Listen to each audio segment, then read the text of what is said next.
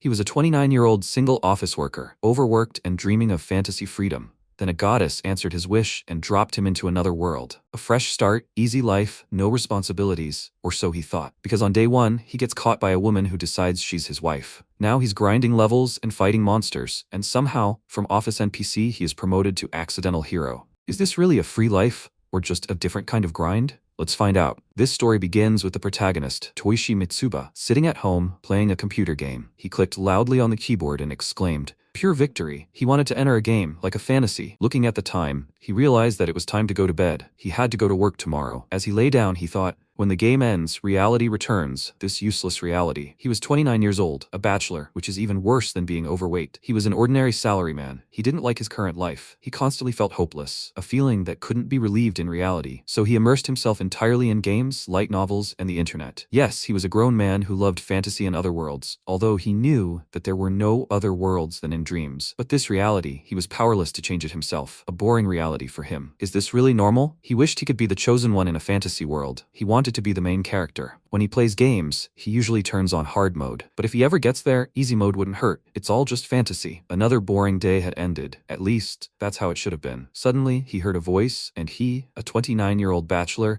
was being summoned to another world to live freely. He only managed to exclaim, "What?" and then he lost consciousness. Marielle Blanc Miscellaneous shouted at him to wait for her. How could he leave without his sweet fiancée? Now he was in a fantasy world. He was a fat office worker, just sitting at his computer, playing games and surfing the web. Then he went to bed, or so it was supposed to be. And here he was, in another world. He didn't understand what had happened. Where he was, panic took hold of him, and the protagonist forced himself to calm down. Looking himself over, he was surprised to notice that his glasses and belly were gone. What did this mean? Had he lost weight? But how could this have happened? Unable to control his emotions, he desperately cried out, "Someone please explain to me what's going on." A system window suddenly appeared, and a divine voice said, "Then let him explain everything." He should have understood everything by now. "This is the so-called other world." MC, incredulous, exclaimed, "Is this serious?" The voice continued, "So, its name is ISEKAI'D. It's a fantasy world, just like he wanted." The protagonist noted in bewilderment. This seemed plausible. After all, he'd thought about this, landing in a fantasy game. Anything could have happened. It was so sudden. His beloved dog was waiting for him at home. He wouldn't be able to take care of her.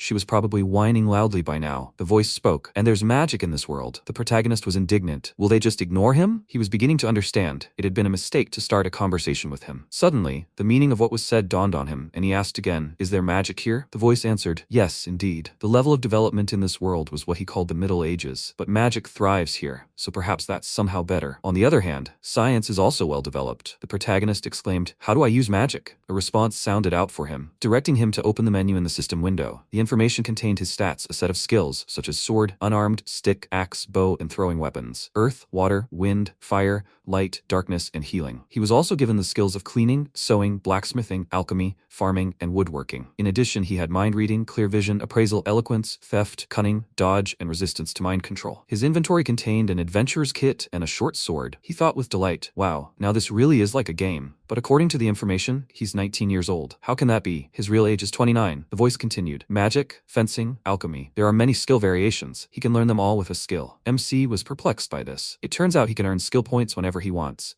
And as his level rises, he can level up various skills. In this menu, he can quickly hone his skills, which would normally take years to level up, using the skills he's earned. The protagonist was amazed. He could learn skills simply by using this menu? That was simply brilliant. He became interested in the inventory in the menu. The voice said he had an adventurer starter kit in his inventory. Let him use it effectively. The protagonist responded to the voice. It was very thoughtful of him. He wanted to try something new. After a while, the protagonist said in amazement, well, he guessed that was all his skills for now. However, he'd only just acquired these skills and still didn't know how they worked. He needed to test them out somewhere. Either way, he'd get a feel for them. What should he do? The voice answered, whatever he wanted. He could become a hero or a villain. Perhaps he'd try to find his way home or live here until death. That wouldn't be bad either. This was where his training would end. He'd keep an eye on him from time to time. But if he wanted, he could try contacting him. The system beeped and the system window went silent. MC scratched his head in confusion and said, what was that? His life in another world began now. Wasn't it a bit too free here? After a while, he found himself in a populated area. The system told him it was the kingdom of Culendale Crossfode. The protagonist looked around. saw a sign on a building, easily read what was written there, and was surprised to notice that he understood the writing. Was this an automatic translation? Looking at the people talking, he even understood their speech. Looking closer, he realized they didn't look like ordinary people. Some of them were wearing collars, like the girl walking past him. Was she a slave? The protagonist didn't understand how freedom worked in this world, its hierarchy, or its currency. What should he do? Taking out his bag of money, he realized he didn't even know the current exchange rate. He had paid 5 large copper coins to enter the city. He still had 1 gold coin, 2 large silver coins, 8 silver coins, 28 copper coins, and 13 large copper coins, and that was all. If he ran out of money, would he become a slave? He still had a long way to go to understand the laws of this world. Even if he asked anyone about it, they'd think he was crazy. But fighting strong opponents, rescuing princesses, or better yet, becoming a harem king, is that even possible? The protagonist chuckled at his own thoughts. As expected, he was becoming greedy. Although he was a grown man, still, at least running into a cute girl would be nice. At that moment, Marielle passed by him, and after passing, she turned and looked at him, puzzled. MC arrived at the guild. Administrator Oost welcomed him to the Adventurers Guild. The man told him he'd never seen him here before. Looking for work? The protagonist replied that he was here to register. Oost read his document. It was a temporary identification card, valid for only 3 days. MC came here because he'd heard that full registration could only be completed at the guild. The administrator told him his name and used a spell on him, saying, "He's got a good psyche, but will he be able to resist?" The protagonist began to tremble slightly. He thought, "It's creepy." But he didn't show it and gave the administrator a business-like smile. He thought, fortunately, he wasn't his usual fat self right now. Mitsuba looked at the merchants and told Oost he could use a sword without armor and wind magic. He added, "He can also heal a little." The administrator inquired with interest. "He's quite versatile, despite his appearance, right? Let him explain a few things necessary for registration. First of all, let him not cause trouble, not use his weapons or magic to cause a ruckus in the city. Guild members should help each other as much as possible. Killing another is forbidden. Let him ask him any questions he has. That's about it. He'll also conduct an abilities test." The protagonist wondered, an aptitude test? Oost emerged from behind the counter and led the protagonist into the training arena. The adventurers there noted with interest who this new man was. MC was embarrassed by all the attention and silently asked the adventurers not to stare at him. Oost looked around, said that this should do, and turned to Ethan. The young man greeted the administrator and told the protagonist he was welcome as a new recruit. He tossed the protagonist a weapon and asked if he could see it. Mitsuba noted it was simply a wooden sword. He gripped its hilt and realized it was quite good for a weapon. MC swung the sword and thought he had done a good job. Addressing the administrator, calling him old man, the protagonist tossed him his dagger and asked him to look after it for him. The administrator calmly reminded him that his name was Oost and took his blade. The protagonist looked around and noticed several girls whispering as they looked at him. He thought, this really is another world, with many beautiful heroines here. He shouldn't be embarrassed in front of them. Mitsuba asked Oost if he could use magic. The administrator told him that if he killed him, then no. The protagonist understood. He wanted to try out the magic he'd learned. The girls wondered which of them would win. Oost declared, "Let the test begin. Let them prepare for the duel." Finally, he called their opponents to battle, and they assumed a fighting stance. Ethan quickly rushed forward. The protagonist, surprised, lunged to attack. When his opponent raised his hand, the protagonist deftly dodged and struck back. Their swords crossed. The adventurers shouted at Ethan to take down his opponent. The opponents dispersed to their places. The guy told the MC he thought he was just a fan of wearing gear. Rushing forward again, he exclaimed, "Here he comes." But the protagonist deftly parried his blow again and blocked his weapon. Mitsuba thought, he can calculate all his moves. He has every chance of winning. With a sharp swing of his weapon, the protagonist knocked the opponent's sword out of his hands and realized that now was the time to attack. He kicked Ethan, sending the guy flying back and looking at him in surprise. The protagonist thought, he's not the most convenient opponent for me, but he has his own techniques. He gained physical resilience, swordsmanship, unarmed combat skills, and a second level of wind magic. Seeing Ethan recover from his blow, the protagonist activated an air vortex and attacked his opponent again. Ethan, struck by a powerful magical blow, flew back against the wall and sank to the floor. All the adventurers were stunned by what was happening. Oost announced that Mitsuba was the winner. The spectators were perplexed. How could this be possible? A newbie not only wields a sword but can also use magic. The administrator remarked, and he's quite good. The protagonist looked at his hands in amazement, clenched his fists, and wondered if he just used magic. The adventurers weren't afraid to express their admiration for the newbie's moves. Mariel, staring at MC, couldn't believe her eyes. How did he do it? Ust asked the adventurers who else wanted to fight the protagonist. The protagonist grunted in surprise. Next, 3 veritable giants appeared before him. Apparently, the leader of them, looking at MC, said, "What a delicious face he has." They simply had to try him. Mitsuba wanted to object, but he was forced into a difficult fight. After a while, he came to the reception desk. His face and body were covered in bruises and scratches, and overall he wasn't looking his best. He felt half dead. Oost laughed at the sight of him and declared that he'd become a celebrity. The protagonist, cursing, asked the man if he'd passed. He needed to recover. If he didn't pass the test, he'd remain a loser. Oost replied that he had. He passed the test with flying colors. The administrator handed him an adventurer's card and told him it was now his. MC looked at the document. Was it the right ID card? Oost explained that everyone usually starts at rank F, but he'd given him rank E. The protagonist, surprised, remarked, "What's the point of raising his rank?" Oost replied, "Well, if he reaches rank B, people will start to recognize him. And when he reaches rank A, they'll start admiring him. After reaching rank S, he'll become a national hero." Mitsuba paused for a moment, processing what he'd heard, and then said, "It seems he has a long way to go." The administrator naturally remarked, "Become the best." After some time, the protagonist set out to look for an inn. He found a building with a sign reading "Burning Golden Beds" and said, "I think this is it." He was greeted warmly by the innkeeper, the owner of the establishment. He asked him if he wanted a room. The protagonist replied that he did. Oost from the Adventurers Guild recommended this place to him. "How much does one night cost here?" The innkeeper replied that if this place was recommended to him by the Adventurers Guild, then the price for one night, including breakfast, would be 2 large copper coins and 5 small ones. If he ate lunch and dinner here, there would be a bonus dish at their expense. MC, taking out his wallet, wasn't sure about currency exchange in this world, so he asked the innkeeper how much it would be for 10 days. The old man replied, 2 silver coins and 5 coppers. Mitsuba thanked him and paid the man. The innkeeper loudly called out to Hoipina and ordered her to come here and lead their guests to his room. The protagonist looked at the frail old man in surprise and wondered what the loud voice was all about. At that moment, Hoipina ran into the room and invited the protagonist to follow her. He wondered, confused, if she was the innkeeper's daughter. The girl led him to one of the rooms and told him that this place would now be his, so he should enjoy his stay. MC looked around and noted that the room was not bad. Sitting on the bed, it occurred to him to check his status. He activated the system window and realized he hadn't noticed that he had received IV up.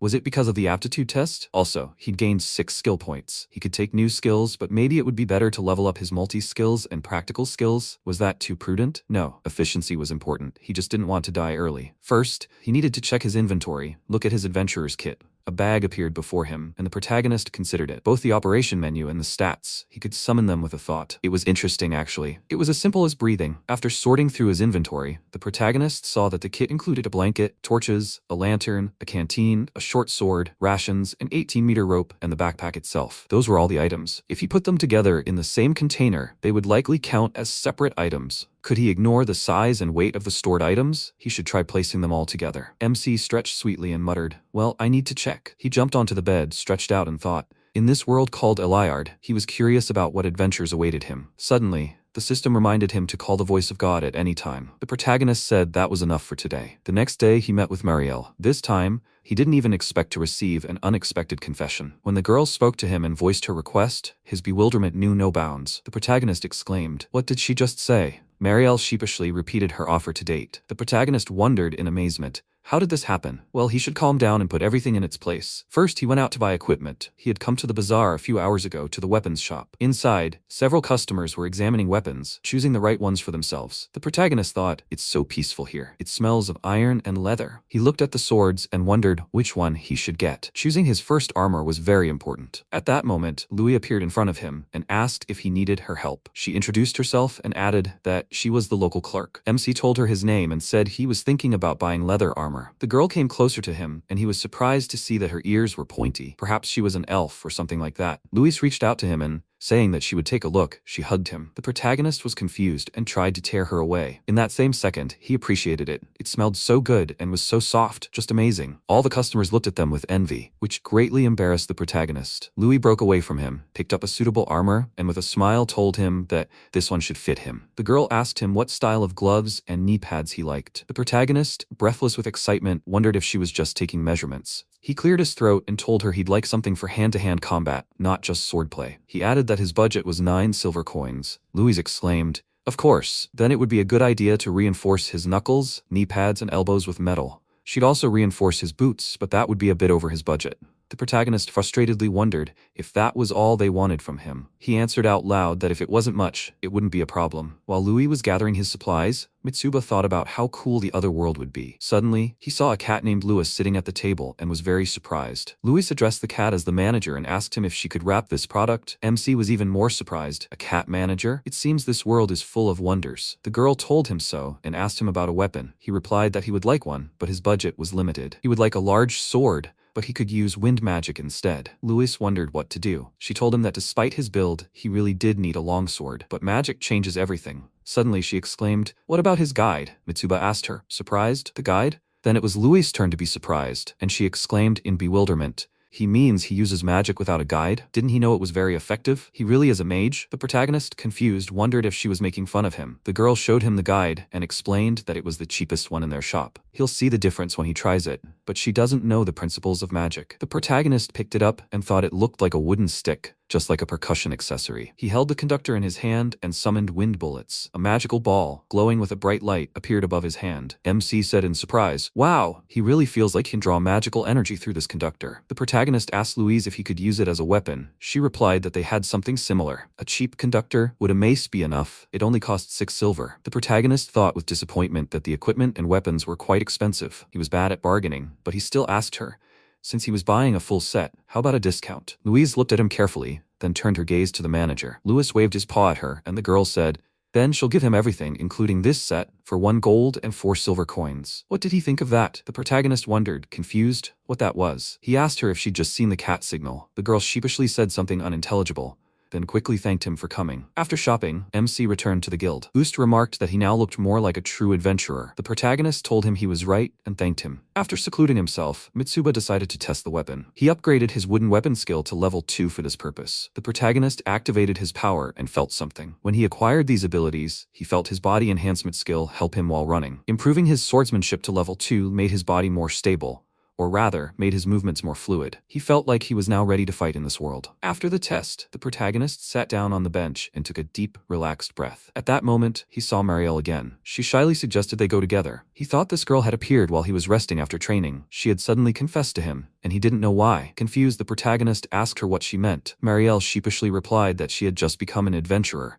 but she was afraid to fight monsters alone. She had thought about joining a party, but she hadn't been able to. MC guessed she hadn't succeeded, right? The girl agreed with his guess. He was a little upset that the phrase, "they will be together," wasn't a confession. She meant as adventurers. The girl continued, watching his abilities being tested. He had excellent swordsmanship and powerful magic. She truly doubted he was as new as she was. If such a person were in her group, it would be so wonderful, she thought. She said the last sentence with great emotion. The surprised protagonist remarked, "That's why she was so worried, right?" Marielle became embarrassed and, apologizing to him, admitted that it was all so sudden. The protagonist countered, "It's fine. He's glad she trusted him." Mitsuba mentally noted what kind of girl she was. She was very sweet. He still regretted that it wasn't a confession of love. He immediately felt ashamed of his thoughts. This was another world, a place where they could do anything to him if he wasn't careful. So he continued. He didn't trust her. He thought it was all too good to be true. He felt like she was holding something back. Mitsuba said, "Now let him hear her real motive. There are many people stronger than him, so why him?" Marielle paused, then said, "He's a former knight or mercenary, isn't he? He's inexperienced, but his strength is outrageous. She wants to follow someone strong. Anyone who saw him would think the same thing." MC thought it was somewhat true, but what exactly was she hiding? At that moment,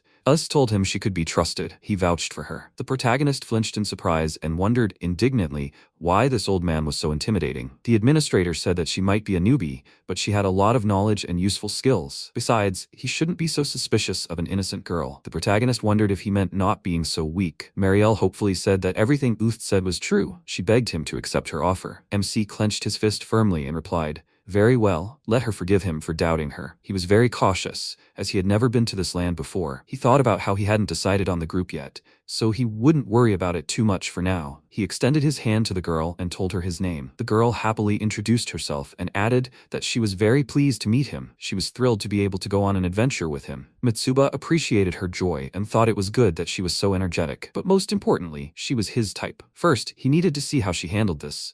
He told her to forgive him for rushing things, but why don't they just accept the guild's request? Her amazement knew no bounds. She exclaimed, "He wants to go right now?" Both the protagonist and Oost looked at her in surprise. The protagonist thought, even if she doesn't want to, they're adventurers, aren't they? They have to go on an adventure. The girl said cautiously, thinking it was dangerous. MC chuckled. Didn't she seem to be rushing into this? He said out loud, "It's fine. If it gets dangerous, they'll just run. He'll protect her if anything happens." His words about protecting her echoed in her head. Marielle asked in a trembling voice, "Really?" The protagonist thought irritably. He only said that because he wanted adventure. No matter what happened, he'd never tell her the truth. She said, "Well then, should they take the quest from the guild?" She was leaving that to her ally. After a while, he pulled out a guide from his inventory, extended his hand to the girl and asked, "So, are they coming?" She exclaimed in amazement. Did he just pull a weapon out of thin air? Suddenly, she realized, The treasury. He could use the treasury? The protagonist didn't immediately understand what she meant, and when he did, he told her he called it storage. Marielle was very impressed. Mitsuba realized this wasn't an easy ability to achieve in this world. After some time on their journey, the girl complained to him that she had too many things, and traveling was so hard.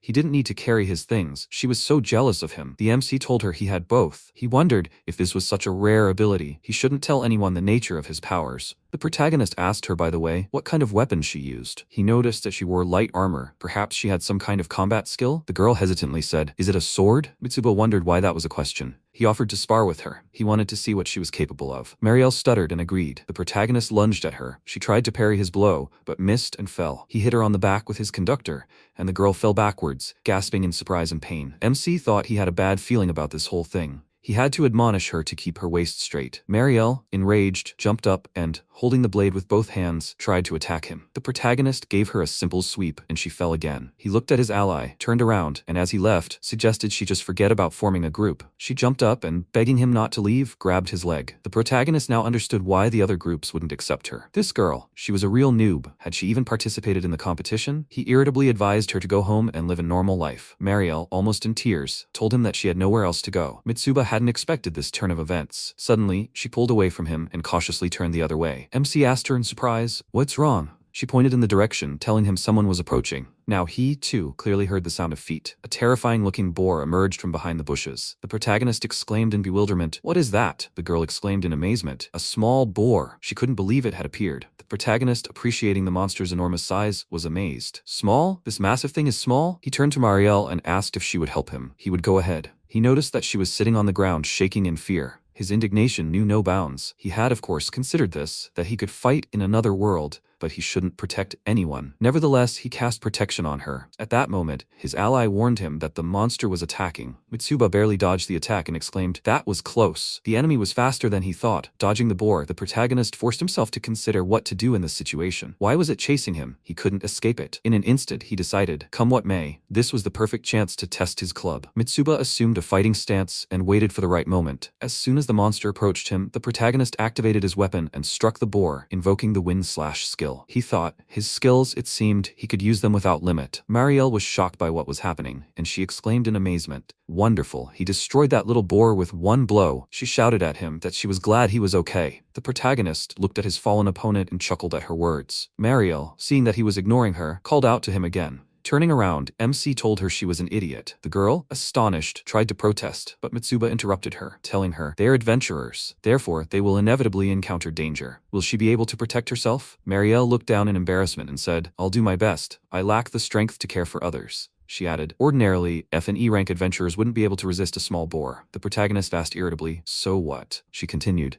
"She knew it, and yet she went on the adventure anyway because he told her he would protect her." The protagonist exclaimed indignantly, "What kind of adventurer can't protect themselves? Her own life is on the line. Does she understand that?" Marielle, ready to collapse in shame, said, "She knows she was reckless. Being an adventurer, even without the ability to do so, is impossible. She couldn't fight and had become a burden to him." Crying, the girl added, forcing a smile, that he was the only one who protected her. He was the one she wanted to aspire to. MC exclaimed in shock, "What is she saying?" The princess became embarrassed and apologized for talking too much. The protagonist's heart trembled with pity for her. He approached the girl, placed his hand on her head, and said he was glad she was okay. She thanked him and asked if she could go down to the river. She was a little dirty and would like to wash her clothes. MC looked her over and noted that they weren't that dirty. Were they? The girl sheepishly confessed to him. But when the little boar appeared, she almost cowered in fear. Leaping up, she ran to the river and cried out in despair, "She can't get married anymore." He chuckled and said, "Yes, that's true." Marielle, with an embarrassed smile, asked him if he could marry her. The protagonist was stunned by her question, and he exclaimed in amazement,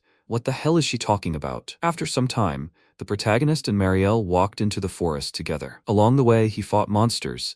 The girl coordinated his movements when enemies appeared, warning him of their locations and where they would attack him. When they encountered goblins, she warned him that there were 2 to his right. He replied that he understood her and defeated them. Marielle shouted at him that there were now 5, and further back, to the left, a small boar. The protagonist, fighting the monsters, thought she was useless in combat, but attentive to her surroundings. This made the battle much easier. She was the first to sense the small boar's appearance. As Oost had said, she probably had a good sense. It seemed she wasn't completely useless. After a while, when all the monsters had been defeated, he surveyed the battlefield and muttered, "But they won." Marielle, laughing hysterically, agreed with him. Mitsuba said, "Perhaps there are those hiding. they better not relax on the way home. When the allies arrived at the guild and reported their victory to ISEKAI'D, the administrator couldn't believe what he'd heard. 3 small boars and 29 goblins? Wiping his sweaty forehead with a handkerchief, he expressed his joy that they had returned alive. The protagonist replied with a smile. Well, it was quite scary. Real life and games are really different things. The administrator asked him in bewilderment. Real life? Games? The protagonist was embarrassed and told him not to worry about it. Marielle turned to the MC and exclaimed, "That was brilliant." She told ISEKAI'D that her ally first took out the monsters one by one, then put them all in his treasure box and brought them home. Mitsuba corrected her. "That's called an inventory," ISEKAI'D said. "It seems so true. This is also written on his adventure card." The protagonist thought, "It turns out this card has a very convenient function." The administrator counted out a sum of money for them and said it was their reward. The protagonist, surprised, asked him how he calculated that. The man explained that it all depends on the size and condition of the body, but his small boars and goblins are worth about 5 large coppers each. How are they going to split it? Usually, it's calculated based on the contribution to the hunt. Marielle exclaimed. "She didn't even lift a finger in this battle." ISEKAI'D said, "If that's what she says, then Mitsuba will take the bulk of the payout." The girl was surprised by how much money she had left. MC countered, saying that Marielle was his navigation map, and she'd also spotted the monsters before he did, and warned him about them. He continued, "Even during the battle, she'd quickly informed him of the enemy's number and location, so this amount is well deserved. Despite all this, the size of their shares suggests he contributed more in the fight, so he'll take the rest." ISEKAI'D said admiringly, "They'll both definitely become famous adventurers with such abilities. Magic and swordsmanship, an adventurer with a treasure box, and a beautiful girl with excellent opponent detection, they complemented each other very well." His allies stared at him in surprise, and the other adventurers echoed the administrator's words. Sometime later, leaving the guild, Marielle thanked the protagonist for today. She hadn't been very helpful, but next time they'd take on a guild quest together. The protagonist thanked her in return. Returning home, he thought, the other world isn't so bad after all, but he hadn't realized it then. The next morning, when MC opened his eyes, he realized everything was blurry. He looked around in surprise and wondered if this was his hotel room. When had he gone to bed? He had a terrible headache. He placed his hand on his forehead and noted that his condition resembled a full-blown hangover. He reached out and muttered, "Water." Then, when he realized his hand had touched something warm, he jumped up in bed in horror. Marielle was sleeping soundly next to him. He thought that living freely in the other world was much more difficult than he imagined. He remembered yesterday, after he and Marielle had parted, he'd gone to the inn. The girl had returned to the guild. ISEKAI'D exclaimed, "Is she back yet?" The princess replied that she was, thinking of going to the inn he'd mentioned. "It was cheaper than this place, wasn't it?" The administrator replied that he understood and wished her well. The man added, "It's already dark, so be careful." Marielle assured him everything would be fine and left. When she arrived at the inn, she saw the protagonist there having dinner. The girl remarked with surprise. She hadn't expected to see him in this inn. Could she join him for dinner? The protagonist invited her to the table. The girl happily said, she's in the same inn as her ally. She's so happy. Huipina approached them and greeted them. Marielle smiled back, thinking that of course this wasn't a fluke or a coincidence. She had only one goal, to become as close as possible to her comrade, no matter what. And so far, it seemed, everything was going as she planned. The girl poured wine into the glasses and said what she thought was supposed to happen today. The protagonist replied that he'd been thinking about it too. He continued, saying that thanks to her, he wasn't broke anymore. The princess suggested they celebrate, and the protagonist agreed. They began eating. The girl decided to start a conversation. She asked Mitsuba why he was an adventurer. He replied that he spent all his free time training with his teacher in his hometown, but he wanted to see how far he could go. He couldn't return to his hometown for various reasons. Marielle, sipping her wine, thought he was evading her question. She asked him where he was from. The protagonist replied that he was from Earth. The girl was surprised. She'd never heard of such a place and was sure it was very far away. The MC told her she was right. The princess looked at him carefully and thought, he had sparse black hair, slightly pointed almond-shaped eyes,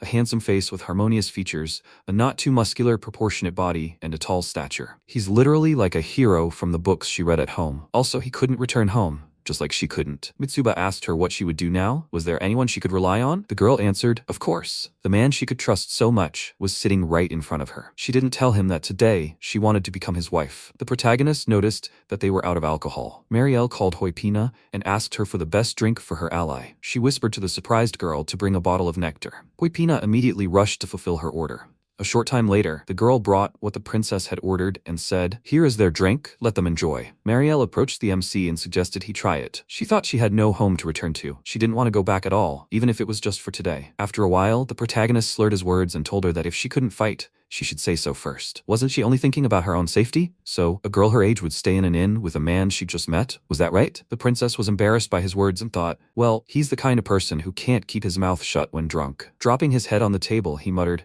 that's such a dangerous thing. She's too attractive to lose. Marielle was extremely surprised by what she heard. He actually stayed drinking because he was worried about her. For some reason, when he protected her, she saw his tender side, and it was truly awesome. Even when they crossed paths in the city, she considered it a fateful meeting, blessed by heaven. She fell in love with him even then. Meanwhile, the protagonist asked her why she became an adventurer. He'd been wanting to ask her this for a long time. The girl looked embarrassed, hesitated, and then said, "Actually, she's a princess." The protagonist laughed in surprise and said incredulously, "Is this really true?" She told him that 2 years ago, she was supposed to be married off to a scumbag prince from a neighboring country, who, according to rumors, was a terrible person. The MC said she didn't like it, so she ran away from the palace to become an adventurer, right? The girls screamed at him in fear. How did he know that? Mitsuba winced at the volume and noted, "Is this her adventurer power?" He said, "Oh no, that's too cliched." Marielle exclaimed sadly, "He doesn't believe her?" The protagonist told her, "He means that since she's a princess, hanging out with her would be a real pain, right?" He thought, although he'd had similar experiences with ordinary girls. She blurted out, "Wouldn't it be better if an adventurer married a princess? Or maybe he didn't like her." The protagonist, dumbfounded, asked the girl, "Doesn't she have a family?" Instead of seeking adventure, she could stay in her hometown and find another suitor. Marielle sat down on the table in front of him and asked him, "Isn't she beautiful?" The MC was dumbfounded and said, "He never said that." He stood up from his chair, his head spinning, and he fell to the floor. The girl, looking at him,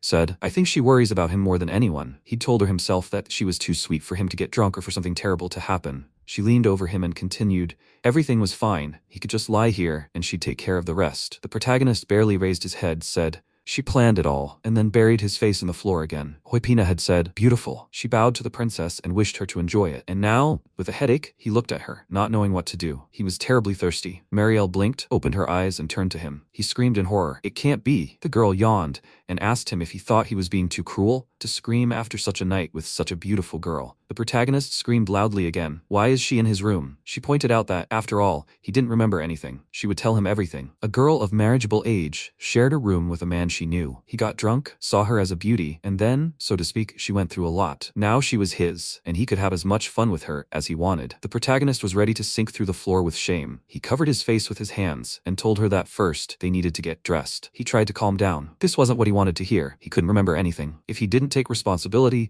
Marielle's innocent image would be ruined. This couldn't be happening. Was he seriously thinking about this? His head spun again from the tension. The girl, beaming with happiness, turned to him and said that even though he was drunk, he was very active when he did this. The protagonist shuddered and asked her to spare him the details. He felt so guilty that he couldn't even look at her. The protagonist asked her if she was okay. She assured him she was, adding that she wouldn't mind doing it again. The MC sighed, thinking he couldn't recall ever getting close to such a beauty. At that moment, there was a knock on the door, and Huipina, wishing them good morning, told him she had come to clean the room. The protagonist jumped out of bed and shouted that he would start getting ready soon, so she should come back later. After a while, when they were dressed, he told her he believed he would protect her again, even if any problems arose. Marielle was indignant. How dare he say such a thing? The MC invited her to breakfast, and she enthusiastically accepted. The protagonist thought for a moment, and just like that, the number of his companions had officially increased to 1. After breakfast, they decided to go for a walk. Marielle sighed joyfully and sang, "What a wonderful day for a date." The protagonist asked her what was going on. She replied, "When two people walk like that, it's like a date, right?" He asked her in surprise. A date? It occurred to him. Yeah, walking with such a pretty girl.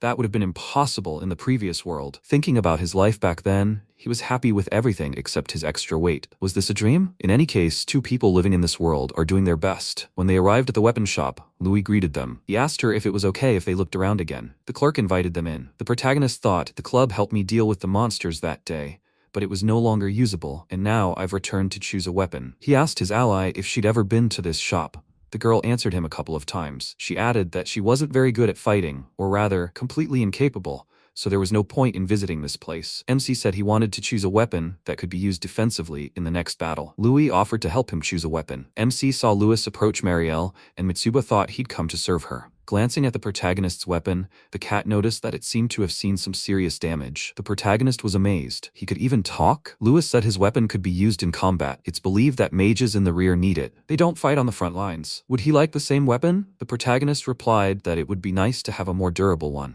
The cat asked about his budget, and he said that he needed to think about it. He asked his ally what she was planning to buy. The girl answered him, some light crossbow that she could use. Having made his choice, MC told the merchants, well, they're taking everything, so let them give them a small bonus. Louise said, it can't be helped. She'll give them 24 crossbow arrows as a favor. The protagonist thought it was a bit of a stingy offer, but he'd accept it. Muriel's weapon should be complete with this. As for him, when he took what Louise had chosen for him, his admiration knew no bounds. It was beautiful. Louise told him it was a fighting staff, almost identical to the previous geoconductor, so it was easy to use. The protagonist replied that he'd take it. The cat thanked him for the purchase. Muriel showed him her crossbow and admiringly remarked that the weapon made her feel like an adventurer. That's what it felt like, and she wasn't afraid to travel with her ally. The girl looked at him earnestly, and MC wondered why this girl was so confident. He answered her out loud. It seemed that was what she wanted to say. The princess exclaimed in surprise. How did he know about that? Was this some kind of special adventurer power? The protagonist laughed in response. Since that day, he'd spent a fair amount of time training with Ethan. Among other things, he'd crossed swords with the boy. Turning his attention to Marielle, he noted that Marielle seemed to be training well with the other adventurers. Although, compared to him, it went without saying that he was stronger. At that moment, after several unsuccessful attempts, the girl fired another arrow at the target and cried out in surprise. It hit the mark. The protagonist thought that the fact that she was getting stronger wasn't wrong, and as for him, his level was rising thanks to training. He was also accumulating experience points. Now he needs to strengthen his magic spells, restoration magic, and hone the magical abilities he acquired on his first day in this world. The protagonist addressed the voice of a god and asked for its help in learning fire, water, and earth magic. The voice told him that if he wanted to create fantasy, he would have to resort to minimal magic. After this, MC invested 3 skill points in each of them, raising his elemental magic to level 2. There are various types of skills and levels he can learn using this skill point system, but it was the first time he entered ISEKAI'D, and a mysterious voice spoke to him. There were many things he wanted to ask, such as why his metabolic stomach disappeared. Why did he become 19 years old? The protagonist looked at the system window screen and noted that there were quite a lot of skills here. In any case, there should be over 100 of them, right? I wonder if hand-to-hand combat, archery, and cooking were always at level 1? He noticed the level 2 negotiation skill and thought it probably reflected his experience in the previous world. When he was little, he'd studied modern martial arts based on Shaolin Kung Fu and archery. Negotiations were mastered in the hotel and sales industries. As for cooking, was that really true because he cooked the food himself? The maximum level for each skill is 5. In martial arts, level 1 is experienced, level 2 is title holder,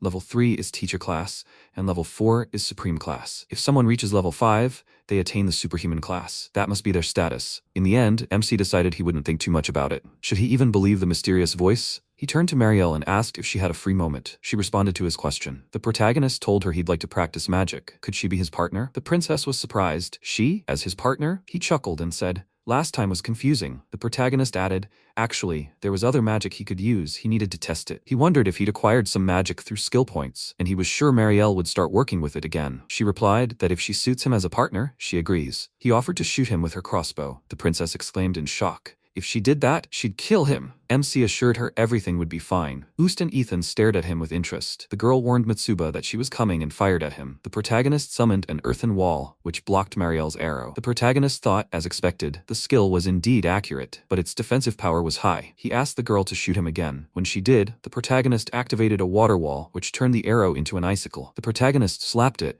and it shattered into tiny pieces, along with the arrow. He thought, this is amazing. If the water wall hits, it will pierce enemies and freeze them from the inside. This is a deadly ability. Everyone present was very surprised by what they saw. Ethan said how glad he was that the magic that had injured him wasn't like this. Mitsuba told him he also had fire magic. Marielle asked, perplexed, isn't that dangerous? Oost remarked that he'd be in trouble if the guild went up in flames. The protagonist sighed heavily and answered, I see. After some time, continuing to study his abilities, he realized that a magic arrow could also be used as pure first-tier magic. When he tried shooting it from the hotel window into the sky, he'd thought using magic arrows didn't require any attributes. But judging by the result, he should stop shooting here. Even if it was only first-tier magic, he believed this ability was more dangerous than attribute magic. Pure magic seemed quite useful. In that case, he needed to upgrade it to 2nd tier, and his halberd to 3rd tier. After that, he'd also upgrade his restoration magic to 2nd tier. So, archery and cooking were 1st tier, and the magic spell, wind, earth, restoration, and negotiation were 2nd tier. 1st tier restoration magic was healing, while 2nd tier neutralized poisons, including alcohol. He chuckled. Now Marielle wouldn't be able to get him drunk. And yet, the most important skill for him right now was his appraising eye. The protagonist ironically remarked that he should face the truth about who Marielle really was. The girl asked him, perplexed why he was looking at her so seriously. He was embarrassed and said nothing, but he wondered why she wanted to become an adventurer anyway. She was surprised. Hadn't she told him about this? She was the first princess of a certain country, and they tried to marry her off to a scoundrel prince from a neighboring country,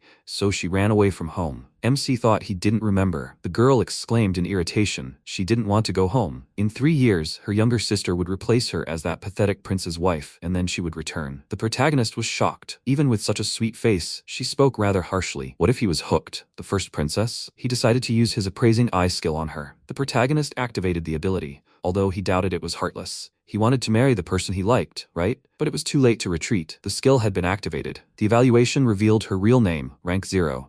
Her skills were courtesy, level 2 danger sense, level 1 deception and execution, level 3 pacifying, and royal charisma. True. She held the titles of novice adventurer, runaway daughter, and first princess of the country, second in line for succession. She had no awards. The fact that she was the country's first princess depressed him. Or rather, what was he supposed to do? Just an adventurer with a princess, not just for one night, but for several days now. Still, he believed she was still hiding something. She was worried about the knights and mercenaries. The protagonist was certain she hadn't left her country just for the wedding. Marielle, meanwhile, exclaimed, "He's going to be an adventurer, and he's getting stronger. Soon, he'll become a feudal lord and set his sights on the harem." Will something like that happen? The protagonist was surprised by what she was saying. It wasn't that he was interested, but hearing the word harem from her, a girl, he wondered if such a thing as a harem was acceptable to her. For his part, he thought it was nothing unusual for an adventurer to have multiple wives. He meant it was easier to preserve the family line. Adventurers' children possess excellent genes. They inherit high quality. MC was surprised by his own thoughts. He still didn't understand the ordinary things of this world. Marielle continued with a downcast expression. Adventurers often face life-threatening situations, and they die quite easily. Because the physical pressure is so high, it's difficult for them to cope alone. The protagonist thought this was said too bluntly. The girl added that she thought the best way was to show off her armor, but she must be a little jealous because her first partner, him, could be stolen by someone else. He stared at her in stunned silence. The princess blushed and said that she wouldn't say such things to anyone but him. The protagonist wondered what was wrong with her. She was so cute, it wasn't fair. He approached her from behind, hugged her, and said her name. After she fell asleep, Mitsuba, lying in bed, thought that if they pursued her, they would escape. He would definitely make her happy. After a while, a notification came from the system. The protagonist read and thought about Marielle's light crossbow. He decided to borrow it to somehow lift his spirits. Besides, he now had archery skill. The system informed him that he could acquire a new skill simply by training, without even distributing skill points. To save points, it would be better to learn it from the beginning, through training. At that moment, Marielle called out loudly and said that they had received a quest to clear out goblins, according to ISEKAI'D. When the protagonist and his ally arrived at the guild, it was crowded. The adventurers exclaimed at the sight of him. A wizard had appeared. Now they had a good chance of survival. The protagonist thought it sounded like a warm greeting. Marielle remarked, but being called a wizard seemed like he was now a celebrity. Mitsuba thought it was because he'd been practicing magic for the past few days. Perhaps that made him stand out. Come to think of it, he hadn't seen a single wizard at the guild's training grounds. At that moment, Ethan called out to him and asked if he wanted to participate. MC replied that he did and glanced at the adventurers, asking if these were all the participants. The boy said, "That's right, the Knight's order had just arrived." The protagonist activated the assessment and thus learned the adventurer's abilities and levels. Ethan added, "It looks like they're planning to wipe out the goblins along with the Knight's Order and the other squads." He didn't think it would be difficult. Among the adventurers, Waltz, a member of the kingdom's army, the Knight's Order, the squad's first leader, Ethan, Marielle, and Lynette, a cross-trained member of the kingdom's mage corps, stood out. ISEKAI'D drew the adventurers' attention and informed them that this time their task was to wipe out all the goblins. They were planning to attack a goblin village in the forest, which was about half a day's walk from the city. The reward for killing each goblin is 5 large copper coins, plus 2 silver coins per person for participating in this cleanup operation. But he's not going to pay for those who don't work. Let them keep that in mind. The adventurers greeted his words cheerfully. The administrator continued,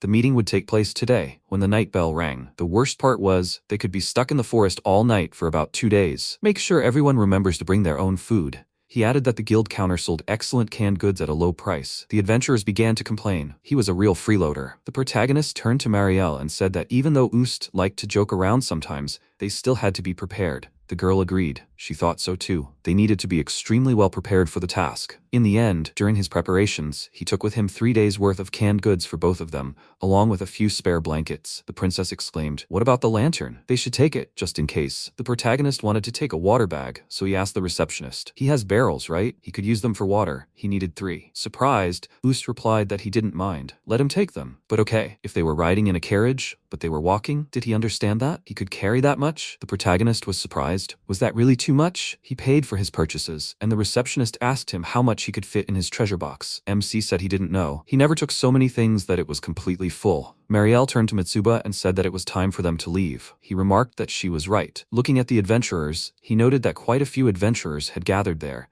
with members of the knightly order in the background. Everything should be fine. He and Marielle gradually leveled up through training. The range of weapons they could wield increased, and she gained archery skill. So, what adventures awaited them this time? A sense of anticipation gripped the protagonist. Marielle noticed Lynette, sighed, and said to the protagonist, "This girl is a beauty, isn't she?" The protagonist replied, "Yes, indeed. She seems to be a sorceress. His magic is a skill system capable of creating a fiery blade. He would like to know how to fight a real wizard." MC said out loud, "It would be nice to know her abilities." Marielle replied with irritation, "Yes, indeed." The protagonist glanced at Lynette again and noted her excellent physical condition. The princess thought jealously, "I think he's about to leave." Finally, everyone set out. A level 10 scout, a veteran adventurer, led the way. Behind him came the main body of knights. Rookies like the protagonist always trailed behind. Their column passed almost without a hitch. Occasionally, the clatter of weapons and popping sounds could be heard. The protagonist, passing with his squad, noticed monster corpses. He thought there must have been multiple attacks. The knights defended from attacks from the front, while the rest covered the rear. This arrangement protected them, the wizards. However, it was strange.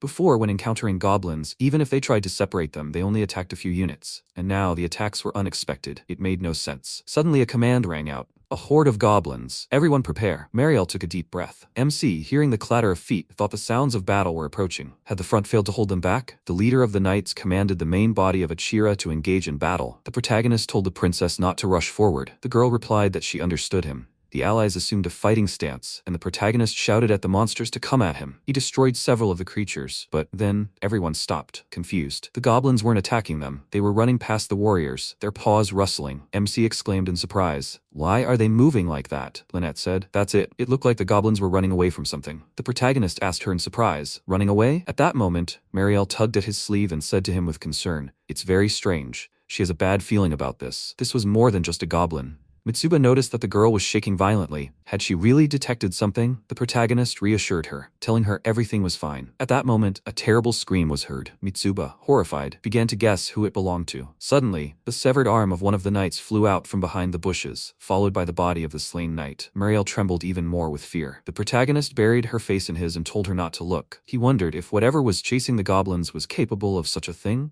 Something that could attack goblins and kill a man with a single blow. Compared to goblins, it was a true monster. The protagonist looked at his trembling ally and asked if she was all right. He told her to calm down, take a deep breath. She asked him what it was.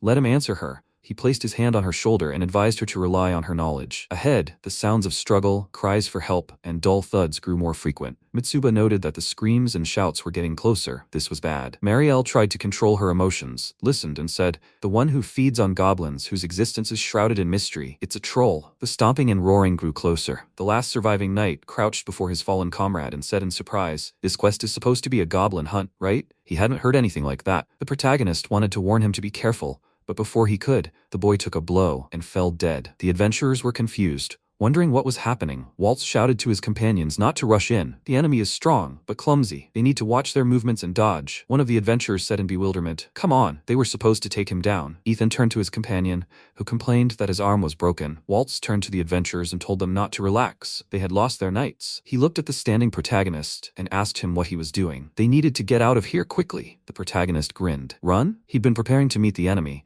The princess had told him about the monster's weaknesses. He knew the enemy recovered almost instantly from minor wounds, so its regeneration wouldn't be able to withstand powerful fire. MC waited for the right moment and attacked the monster with a fire arrow, shouting at it to burn. Waltz was surprised to see that this guy wielded fire magic. He stopped its regeneration with a single blow. The monster roared louder than usual and began throwing rocks. The adventurers barely had time to cover themselves with their shields and deflect the projectiles. The protagonist activated an energy blast and aimed the blow at the troll. The enemy seemed to spark, its roar shaking the adventurers. At that moment, Waltz, using his abilities to leap from his comrades, shields to theirs, leaped high above the monster and with a loud cry, slammed into his opponent, dealing a fatal blow. The troll collapsed as if mown down, shaking everything around him. The leader's comrades cried out in bewilderment. "He's dead. The troll is defeated." The protagonist wondered, perplexed, what had just happened. A coordinated technique, using shields as steps, Such a move is only possible through sustained subjugation in battles with large monsters, as expected from the Night Waltz. When it was all over, the leader turned to the protagonist and told him it was good support.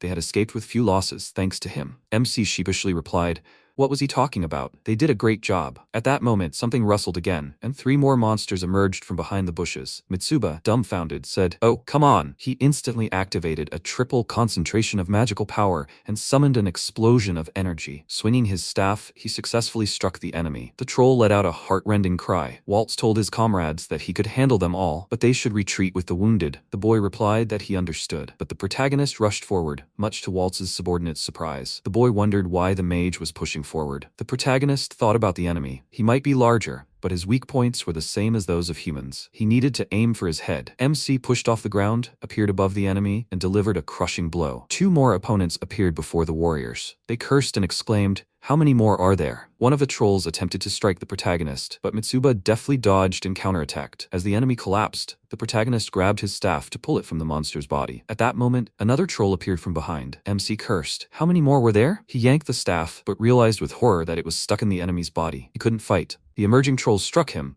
but the protagonist deftly dodged it, though it was dangerous. As the clumsy enemy spun around, the protagonist thought, "This is bad." He still couldn't reach the staff. All he had left was the blade. He drew the weapon from its sheath and noted, "Something's wrong? Magic isn't just about shooting." Even if his powers were limited, at least he could escape. Suddenly something crunched, and MC realized with surprise that a crossbow bolt had pierced the monster's skull. He looked back and saw that Marielle had fired the projectile. She had shouted at him to run faster. Mitsuba shouted at her irritably, telling her to run away. Didn't she understand that? The girl, trembling with fear, was about to object. The protagonist realized with horror that the enemy had turned his attention to Marielle. He gripped the hilt of his blade tighter, concentrated the last of his magic on the dagger, and struck the monster, putting his last strength into the blow. But a split second later, a ringing sound rang out, and the protagonist realized with surprise that his dagger had broken. The monster began to attack him, and he had to dodge its blows. He realized he no longer had a weapon, only his own fist remained. Therefore, he needed to channel magic into it and thus attack the enemy. The protagonist clenched his fist tightly, channeled the last of his magical power into it, and in a leap with all his fury, he struck the troll. A short time later, the MC, catching his breath, wondered if this was it. Marielle ran up to him, hugged him, and burst into tears, addressing him respectfully. Through her tears, she asked him if he was badly hurt. He had so much blood on him. The protagonist pushed her away and told her he was healing her. He had told her from the very beginning that when the carnage began,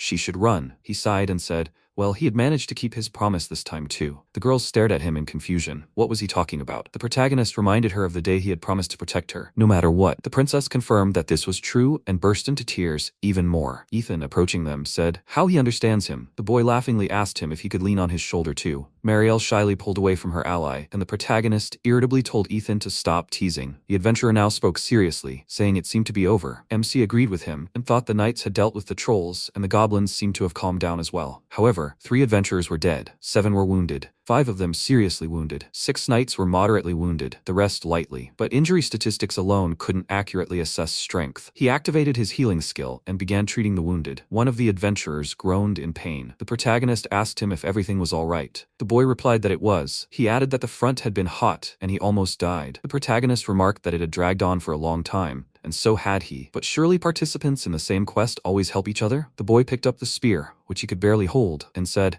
that's exactly it, the protagonist thought in surprise. It seemed he lacked the strength to even hold a weapon. And it wasn't healing? Wasn't restoration magic universal? He apologized to him for not being able to fully heal him. The boy thanked him for that as well. It was a shame Miss Witch hadn't healed him. That was truly a shame. Marielle, who had brought a bucket of water, told the protagonist she was grateful for his work. He replied, they've used healing magic countless times, so can we relax? Wetting a towel with water, he wiped his face, thinking how lucky he was that the 3 barrels of clean water he'd collected had helped with the healing. Even seriously injured, both he and Lynette had recovered enough to make the return trip without issue. He had desperately tried to protect Marielle. In the battle with the last troll, he had used magical power on his body instead of a weapon, and now, according to the system message, his fist magical skill had strengthened. He sighed. They were attacked by 6 trolls, half of which he'd killed single-handedly, right? So he could expect a significant share of the reward. This thought pleased him, and Marielle watched him in surprise. She said he was so happy. The protagonist didn't deny it. Waltz thanked him, adding that it was thanks to them that they survived. The protagonist sheepishly replied, no need for thanks. Waltz slapped his chest in greeting and introduced himself to MC as the first captain of the Crossroads Knights. Lynette also told him she was from the Crossroads Mage Platoon. Waltz said that thanks to him, they defeated the trolls with minimal losses,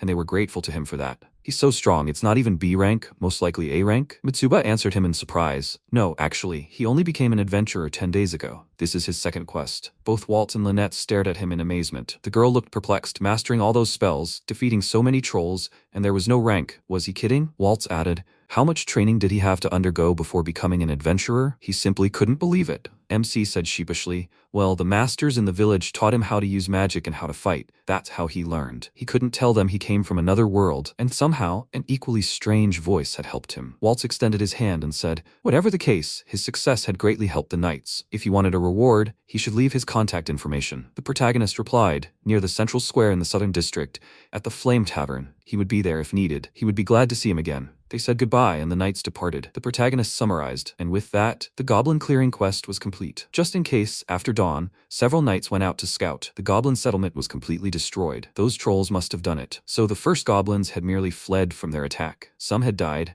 but they had survived. It was their victory. Marielle asked him, is everything all right? He asked, what? The girl exclaimed admiringly. Could it be that the knights had noticed him? He asked her what it meant. She said she thought he shouldn't associate with such people. Mitsuba said, no problem. He'd already decided not to join the knights. He thought, despite having entered another world and gotten rid of many things, he truly hated it. That was just his personality. Perhaps Marielle was worried about the knights and mercenaries. Was there some connection? What was going on in this kingdom? He was missing something. Meanwhile, not only in this kingdom, but in the entire world of Eliard, there was someone wielding a powerful force, and that force was that mysterious voice. He knew absolutely nothing about how to maintain freedom in another world. After some time, everyone returned home. They dragged the troll's body with them, and the people greeted them with cries of horror and admiration. Marielle said, they're safe, they're back. The protagonist agreed. Suddenly, she exclaimed delightedly, a crossroads. The protagonist looked at the imposing building where the Waltz army resided. The princess told the army leader that it had been hard walking for days, and he should forgive her for that. The protagonist said that in exchange for the life of an indispensable adventurer,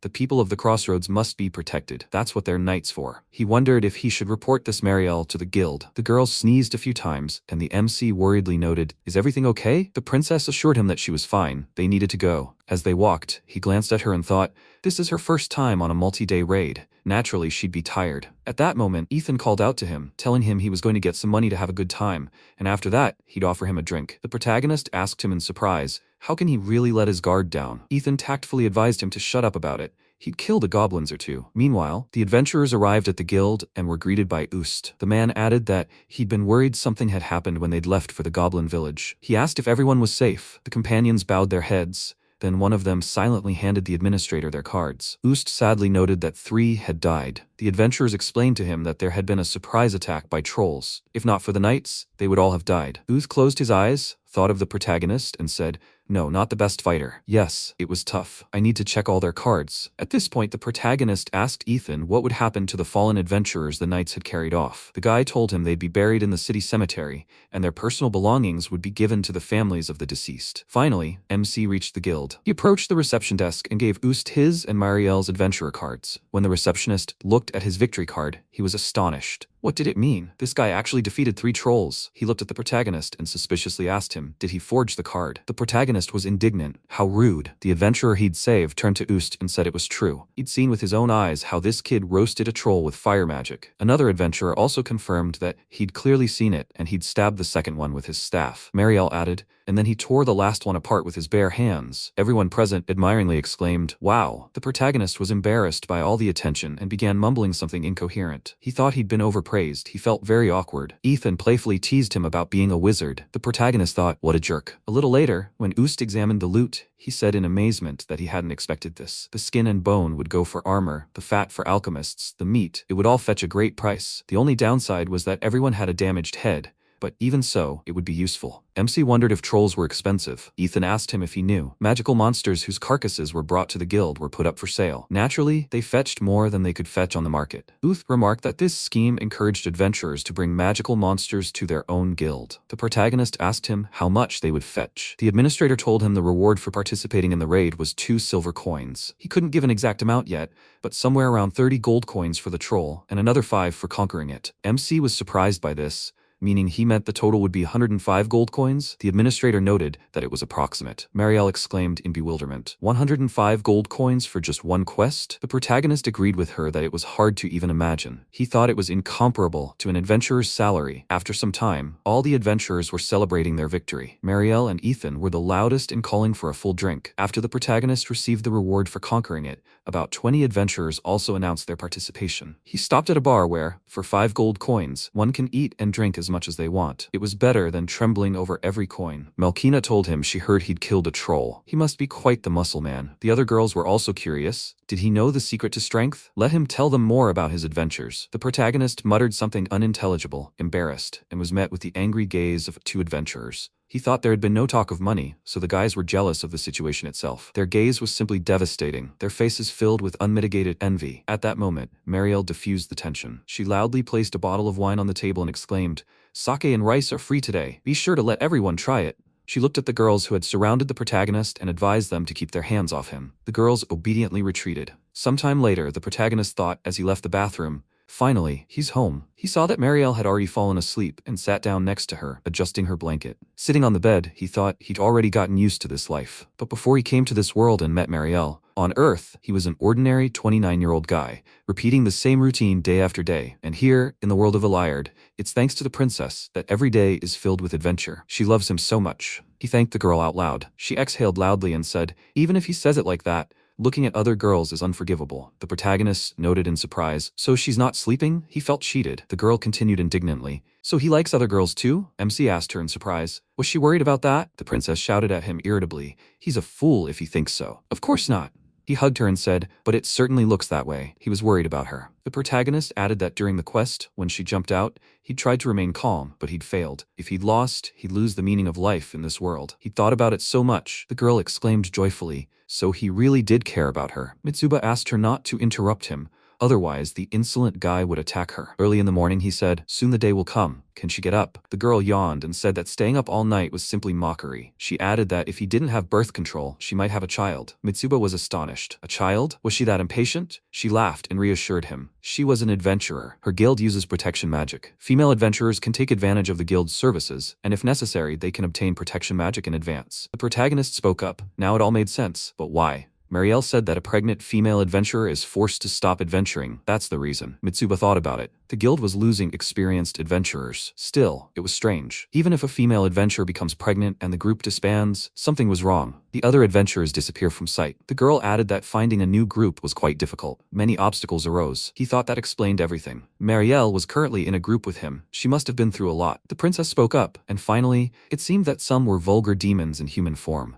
which is why most of the girls were learning contraceptive magic. The protagonist remarked in surprise, "Vulgar demons?" His vivid imagination immediately conjured up a picture of a girl relaxing with him. She, noticing his oily gaze, exclaimed indignantly, "What's that?" The protagonist was confused by his thoughts. While getting dressed, Marielle said it was perfectly normal for adventurers to get married. It happens all the time. The protagonist wondered, marry? Although he liked her, maybe he should marry her? It would be interesting to know more about that. As they left the inn, the protagonist, stretching, said, "Today they'll find out how much they'll get for the trolls." He looked at her and asked, "Should they go on a date?" The princess was surprised. "A date? Of course she does," MC said. "She didn't want that, did she?" Marielle hung on his arm and protested. "No, he misunderstood. Of course she'll go." She happily tugged him forward, urging him on. Mitsuba decided to stop by the weapons shop first. The girl asked him why. He explained that he'd broken his dagger in yesterday's battle, and an adventurer without a weapon, what good is that? They were met by Louis, who asked him what it was this time. The protagonist asked the cat if they had a sword that could withstand his magic. Louis matter-of-factly asked, "What's the budget?" The protagonist said, "About 10 gold pieces. Is there anything for that amount?" While the cat was searching for what he needed, Marielle's attention was drawn to a shelf of potions and weapons. MC asked her, "Did she find something good?" The girl shuddered in surprise. He added,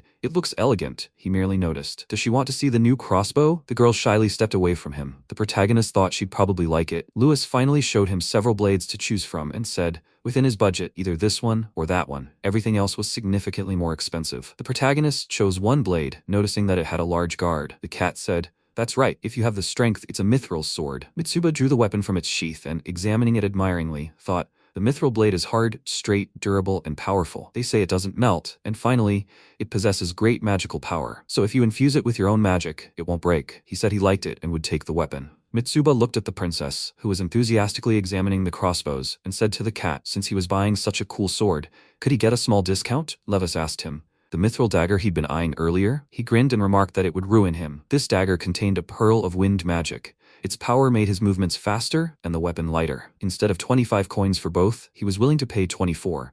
But that wouldn't help? The protagonist laid a stack of coins in front of him. Levis asked, unexpectedly, where did he get so many coins? Mitsuba replied, he sold the carcasses of 3 trolls. His parts would probably be on the market soon. When the allies left the shop, Marielle asked him what kind of sword he'd bought. He told her he couldn't wait to try it out. She thought, after all, this sword was bought for her, right? She was very pleased. The girl told him he bought the sword. Now they're going out, right? MC asked her in surprise, where? Marielle looked at him in confusion and said, a date, he promised her. The protagonist remembered that this was indeed true. The princess kept urging him on, humming something under her breath. He thought, a fun date. Meanwhile, Waltz reported to the king that the Crossroads Knights campaign targeted goblins. Besides them, trolls had also been killed. The man he was talking about, his name was Mitsuba. He showed the protagonist's adventurer card. Meanwhile, Marielle was enjoying her date to the fullest, while the protagonist was busy buying her desserts and sweets. Suddenly, her attention was drawn to a clothing store. She exclaimed, the dancer looks beautiful. He asked her if she wanted to dress up like that too. The princess was indignant. What was he saying? She really did want to spruce up a bit. A few more clothes,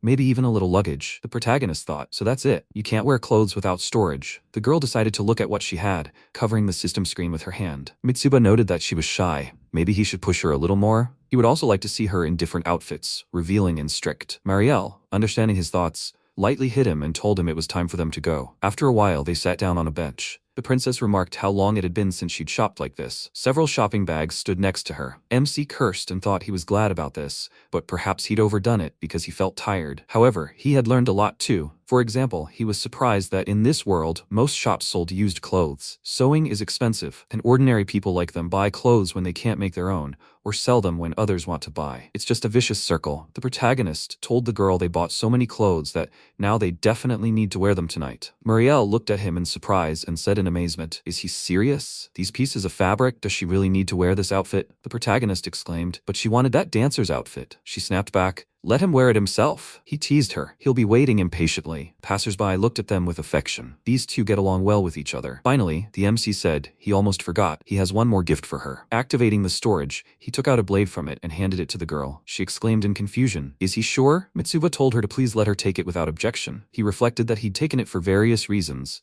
including the feeling he'd felt the moment he'd laid eyes on it. Which one was more important? Marielle took the blade, hugged it close, and looked at it with love and gratitude. Passers-by began congratulating her and wishing her blessings from Mother Earth. The allies were embarrassed by all the attention. The protagonist wondered if what was happening around them seemed strange. He didn't understand this attention. Perhaps it was some custom unknown to him. When the allies arrived at the inn, they were joyfully greeted by Hoipina, who welcomed them back. She chuckled and added that she had no reason to scold her brother, a mithril offering then. The girl turned to Marielle and asked if she was happy. The princess, clutching the blade to her chest, answered, yes, of course. The innkeeper's wife exclaimed, how wonderful. She, too, had nearly melted with happiness when she received her husband's offer of mithril. Marielle was surprised. Was she married? The girl hugged her and familiarly shared that the innkeeper was her husband, and therefore, she was the landowner here. The princess, amazed, said, I never knew. She thought she was his daughter. The girl laughed and remarked that dwarves aged more slowly than humans. The protagonist apologized to them for interrupting their conversation, but he wondered if a gift of mithril held any special meaning. Both girls looked at him in amazement. Hoipina asked him, perplexed, why he had given Marielle a mithril blade then. He replied that he thought she really liked it. The princess trembled upon hearing his answer.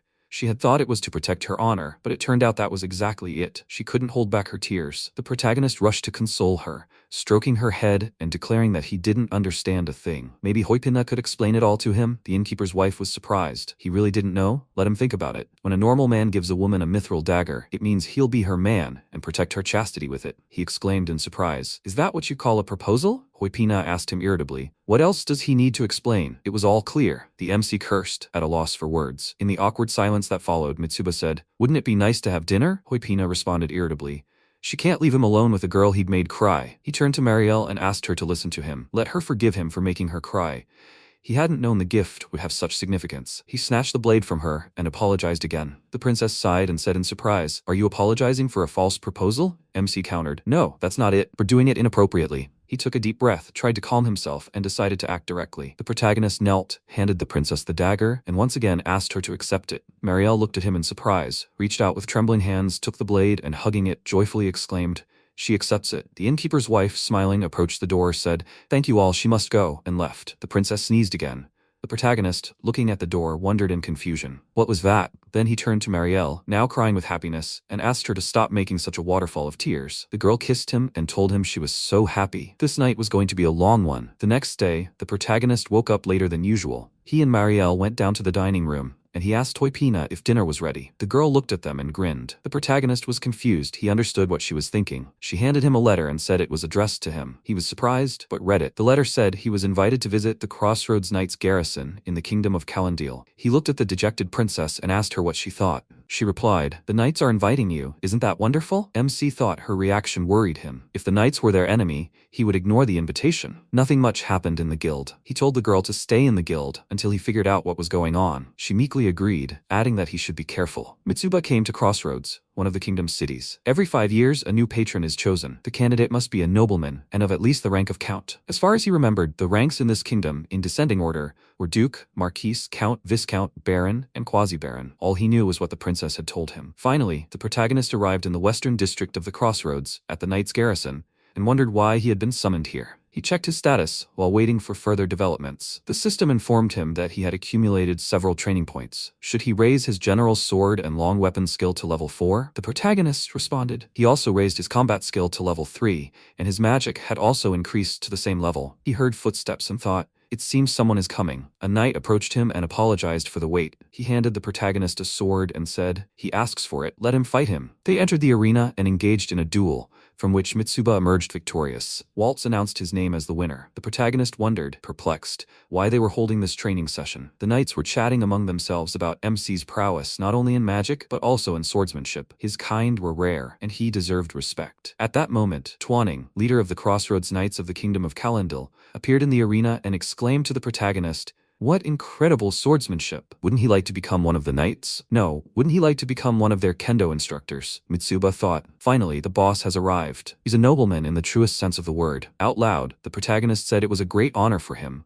but he preferred the free and carefree life of an adventurer, and his manners were a bit rough, so please forgive him for that. What would they do today? The leader spoke up, saying that Waltz was training adventurers. He'd like Mitsuba to see it for himself, and they also want to reward him for exterminating the trolls. A servant stood to the side, holding a tray. Twanning waved her over and told the protagonist there were legal restrictions on giving money directly, so he should accept this as payment. The servant handed him the tray, which contained the blade. The protagonist asked the leader if he could see it. Twanning told him, "Of course." To the man's surprised gaze, MC activated the appraisal function and said, "A simple but beautiful stone. It's well made, with an engraving, so what could it mean?" He wondered if hiring the expedition had been the right thing to do, and it turned out it had been. Twanning chuckled and said, "I think he liked it." The protagonist noted that he did and thanked the leader. The man told him rumor had it he was strong in magic. The protagonist was puzzled, feeling as if the true purpose of his visit had not yet been revealed. A platoon of the Crossroads Royal Guards appeared before him, led by Marx, the platoon's leader and honorary baron. He greeted the protagonist solemnly. Shaking his leader's hand, the protagonist thought to himself, there was a magical cavalry station near the training ground. He said it was a pleasure to meet him and told the man his name. Suddenly, the honorary baron grabbed his shoulder, patted him, and invited him to sit down and discuss everything with Mr. Twanning. Marx placed a bowl in front of him, on which sat a small, iridescent orb. Mitsuba asked what it was. The Baron replied that it was a magical item called a status check. This item digitizes and displays a person's skills and abilities, and it was a very expensive item. The protagonist became wary. It would be bad if all his skills were revealed now. However, he had no reason to refuse. Marx invited him to place his hand on the crystal ball. When MC did so, a whistle sounded, and the ball lit up with a bright light. Looking at the system window that appeared, he noticed his status had appeared, and at first glance, there was nothing special about it. Twanning, Marx, and everyone else were amazed, exclaiming that this was amazing. Marx asked him with a smile where he was from. Mitsuba told him the name of his village and clarified why he needed this information. The man added, definitely he must be from a famous family. The protagonist remarked in surprise. He wouldn't have said that. He wondered what to do. The conversation had taken a bad turn. Lynette said in surprise, he's level 12. His magical power and its quantity are incredible. Waltz said in bewilderment, kendo and a long sword at level 4? The guy wondered if he could have been that level before coming here. He looked at Mitsuba, who was completely confused, and said, yes, he's definitely a hero. MC countered, they're wrong. In fact, it's not like that. His parents were from a very ordinary family. Twanning said, he gives up, but numbers can't be fooled, so it doesn't matter where he's from. Marx said that every time a good person levels up, their ability values increase by 1 or 2 points. He has exceptionally high magic power. Having such a stat is abnormal. He's nothing less than a hero. The protagonist exhaled and answered him, "They're done." What happens to those who become heroes? Twanning said that, first of all, they acquire a number of responsibilities. First, they have to report their whereabouts. A hero is obligated to inform the guard or guilds of their whereabouts. Furthermore, the government can send requests, which must be responded to, and government requests must be fulfilled. MC thought that was the first responsibility, but there was a second, more troublesome one. What if he's inundated with requests? Twanning continued. Of course, there are advantages. One of them is freedom of movement.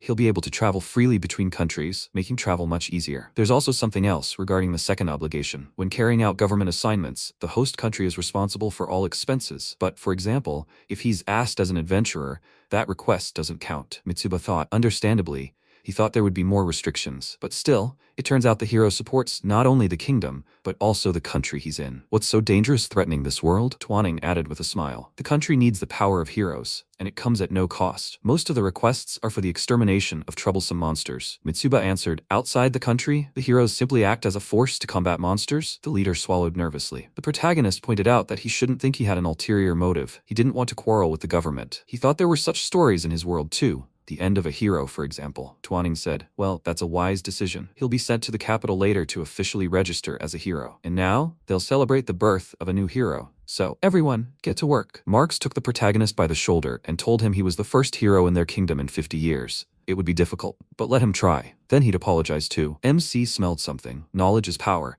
He needed to ask some professional mages a few questions. Turning around, he saw Lynette and her companions and asked if she could tell him a little about magic. The girl answered sheepishly. She was practically self-taught, but they would tell him everything they knew. Mitsuba swallowed and noted that he thought being a servant was completely disgusting. But maybe this world was different? No, this is his life, and he will live it as he sees fit. When he returned to the hotel, Marielle greeted him joyfully and asked what they had told him. He sheepishly replied, how should he put it, that he had been certified as a hero. The girl stared at him in surprise. Oost slammed his fist on the table and asked, is this true? The protagonist replied that he might have to go to the capital soon to receive official certification. The receptionist looked incredulous. He's not joking? The protagonist replied, unfortunately not. The status check confirmed that he was a hero. Marielle excitedly approached him. MC asked her if she was okay. The girl exclaimed, in this country, being a hero is a very serious matter. Does he understand that? At that moment, a squad of opposing warriors received orders to advance to the city of Crossroads. Their target, the hero Mitsuba. Ooze told MC, a hero, yes. It's a big deal if he doesn't know. Marielle frowned and glanced irritably at the administrator. The man threw up his hands and apologized for not being able to share her anger. She grabbed the protagonist's arm and pulled him along, telling him they needed to go. The protagonist genuinely didn't understand why everyone was so serious. Following the princess, he thought, heroes are a mutation in the human race. Rumor has it, one in hundreds of thousands or even a million. Their physical strength is normal, but their magical power is 2 to 6 times greater than that of an ordinary human. According to a treaty made 500 years ago, heroes don't belong to any specific country. They are a global force fighting against threats to humankind. Every country participates in protecting and supporting the heroes. It's also said that the Demon King, who conquered the world in the past, was also a hero. When the allies arrived at the inn, Marielle sat on the bed, and the protagonist sat down in front of her. The girl turned to him upset and said, he doesn't know what it's like to be a hero in this country. Heroes fight the most powerful monsters outside of national borders. In fact,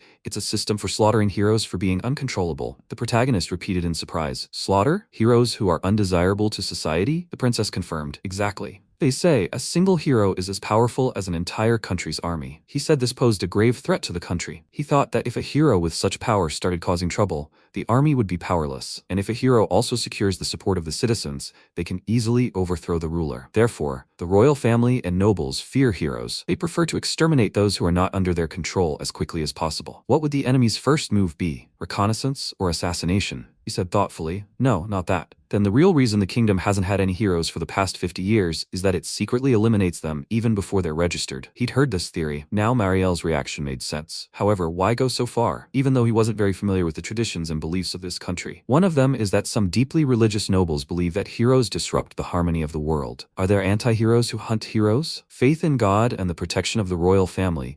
That's how the kingdom has been killing off adventurers certified as heroes for over 50 years. Even though Marielle belongs to another country's royal family, her authority here is great. He covered his face with his hand and said he wasn't going to let them kill him for such a reason. The protagonist asked Marielle if she really thought so. Would they come to kill him? The girl replied that such a possibility wasn't ruled out. What did he plan to do now? The protagonist summoned the system. which informed him that his status and skills had already been noted. Based on this information, he could assess his strength. He thought he still had a chance, if his reasoning was correct. And Kalendil had sent assassins after him. What should he do first? Suddenly, an interesting thought occurred to him. He asked Marielle if defeating monsters would level you up, and leveling up makes you stronger, right? The princess answered that as you level up, your strength increases even more. She began to guess the reason for his question. The protagonist said, "That's an idea," Marielle exclaimed. "Use your power to protect yourself?" He grinned and made a point. Spot on. They were going to hunt monsters right now. He needed to get stronger and increase his restraint. He didn't mention it out loud, but it would also reduce the risk of her being taken hostage. She needed to get stronger too. If force can't handle something, cunning must be used. MC told her he was going on a campaign. Was she with him? They'd run away for now. The girl gripped the hilt of her blade and told him that where he went, she went. The princess tried not to show him the shaking with fear, but she was doing a poor job. The protagonist hugged her and apologized. He thought that if he acted carelessly, the entire kingdom would turn against him, and he dragged Marielle into this. Incidentally, perhaps turning to the knights initially was a mistake. The start of the Goblin Purge, one could speculate endlessly, but he wasn't alone. The princess addressed him by name and looked at him with compassion. The protagonist said he was so happy he was about to cry. Thank her for supporting him. Over breakfast, the MC said he needed to buy weapons, spare weapons, and weapon maintenance supplies, and finally, food, as well as magic items. He asked Marielle how difficult it would be to join a guild. She told him it wasn't possible. Guilds are subordinate to the kingdom, so they wouldn't get anything out of it. The main purpose of guilds is to identify heroes. The protagonist said, "I see." He thought of using adventurers to slay monsters and also identify heroes who achieve outstanding results. Population control, human resource development, security, cheap labor. Indeed, the solution is effective across many criteria. Whoever came up with and implemented this system is damn smart. After breakfast, he told the princess he was running off to the city and she should take the bare necessities. And besides, he hadn't paid for this place either. After a while, Huipina asked him in surprise, "He's planning on renting a house in the city?" he proposed. "And now they're settling down?" MC remarked something like that. The girl chuckled. "Isn't that wonderful? They were a real sweet couple. And where would they settle down?" The protagonist replied, "The crossroads." You should excuse her. He'd contact her as soon as he sorted things out. They were leaving at dawn tomorrow. Huipina said sadly, "She feels abandoned." The protagonist thought, great. A few days would pass before they realized he'd escaped the crossroads. He and Marielle had fled the city. It was better not to even think about what they'd just done. He generously stocked the camp with supplies. In less than an hour, he'd spent about 50 gold coins. But it couldn't be helped. Such was his appetite. They pulled up their hoods, blended into the crowd of villagers, and left the city through the open gates. His first priority was to get out of reach of the crossroads knights. Marielle whispered to him, suggesting they head to the southeastern forest. Rumor had it that deep within the great forest lay medium ruins, and if they went through the forest, they'd soon find themselves in the kingdom of Micronia. Surprised, he asked her again, "Micronia?" The girl confidently answered yes. Now he was certain she was from there. She continued, "This kingdom, unlike other countries, strives to protect heroes. According to historical sources, the royal family's ancestors were also heroes, as were many aristocrats. It's an ideal country for people like them." MC said, "This is getting interesting. It's worth seeing what happens." They headed toward the ancient ruins. Marielle constantly looked around. On the very first day of their escape,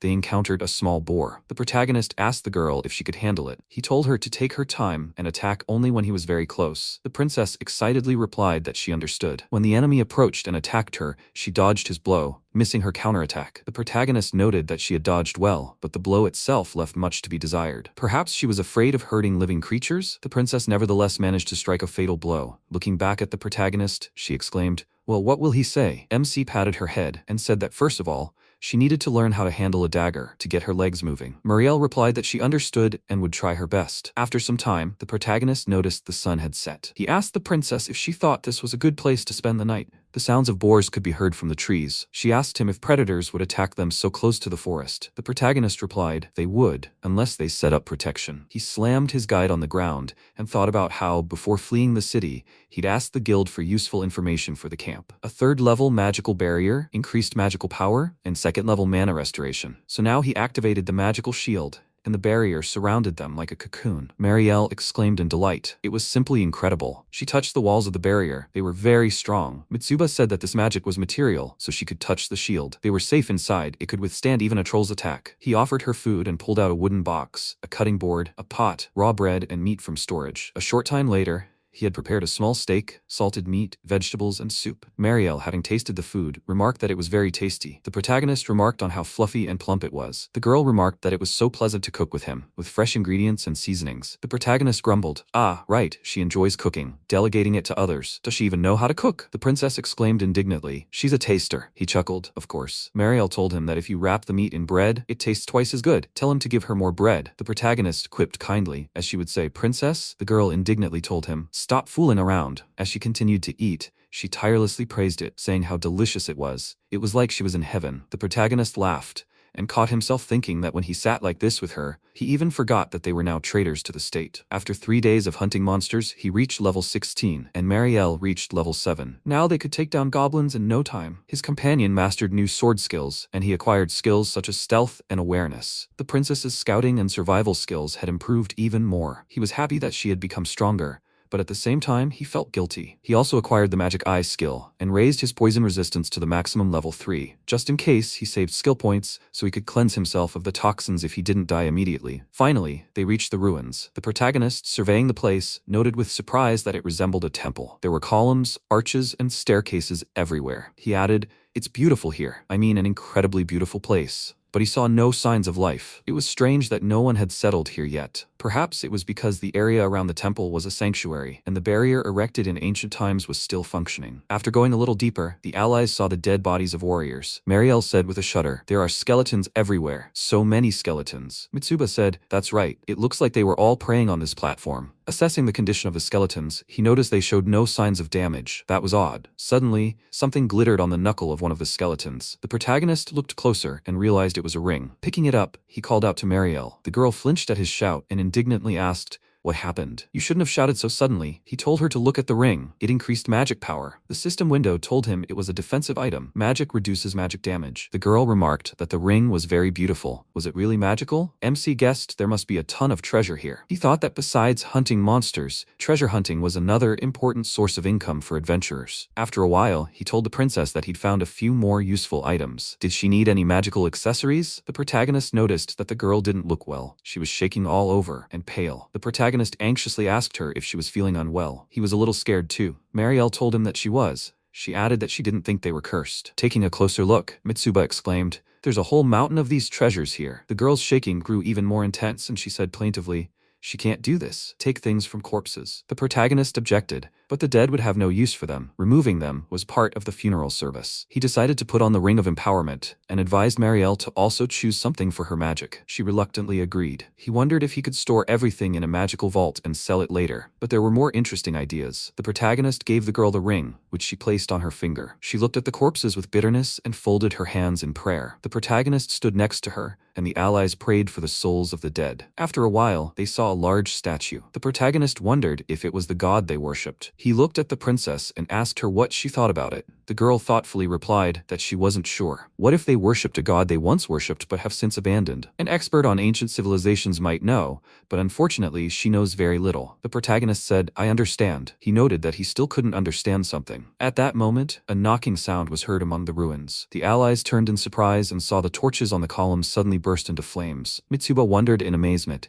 "Is this an illusion?" At that moment, a spatial window appeared before them, revealing the souls of people, who began to ask for a hero to be sent to them. The protagonist grasped the hilt of the blade, and the space changed to an image depicting a hero stabbing himself with a dagger. Mariel hiccuped in fear, and MC exclaimed in horror, "What is this? What's going on here?" Suddenly, a blinding light appeared. The image of a young man appeared in the air, and the phantoms called out to him as a hero. Mitsuba wondered, perplexed. Was this boy a hero? And then, in an instant, everything disappeared. The allies breathed a sigh of relief. The protagonist thought, "This is a strange vision. What had happened here in the past?" He turned to the princess and asked her if all heroes were summoned through similar rituals. Mariel, shaking with fear and the horror she had experienced, answered, "No. Heroes are simply talented individuals who are rarely born. They can't be simply taken and summoned." The protagonist pondered this. In this world, the strongest are heroes. These are people with mutations, summoned from another world. So who was the hero the phantoms had summoned? Having emerged from the ruins, the allies lay on the floor and breathed a sigh of relief. Mitsuba declared, "No leads." Mariel agreed with him. He wondered why they had built this temple. Who was the boy summoned by the dead? A mystery is called a mystery because it can't be solved without clues. Perhaps he could solve it if he acted like in regular games. He addressed the girl by name and said that he too could have been summoned, like the hero. The princess jumped up at the unexpected phrase and exclaimed in surprise, "What is he talking about?" The protagonist explained that on the day they first met, he found himself on the battlefields near the crossroads. There was no one around. He had only a little money and a minimum of belongings, so he decided to become an adventurer. Marielle listened attentively, looking into his eyes. He confessed to her that he wasn't from this world. Before, he lived in a completely different world. It was a peaceful world, without monsters or magic, and there had been no wars for 50 years. Did she know this? So he was unusual. The girl reached out, stroked his head, and said that for her he would always be Mitsuba, just as he was, her most precious person. The protagonist closed his eyes, savoring her touch, and thought,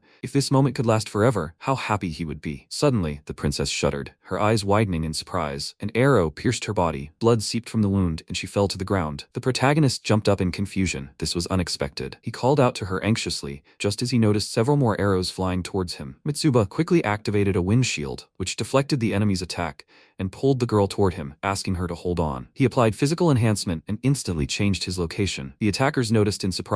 Their targets had escaped. After some time, the enemy caught up with the fugitives. The MC wondered in surprise, are they serious? How could they be so fast? Even though he'd run into town to confuse them, they'd somehow managed to catch up with him so quickly. This was just too weird. He asked the princess if she was okay. He'd tell her to wait a little while. He'd heal her now. Marielle remained motionless, her eyes still closed. The protagonist, growing panic, began to shake her. What was wrong with her? Let her open her eyes. Damn it, let her open her eyes. But the princess remained motionless. The protagonist stared in horror at the girl's motionless body, unable to believe his eyes. What was going on? He activated his appraisal and saw that the arrow that pierced her was poisonous. The outcome fatal. He thought in a daze, it can't be. Is she dead? She was everything to him. The girl who had suddenly appeared before him when he'd arrived in this world. Unexpectedly, this runaway princess had made him who he was today. He loved Marielle, so free and easygoing, more than anything in the world. But most of all, he didn't know how warm it felt to have someone who thought about him all the time. She was able to love and accept him for who he was. There was no one like her in this world, or in his world. Perhaps he had come to this world only to meet her, or so he thought. He began to shake Marielle, begging her to open her eyes. Let her not leave him alone. No matter how much freedom they offered him, there was no point in a world without it. In his grief, the protagonist didn't notice how their pursuers surrounded him. One of them said, "Well, it's his turn." The MC looked at them in bewilderment and then remembered. Those idiots had killed his beloved Marielle. What other country? What other world? Because such stupidity had killed his Marielle. The protagonist carefully placed the girl on the floor, slowly stood up, and walked toward the killers. One of them exclaimed, "What's wrong?" He decided to let them kill him in peace. Everything darkened before the protagonist's eyes. He gripped the hilt of his sword tighter and activated his magical power. The opponents still managed to stay on their feet under such force and smirked. He was going to deal with them alone? What could he even do alone? They started laughing at him. MC knew he didn't care. His head felt like it was shrouded in an immense darkness. Mitsuba raised his sword, thinking that these bastards had killed his treasure, and in an ominous voice, he declared, "I'll kill them all." The protagonist activated all his magical power, summoning skill after skill, and attacked his opponents. He smashed them left and right, accompanying each blow with the words, "These bastards killed his Marielle." His power was terrifying and deadly. They took his world, his beloved, from him. After some time, when all the opponents were dead, only Faramu remained, her face hidden by a mask like her comrades. The protagonist, breathing heavily, said in a terrifying voice, "Only she remains." The blood of the fallen assassins dripped from his sword. He held the sword to her throat and stared at her. One thought was pulsating in his head. They killed Marielle. MC summoned an ice bullet and aimed it at the girl. She tried to dodge and run. Mitsuba angrily shouted at her, "Don't let her think she can escape him." He attacked him again, and the girl fell. The protagonist tore off her mask, lifted her to the column, and holding her by the neck, asked her, "They came to kill him, didn't they? In that case, they should have been prepared to be killed." Faramu croaked through a tight throat. "No, they were just following orders." MC chuckled ominously. So she was begging for mercy? Fine, so be it. He wouldn't kill her if she told him the whole truth. He activated the magical power in his hand, sending a jolt of electricity through her body, and added, however, that if she tried anything, she should be prepared that he could kill her at any moment. Although whether she spoke or not didn't matter, he would kill her anyway. Now let her tell. Faramu, catching her breath, told him that they, the squad of assassins of the kingdom of Kalendil, had been given the order to kill the hero Mitsuba and his companions. The protagonist asked her if she meant the kingdom had such a squad. She told him that it did. Initially, they were chosen from the order of knights and trained as assassins, something like a special forces unit. Eventually, they were given the name Cleaners. The protagonist thought, even though they're a special forces unit, it turns out they belong to the army of the kingdom of Kalendil. He asked, Does she mean the kingdom ordered their elimination? The girl countered, no, that's a bit different. The assassination squad, designed specifically to assassinate the hero, was created by the nobility. Mitsuba asked her how they managed to pinpoint their location so quickly. She said, trying to loosen his grip a little, but they were informed that the head of the knightly order had given him a hunting knife. Following it, they were able to reach these ruins. MC thought in surprise, a knife? But how could that be? Certainly special magic shouldn't have worked on him. Suddenly, he realized a secret sealing technique. Furamu noticed that there was most likely a special pattern on the hilt of his sword. This rune allows one to determine the location to which it's sealed. Mitsuba laughed and said, she spilled the beans so easily, and they call themselves an assassination squad. They weren't even worth a damn. He'd already heard everything he wanted. This woman was useless now, and besides, his Marielle was dead. He squeezed the girl's throat and said, let her disappear. He now lived in this world only for revenge. Nothing else mattered anymore. At that moment, there was a knock. The protagonist turned around and was surprised to see Marielle rise and, holding onto a column, walk toward him. The protagonist, astonished, said her name and asked her if she had survived. He thought he was dreaming. In amazement, he removed his hands from Furamu's throat and released her. She collapsed to the ground. The princess answered him in bewilderment. She, too, couldn't understand how this had happened. Perhaps it was all thanks to the ring, which had been enchanted. Mitsuba activated the evaluation and realized with amazement that it was a ring of divine protection, enchanted with a spell to prevent mortal wounds, just once. He took a stiff step toward her, extended his arms, and the allies rushed into each other's arms. The protagonist held her tightly, inhaling the scent of her hair, still unable to believe his good fortune that she was alive. The princess saw Furamu and the defeated enemies and asked him if he had destroyed all those people. He admitted that it was true, but she shouldn't worry. Everything would be fine now. After all, he would protect her from everything. MC hugged her again and said, yes.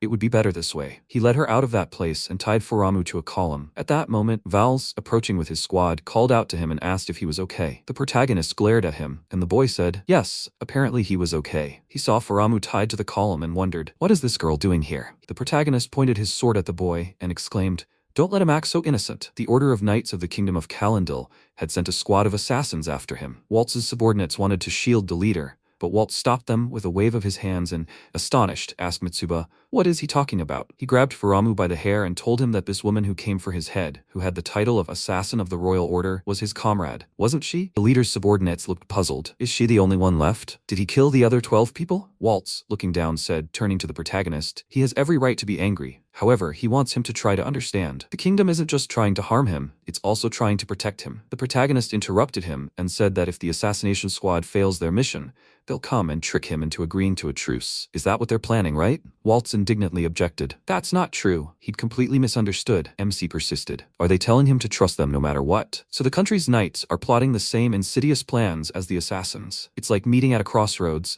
proposing a journey together, and then killing them in their sleep. Can he really believe in anything anymore? Aren't they just playthings in the hands of the kingdom of Calendil? Better to just finish them off. Marl ran up to him and grabbed his clothes to stop him. She held him with all her strength, called his name, and told him that she was asking him to calm down. She understood that it might have become more difficult for him to trust them now, but making an enemy out of the kingdom of Calendil was unacceptable. Could he try to trust Commander Waltz again? Aren't they comrades who defeated the troll together? Mitsuba looked at him with a displeased expression and wondered if he should trust them. However, there was some truth in her words. After all, they were the captain and their comrade in arms. He agreed, and she thanked him and asked the captain if they could trust him. He knelt before them and said that he swears on this sword. After some time, he thought about the second day. After they left the ruins, while they were heading into the forest, they managed to dispel the magical items they had accidentally found, and thus returned to the city at the crossroads. He asked how the assassin was doing. Lynette approached the tent and said that they had treated her wounds with healing magic. However, she opened the curtain slightly, and Furamu was very scared when she saw him and loudly said that he was not allowed to approach her. The knights looked at this and said that this was an entirely expected reaction. Despite the fact that she was a professional assassin, she had failed her mission. They still did not know who the leader of the assassins was. What on earth was the head of the nobility thinking? They were probably pretending to try to decide what would happen to the assassination squad now. Waltz looked at the card, called her, and said that it was written here about the reward and punishment for attempted murder. Most likely, she would have to accept the appropriate punishment. Marl was worried about this and said that this could not be true. This man will be okay, right? The protagonist thought that he didn't understand why he needed to know information about these bastards who wanted to kill her. He said that the best solution would be to hand her over to them. She clenched her hands because she was nervous and said that she understood everything. After some time, the two of them were walking down the street, Ethan noticed him and asked if it wasn't him. They hadn't seen him for a long time. Where had he been all this time? He was surprised when he saw his very serious face and asked if something had happened to him. He denied it and said that nothing special. He apologized with a slightly worried look and said that apparently he had interrupted his date. Well, maybe they would take on a mission together again someday. He said goodbye. They walked on, and MC thought that these everyday days, these empty conversations. However, he feels how the current him is moving further and further away from this. Later, Oost said that it was worth thinking that he had been gone for more than a week. For starters, he was glad that everything was okay with them. He just started to worry. He agreed and said that he didn't think he would have to go to the guild again. He looked at him and wondered if it was his imagination or if the old man had somehow lost weight. I wonder if since the old man works here, it means he is also somehow connected with the minions of the kingdom of Kalendil. Was he really that worried? He put the bag on the table and said that he had brought quite a lot of different materials. Here is his reward. He thanked him and thought that he couldn't say for sure what awaited them in the future. So the materials they got from the monsters they met in the ruins should be sold in advance before the end of the day. He asked what their plans were for today. Mitsuba said that today he was going to rest all evening. Besides, tomorrow morning, the first thing he needed to do was visit the Order of Knights. He remembered something, put the card on the table and said that here are their adventurer cards. Now he is a D-rank adventurer, and she is an E-rank. He congratulates them on their rank promotion. What are they going to do now? He said with a serious expression that he will first see how things go. For him personally, this country does not matter, but everything will depend on how they show themselves in the future. He thought that if it were not for that ring, she would be dead now. This is not something that can be taken just like that and forgiven. Oost asked what he will do if he feels something is wrong. He asked, isn't it obvious? He will just run away from this country. He asked, does he seriously think that this country will let him run away so easily? He thought that anyone would understand what he is going to do. He said with a serious voice that if that happens, he will start an all-out war. After some time, Hoipina noticed them and asked, it seems they haven't seen each other for over a week, right? They came to eat? He denied it and said that they were staying overnight. First, they just wanted to sleep. She asked if they hadn't rented a house. He sighed and said that it was a lie. Some circumstances just came up. She said that then, they could take the room they had taken before. They walked on, and he thought that even she had to cause trouble. Even if he had caused her inconvenience with this, he still had to lie. They came to the room, lay down on the bed, and he thought that about a week ago, everything was so quiet and peaceful. In this very room, they talked about all sorts of nonsense, and there was an atmosphere of calm. If he had thought only about how to make money, or about training, and also if he had thought only about her, then everything could have turned out differently. With these hands, he killed 12 people. However, they still tried to do the same to him. They wanted to take away someone dear to him. It is natural that he would want revenge, kidnapping, murder, destruction, his freedom, his right, so he cannot be called bad. Once he got to another world, he already thought that he could live freely without any rules. Then why shouldn't he get used to this feeling? Did all his actions really lead to this? Because he was recognized as a hero, the country started chasing him. Assassins started targeting his life. Because Marl ran away with him, she had to put her life on the line. If he hadn't taken the assignment in the beginning, if he hadn't defeated the troll at that moment, if he hadn't thought that he was the main character of a fantasy world, it was raining outside, and he asked why this happened. Later, he woke up, noticed her sitting next to him, and called her name. He sat up and asked what happened and why she was sitting in the dark. She was sitting with her back to him, and asked why he killed all those people. He was worriedly about to say something, but she interrupted him and said that she didn't want anything like that. If she knew that something like this could happen, then at that moment, if she hadn't chosen him, everything could have turned out better. She wouldn't have had to run away with him just because she was with him. She was covered in blood, turned to him, and with a blank look, said that she was dead. MC jumped up abruptly, called her loudly, and wondered, was it just a dream? Marl entered the room with a small bottle and a glass and called his name. She came up to him, started pouring water into the glass and asked if he couldn't sleep. He denied it, and she said that she too had just woken up and decided to go get some water. He sat on the edge of the bed, called her, and asked if she was disappointed in him. She sat down next to him and asked why he suddenly asked about this. He nervously said that he killed people with his own hands. It seemed to him that she died, and that's why he killed as many as 12 people. He thought that surely even murderers have a family, brothers and sisters, those they love. Just like he thinks about her, and despite this, with these hands, he said that he ended their existence, did something that can never be undone. She took his hand and said that he did all this for her, to protect her. He had to kill them. If she were in his place, she would most likely think the same way. So there is no point in blaming yourself for this. The only one who is to blame for everything is her. He was surprised by this and asked loudly, what kind of stupidity is this? He looked at her and noticed that she was ready to cry, but still smiled slightly. She hugged him, and he said that it was not true. It was wrong. Why was she saying such things? He also started crying and thought that he was so scared. Most likely at that moment he lost consciousness and would hardly have been able to wake up until he destroyed something. He said loudly that he had given in to his feelings and had begun to destroy everything in his path. Giving in to emotions was not the solution. He understood that. He was about to say something, but he started crying, and she put her hands on his shoulders and said that she was there. She would always be there for him. Mitsuba said that it seemed like he had completely broken down. He was sitting there crying in front of her, and she kept comforting him and forgiving him, no matter what. She called him and said that he was still himself, after all. He thought that his interlocutor was a girl who had lived only half of what he had. If you look at it from his old self's perspective, it's unthinkable. He called her, bowed his head, and said he was asking for her forgiveness. Marl was surprised by this, and asked why he had done this so suddenly. He said that if you look at everything from the very beginning, it wouldn't be hard to understand that the cause of their problems was rooted in him. He was very glad that she was still alive, but at the same time, he felt terribly guilty before her. This whole situation happened only because of his actions, and despite all this, she continues to forgive him no matter what. She called him by name and hit his forehead with her finger. He was surprised by this, and she said that it was such a problem. He wasn't some kind of weakling, but a hero. He whom she admired so much was actually very strong. If he couldn't realize this himself, then he had big problems. He calmed down because of her words and said that he understood her. He thought that's right. He's really glad that she is who she is. She supports his heart so deeply and strongly. Thanks to her,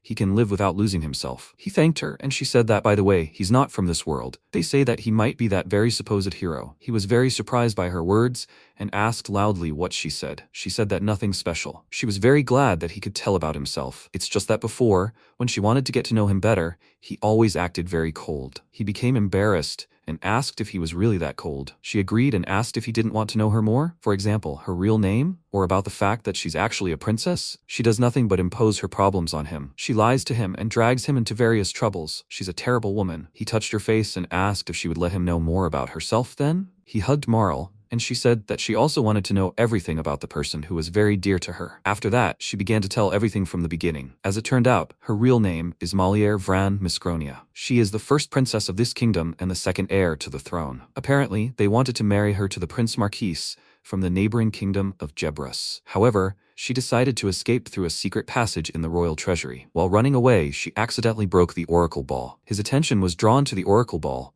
and she said that thanks to it, whoever uses it will be able to receive divine illumination, thereby being able to see their bright future. Simply put, a magical item. This item was given to people by God. It is also called a genuine artifact. This is the oracle ball. However, although it is clear that this is a magical item, even if you pick it up and pray, nothing will happen. The same thing happens if you just wish for something. To put it simply, no one knows how to use it. It's been lying in the treasury all this time, and everyone has forgotten about it. The protagonist thought it was unlikely that it would have even occurred to anyone that it needed to be broken to use the orb. He asked what happened after that. She said that she heard a voice then. Maybe he wouldn't believe her, but the voice sounded right in her head. He thought it was the voice of a god. He doubted it and asked what that voice told her. She remembered it and said that in the kingdom of Culendil at the crossroads, there would be an adventurer's guild, where a man with black hair and eyes would appear, and that she needed to tempt him. That's what the voice told her then. He asked if she really believed it. Marl laughed and said that of course, at first she couldn't trust it. She had no choice anyway. Besides, this voice helped her out very often, and thus she was finally able to reach the crossroads. She hugged him and said that she also fell in love with him at first sight. He blushed from embarrassment and thought that she was very cute. She called him and started kissing him, which made them both start to feel embarrassed. He turned away and said that she was a real demoness, although that was putting it mildly. She looked at him and asked what he was talking about. If he continued to praise her like that, she would become even hotter. He asked her to wait, but she did not listen to him and said that when he started crying in front of her eyes, it seemed to her that in this state, he would completely submit to her. He is so cute now. He asked her to stop and said that there was no need to rush so much. After some time, MC woke up and thought that morning had already come. He told her everything, albeit a little, but now he seems to feel that he has come into his own. However, there is something that needs to be checked. He clicked on the system window with the inscription Voice of God, and she said that he finally called her. He mentally asked, he wants to know, was it she who told Marl to meet him? She agreed and asked, is she a good girl, isn't she? He asked, of course, he doesn't think so, but did she really order her to fall in love with him as well? She said that he was mistaken.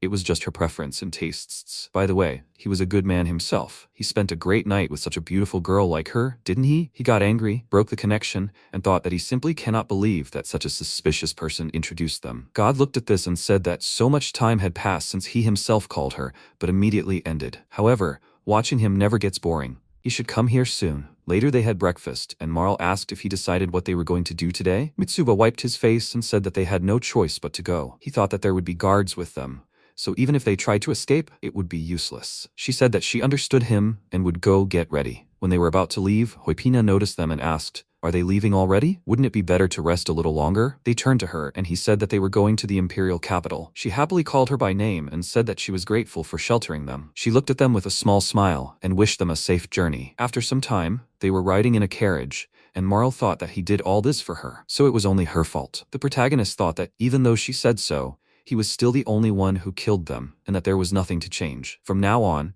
he would never be able to forget this sin. However, if she can forgive him, if he can somehow atone for his sins before Faramu, or rather, that won't do. Even if he atones for his sins before her, it will look like he wants to be forgiven. Maybe if he wants to atone for his sin, but she perhaps does not want it. Lynette asked for forgiveness to get his attention. He turned around and she was very scared.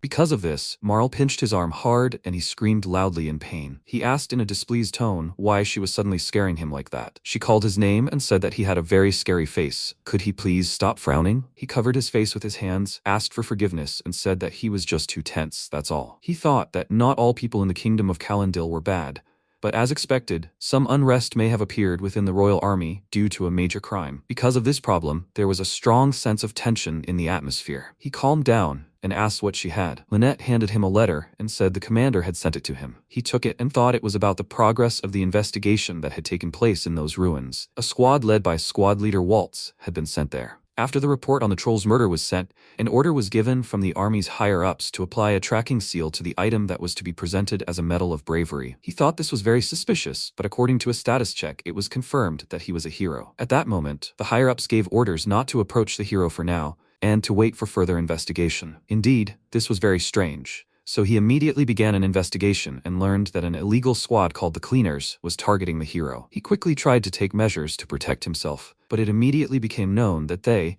having escaped from the crossroads and using the seal, had sent the first squad to help. He thought about it, handed over the letter, and said that it was all somehow connected. He thought that, in other words, the kingdom of Calendil, or rather, when the squad to assassinate the hero, received a report on the troll's elimination. Most likely, they had already begun planning his assassination. He said that, however, judging this solely from this letter was too insufficient information. Marl read the letter, agreed, and said that, however, if one jumps to conclusions too quickly, it turns out that there's a high probability that the army itself made this decision. MC thought she was right. That was the problem. Thinking about time, it turns out that everything that happened too quickly. If the troll's elimination was reported on the 1st, then the attack on them was already on the 6th. They need to analyze their past actions. On the first day, they threw a party, drank, ate, and then fell asleep. Most likely, it was on that day that the report on the troll's elimination was delivered. On the second day, he spent the whole day with Marl on a date. If the captain hadn't started preparing the hunting knife that day, he definitely wouldn't have made it in time. On the third day, they went to prepare equipment for the journey. On the fourth day, they left the crossroads early in the morning, and 3 days later, they finally arrived at the ruins. On the sixth day, less than half a day had passed, they were attacked. He thought about it, and she said that, nevertheless, it was somehow too fast. He agreed, and she said their actions were too fast. In any case, they needed to connect the dots between the two. He thought that indeed, as she had said, if he didn't connect the dots beforehand, he might be able to tell when they would decide to stab him in the back next time. For starters, it would be nice to make this entire journey without any accidents. The cart stopped,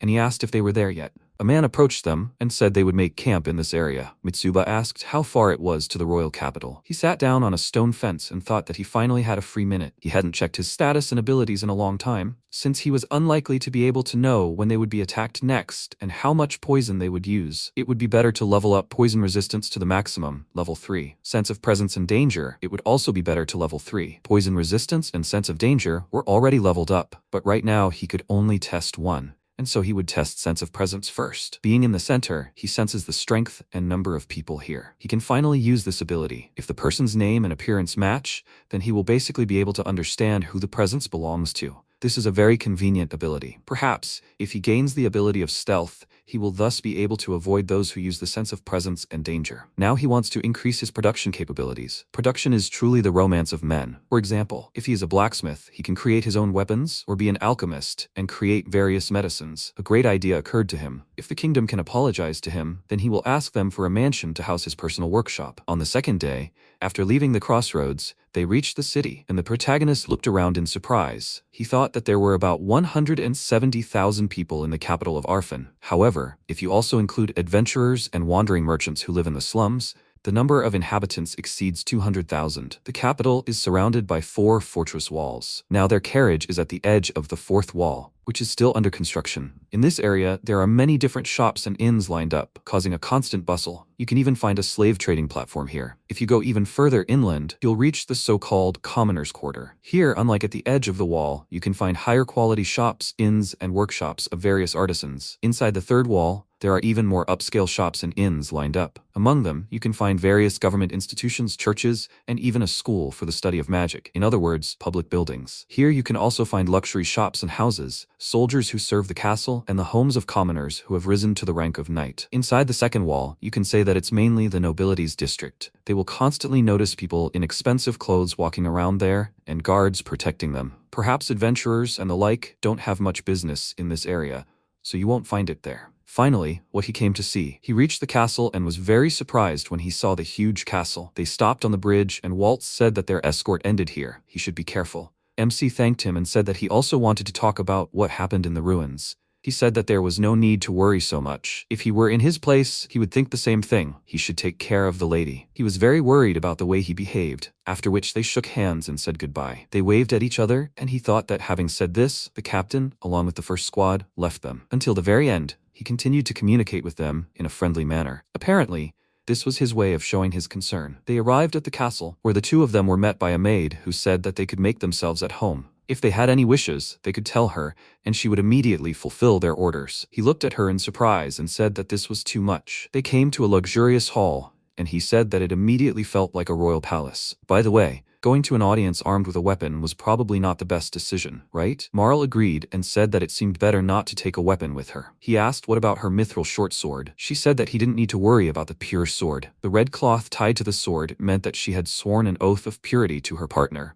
so he shouldn't propose marriage to her. That's the signature it turned out to be. Therefore, carrying it with you in front of the royal family would not be considered rude. He said with a little joy that that's how it was, it turns out. He thought that if he had asked the cat shopkeeper everything beforehand, he called the maid and asked if she could keep his weapon. She agreed, after which another maid came to them, called him, and said that she apologized for the wait and asked him to follow her. Mitsuba started walking and nervously said that he should pull himself together. Marl walked next to him and told him not to worry and to feel confident. He was still nervous and said that even though she said so, they were in the castle. She called him and with a calm smile asked if he had forgotten who she really was. He was a little surprised by this and thought that indeed, next to him lived an amazing adventurer who was actually the princess of the kingdom of Miscronia. He called her by her full name and said that he apologized. She laughed, took his hand and said that they should go. Their audience would be held here. The maids stood at the large door and said that they were ready to receive them in the throne room. They went inside and both bowed before the king. He said that he, the ruler of this kingdom, Kalendil 41st, they can rise from their knees. The protagonist raised his head and said that he asked to be allowed to introduce himself. He said his name and he looked at him and said that he looked reasonable. The girl next to him should introduce herself. Marl stood up, bowed, and said with a smile that she was glad that the emperor was in good health and spirits. She was the master's guide. To be honest, they had seen each other 3 years ago. She was grateful to him for the repeated invitation. He was very surprised by what he heard and began to try to pronounce her name loudly. He stood next to her and thought that even the emperor this time could not resist another royal family, and she was also the 2nd princess of the kingdom. The emperor waved his staff and said that everyone except Sontark should leave the hall. As soon as everyone left, he said with concern that it meant she was the princess. She said with a sly grin that they had a proposal. He agreed to listen to this. She thanked him and said that then, regarding today's visit, he should pretend that nothing had happened here. Her master came to the palace to be recognized as an adventurer. There is no other reason for their arrival, and there never was. MC thought that in other words, the fact that he was attacked by hired killers must be hidden. Also, that there was no attack on the first princess either. She said that thanks to the adventurers, there was not a single scratch on them. Kalendil asked what they wanted to achieve by this. She said that first, to prevent a similar mistake from happening again, everything must be done thoroughly. Also, she had a request to keep everything secret. He said that they would follow this plan. However, regarding their location, he did not have time to finish because she said in a serious tone that if they had to return to their country, then she would simply be obliged to tell every single detail. He looked around the hall and thought that if it were publicized that the princess of another kingdom had been attacked, a war could start. She said that what she asked was that no one find out that the attack was planned, and that Miss Gronia not learn of her presence. Those were her two conditions. He thought that to avoid discord between neighboring countries, it was necessary to act as if nothing had happened. For this kingdom, this was not such a difficult request. Kalendil said that he understood this. They would do everything according to their plan. She bowed and said that she was grateful to him. Now he would talk about the master. He said that he would listen to their request. Mitsuba took a deep breath and thought that he should calm down, because she had already settled everything. He just needed to voice his request. Moreover, it would be beneficial to them too, so he needed to attract favor. He said that if possible, he asks to be allowed to use Arfin as a stronghold. The capital of Arfin is a place with a highly developed infrastructure, where the locals greet people with a smile. For him, working in such a beautiful place would be simply wonderful. He thought that it could be dangerous here because of the large number of attacks, but here one could earn the king's favor. He said that as an adventurer, he wants to serve here of his own free will. Money and fame do not attract him, but he has a desire to use power for evil. For the sake of the kingdom, he wants to become a hero. He is ready to protect the country from attacks, devoting all his strength to the good. Kalendil said that he understood him. He entrusts the rest to Sonpark. The protagonist thought that if things become difficult, he will simply leave this country. After that, they went to the office, where the king's servant introduced himself and said that he is part of His Majesty's inner circle and will ask them to remember him. He also gave his name and said that it was nice to meet him. Marl sat next to him, also stated her name, and said that she asked them not to worry about her. He looked at them and said that he suggested speaking honestly. They didn't need to worry about his manner of speech.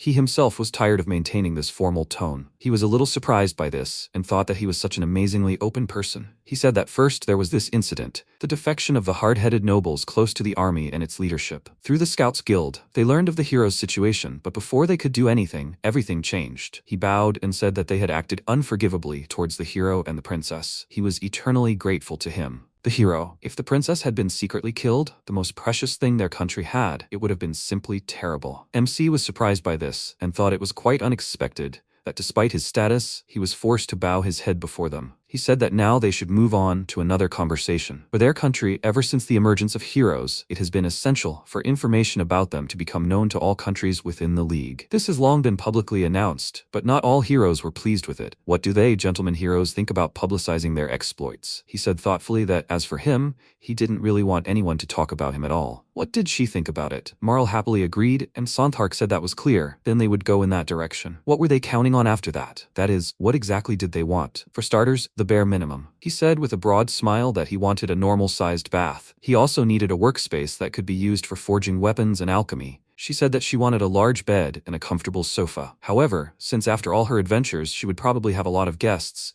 she would like to have a reliable butler and maid. He was surprised by this idea and said that such a thing had never even occurred to him. He nodded and said that he understood and would try his best to comply with their wishes. However, there might be some difficulties with this. They should stay in the castle for a while. Mitsuba thought that for now, he intended to weaken the influence of the nobles who adhered to rigid policies and the army. He agreed to this, called her, and asked if she agreed. She drank tea and said that they could not do anything since they had to wait. She did not mind. It was scary when, while walking through the city, someone shouted loudly from behind to scare you. He laughed and said that he was not so easily scared. He thought that it was decided that they would stay in the Arfin capital. Sometime later, when they had already been in the palace for 10 days, Marl, looking bored, laid her head on the table and said that they were still idle. He did say that they would stay in the palace for a couple of days. If this continued, they would remain hostages here for the rest of their lives. He looked at her and said that this couldn't be. He himself began to doubt it and asked, "Is that so?" A maid came to them, called them, and said that the base preparations were complete. They came to the right place and saw their new house. She looked at it in surprise and said that their new base looked like a mansion. He agreed with this, began to look around, and thought that there was an exit to the main road. It was a quiet place covered with greenery. He went further and said that it was bigger than he imagined. It would be difficult to clean such a big house. The maid said that everything would be fine,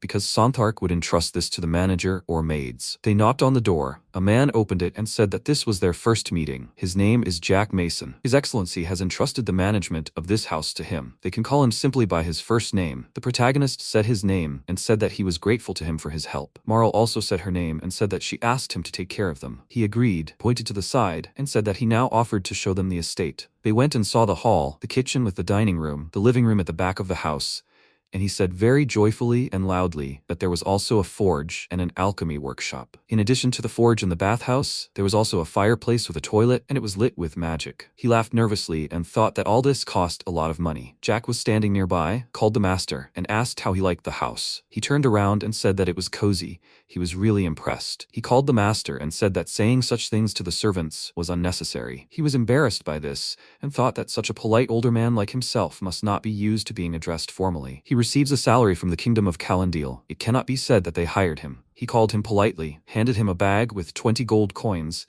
and said that he asked to take this money for the maintenance of the estate. He thought that the estate had only recently begun to be used. A lot of things needed to be bought, and money was also needed for everyday expenses. He said that he should use it to buy food and other expenses. He thought that money came from the kingdom too. He did not want to be in their debt. Marl, with a thoughtful look, called him and asked, "By the way, where are the maids?" Jack bowed and said that his niece worked here as a maid, but now she went out to do some shopping.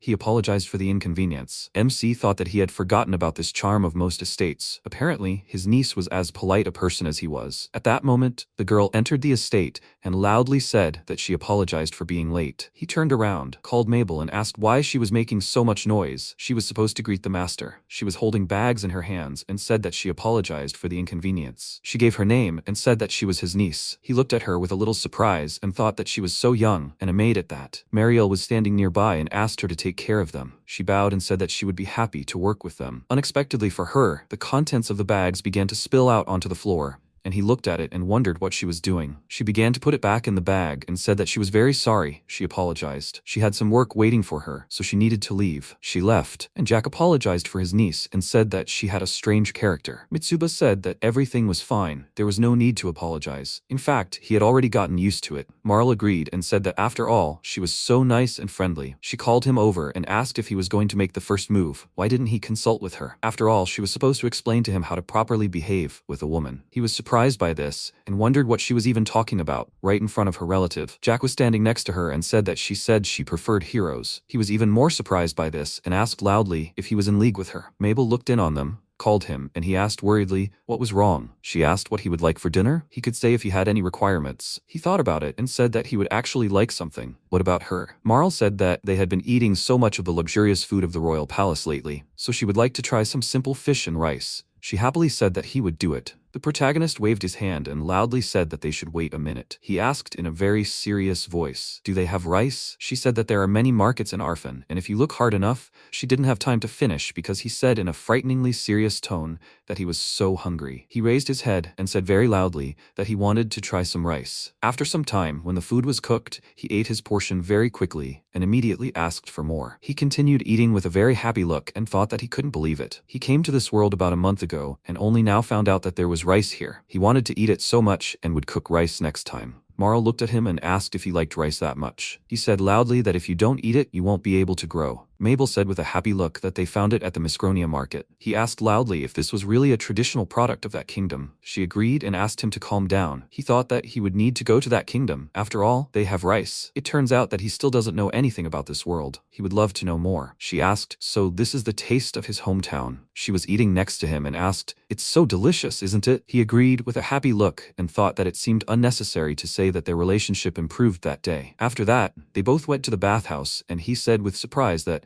even the bathhouse was luxurious. She said that she couldn't believe that now she would be able to wash herself in such a spacious bathtub. It was like a dream. She felt like she was in heaven. MC said that it was really nice here. She called him and asked what his hometown was like. Hearing this question, he wondered if he could tell her about it. If he told her about the technology and other things of that world, it could affect this world and its future. He said that, as he said, this place was very peaceful. There were no demons and war. However, it was difficult to live and earn money there. In that place, he could satisfy all his needs only if he had money. Marl said that it sounded like a place from a dream. He thought it was a country where about 30,000 people a year end their lives because of hardship. There, he gets tired of living like a cog in the wheel of a society that is far from ideal. He denied it and said that it wasn't that good there. She understood him and asked what they were going to do tomorrow. He said with a thoughtful look that first they would need to go to the Arfan Adventurers Guild. The weapon was still usable, but he would like to buy new armor. She splashed water in his face and told him that he should slow down. Where was he going in such a hurry? He was a little surprised by this and asked, then they would go to the market in the new city? Maybe they would find some good deals. She said that was a good idea. She stood up and said that, Then she would like to go to a restaurant that served rice. He asked if she liked to eat that much. She turned to him with a smile and asked if he was more interested in her, right? She walked up to him and called his name. After that, she came out of the bathroom and said that she had won. Mitsuba called her over with a confused expression and asked where she'd learned all that. She said she'd just asked a maid. He was surprised by this and wondered if she was talking about the maids of the royal castle. In the end, he was simply shocked by the level of her curiosity. After some time, they came to the library, and Marl said that there was no better place to look for data. He looked around and thought that he still didn't know much about ISEKAI'D, so the library was a great solution. There really were a lot of books here, a real treasure. He picked up one of the books and thought that all of these books were written by hand. Perhaps there were no typewriters in this world yet. She called him over and asked what had happened. He closed the book, turned to her, and said that everything was fine. Maybe she could give him a brief tour? She agreed and said that this world was ISEKAI'D. They say that initially there were several civilizations here. However, now it's December 3rd, 2203. 2,203 years have passed since the gods created this world. Religion in this world unites all branches of humanity and guides them forward. Sometimes gods descend to earth and perform miracles, gifting people with magical items. The protagonist asked if the man who gave her the treasures was also a god. She asked if he was talking about the oracle ball. It seemed so. According to the books, this ball was given by the savior. He thought it was the goddess who created this world 2 millennia ago, and she trusted her. He asked, however, what happened to this goddess. She said that she heard that she fell asleep forever and left her body to the world to gift a new heir. He thought that he was learning more and more. The goddess who talks to him and Marl is one of the elders. After this, he definitely won't be able to sleep. However, why was he summoned to another world and what happened? He needs to think about it more carefully. It's still not very good. He just wants to live peacefully in another world. She looked at him and asked if he was okay. He said he just still had a lot to learn. She said that then they needed to read about continent. First, it's cold in the south and warm in the north. The name of the continent where the kingdom of Calendil and her hometown of Cronia are located is the continent of Pit, or the first continent. She showed him a map and said that it was a political map of the continent. They are now in the kingdom of Calendil. It is one of the oldest states located on a plain. They are developing and producing enough products to conduct trade. The main industry is agriculture. The standard of living here is good. However, they have to import salt since the sea is far away and there is no rock salt. In addition, due to the large number of forests that are under the control of Mamul, the timber industry is poorly developed. This is her home kingdom of Miklonia. It extends across the eastern and southeastern parts of the continent. Because of the large number of lakes, rivers, and seas, there are many water resources and seafood. It is called the land of travelers because it connects many ports of the world. They say that all things gather there. However, although there's a lot of water there, one should not forget that it has both pros and cons. She already said that Cronia delivers sea salt to Calendil. Will Miklonia be able to overtake this kingdom in terms of indicators? MC thought she should have looked at the king's face. She said that Gefils is located in the east of Pit and is a mountain kingdom. There are also elven villages near the forests. Later, Marl closed the book and said that this is roughly the state of things on the continent. What did he like the most? Without thinking twice, he said that he was interested in the kingdom of Micronia. She was very surprised by this and asked loudly, "What did he say?" He repeated it, which surprised her even more, and she asked loudly, "Is it true?" He again agreed and said that he was speaking honestly and fairly. She was very happy about this, but suddenly realized something and asked, "He didn't say that because you can eat rice there endlessly, did he?" She calmed down and said that then she hoped that someday they would walk there. He asked, however, wouldn't she have to get married then? She remembered this and with a worried expression said that she would not return to her homeland. Mitsuba said that his whole body was already numb. Maybe they could walk around the market? She agreed. They came to the market, where the merchants loudly said that they should come up. The best pork is only here. The flour is of the highest quality, without impurities. The salt had just been brought from Micronium. He approached the counter and asked, "Do they really eat such vegetables and is it really tasty?" She turned to him and loudly said that this is indeed the case. He should buy it. Other merchants approached her and offered to try their goods. After some time, he put everything they had bought into the subspace and said that it seemed like the new quarter had everything they wanted. She apologized and said that she thought she had eaten too much. They reached the market outside the castle, and he asked if she wanted to go there. Having received consent, they went further, and he said that there was a wider selection here. He felt that everything was not so good here. He looked around the corner and asked what kind of store it was. It turned out to be a cat house, where he saw several girls. He blushed with embarrassment, and Marl began to pull him away and loudly said that there was nothing to see here. He apologized and said that he was genuinely interested. She asked with a very displeased expression on her face, "Does he really like girls that much?" He was nervous about this and said that he was just curious about what they were selling there. He thought that cat houses and slave trade were a natural part of the world. The man next to him loudly said that their slaves were healthy, submissive, and even possessed fighting skills. The main character was shocked by what he saw. and wondered if that person could be bought and sold like a thing. The slave trader said that slaves who can read and write are here. These girls are very small, after all. He looked around, remembered the past, and thought that when he arrived in this world, he saw people who looked like slaves, but they never looked up. His attention was drawn to a slave who said loudly that they could only try to sell him. He would kill everyone. They must remember his words. Suddenly, energy engulfed him. He fell to the ground, and he looked at it and wondered, what happened? Was it magic? The slave traders began to beat him with displeasure and said that he was nothing but trouble. He knew that he couldn't resist the magic of submission. It was time to show this beast his place. They would do so and lower the price. As long as the goods were theirs, they could do whatever they wanted. They began to leave, and he looked at this and thought that he had learned a little more about this world, but he thought he understood the local laws. Slaves here are like things. This is the reality of his new world. He felt very sick. Marl noticed this and asked worriedly loudly, "Is he okay? They can leave if he feels bad."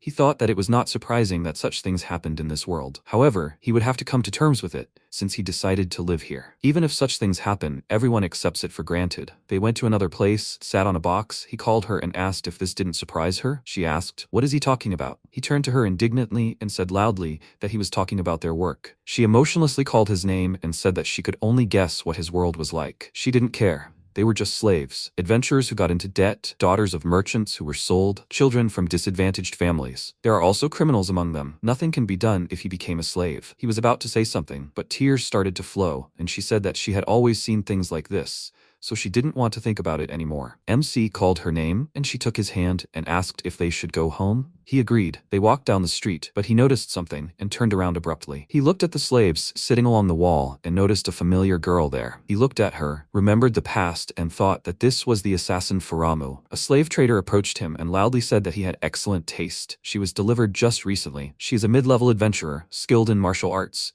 If he uses subjugation magic, he can achieve unconditional obedience. He asked in confusion, "Did he say subjugation magic?" The merchant was a little surprised by this and asked, "So he doesn't know about it? It's okay, he'll explain now." He began to use magic, creating chains, and said that thanks to this, slaves gain a connection with their master and obey any orders. This is the meaning of subjugation magic. Any disobedience is considered a violation of the terms of the contract. As a result, the slave will experience terrible pain. In the worst case, he may die. He remembered the slave he saw earlier and thought that it was clear. He had seen exactly this magic then. He started looking for his wallet and asked how much it cost. Marl was very surprised by this, and the merchant said that she would cost at least 20 gold coins. Mitsuba put 20 coins on the table and said that they should wait. He would be right back. In the meantime, they could look at the contract. He started to leave. She called him and asked why he chose her. He was silent and thought that even if he asked himself this question, he still would not find an answer. He said that she was thinking bad things. He remembered the past and wondered if he could protect her if he bought her. The merchant returned to him and said that he should drop blood on the contract. He did it and said that now the deal was complete. Based on the contract he read, the owner also has a number of responsibilities.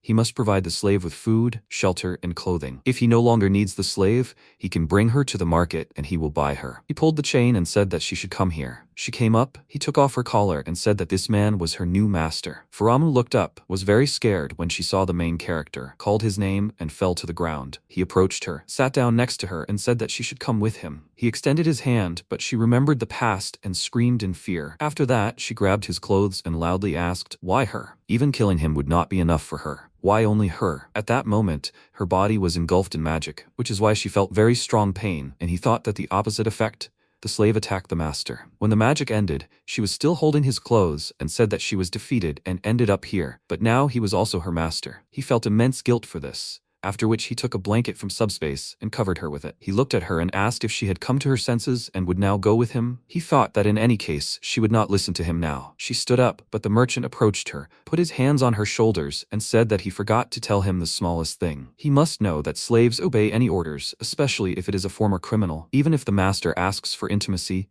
the slave must agree. She said in a trembling voice that everything was correct. She would do everything in her power. Later, they returned to the estate, where Mabel met them, noticed Farama, and asked who it was. MC said that it was a slave from the market, but she was their guest. He would prepare a bedroom and food for her. Let the girl take a bath in the meantime. She agreed with a smile and said that she would do everything in return. The three of them went to the bathroom, and he thought that he could not help her there because it would be indecent. He was just worried that she would be alone. Marl took out a basket where she could put her clothes, and she immediately began to undress. He was very surprised when he saw the many injuries on her body and wondered how she was still alive after that. She had so many burns, bruises, and cuts. She knelt down and reached for his pants, but he immediately removed her hands and said that he warned her she was not a slave here, but a guest. She put her hands on her shoulders and said that she could just relax. She took her hands and helped her to her feet. Immediately after that, she pushed him out of the room and said that she would go with her. After that, he came into the room, sat down on a chair, and with a very worried look,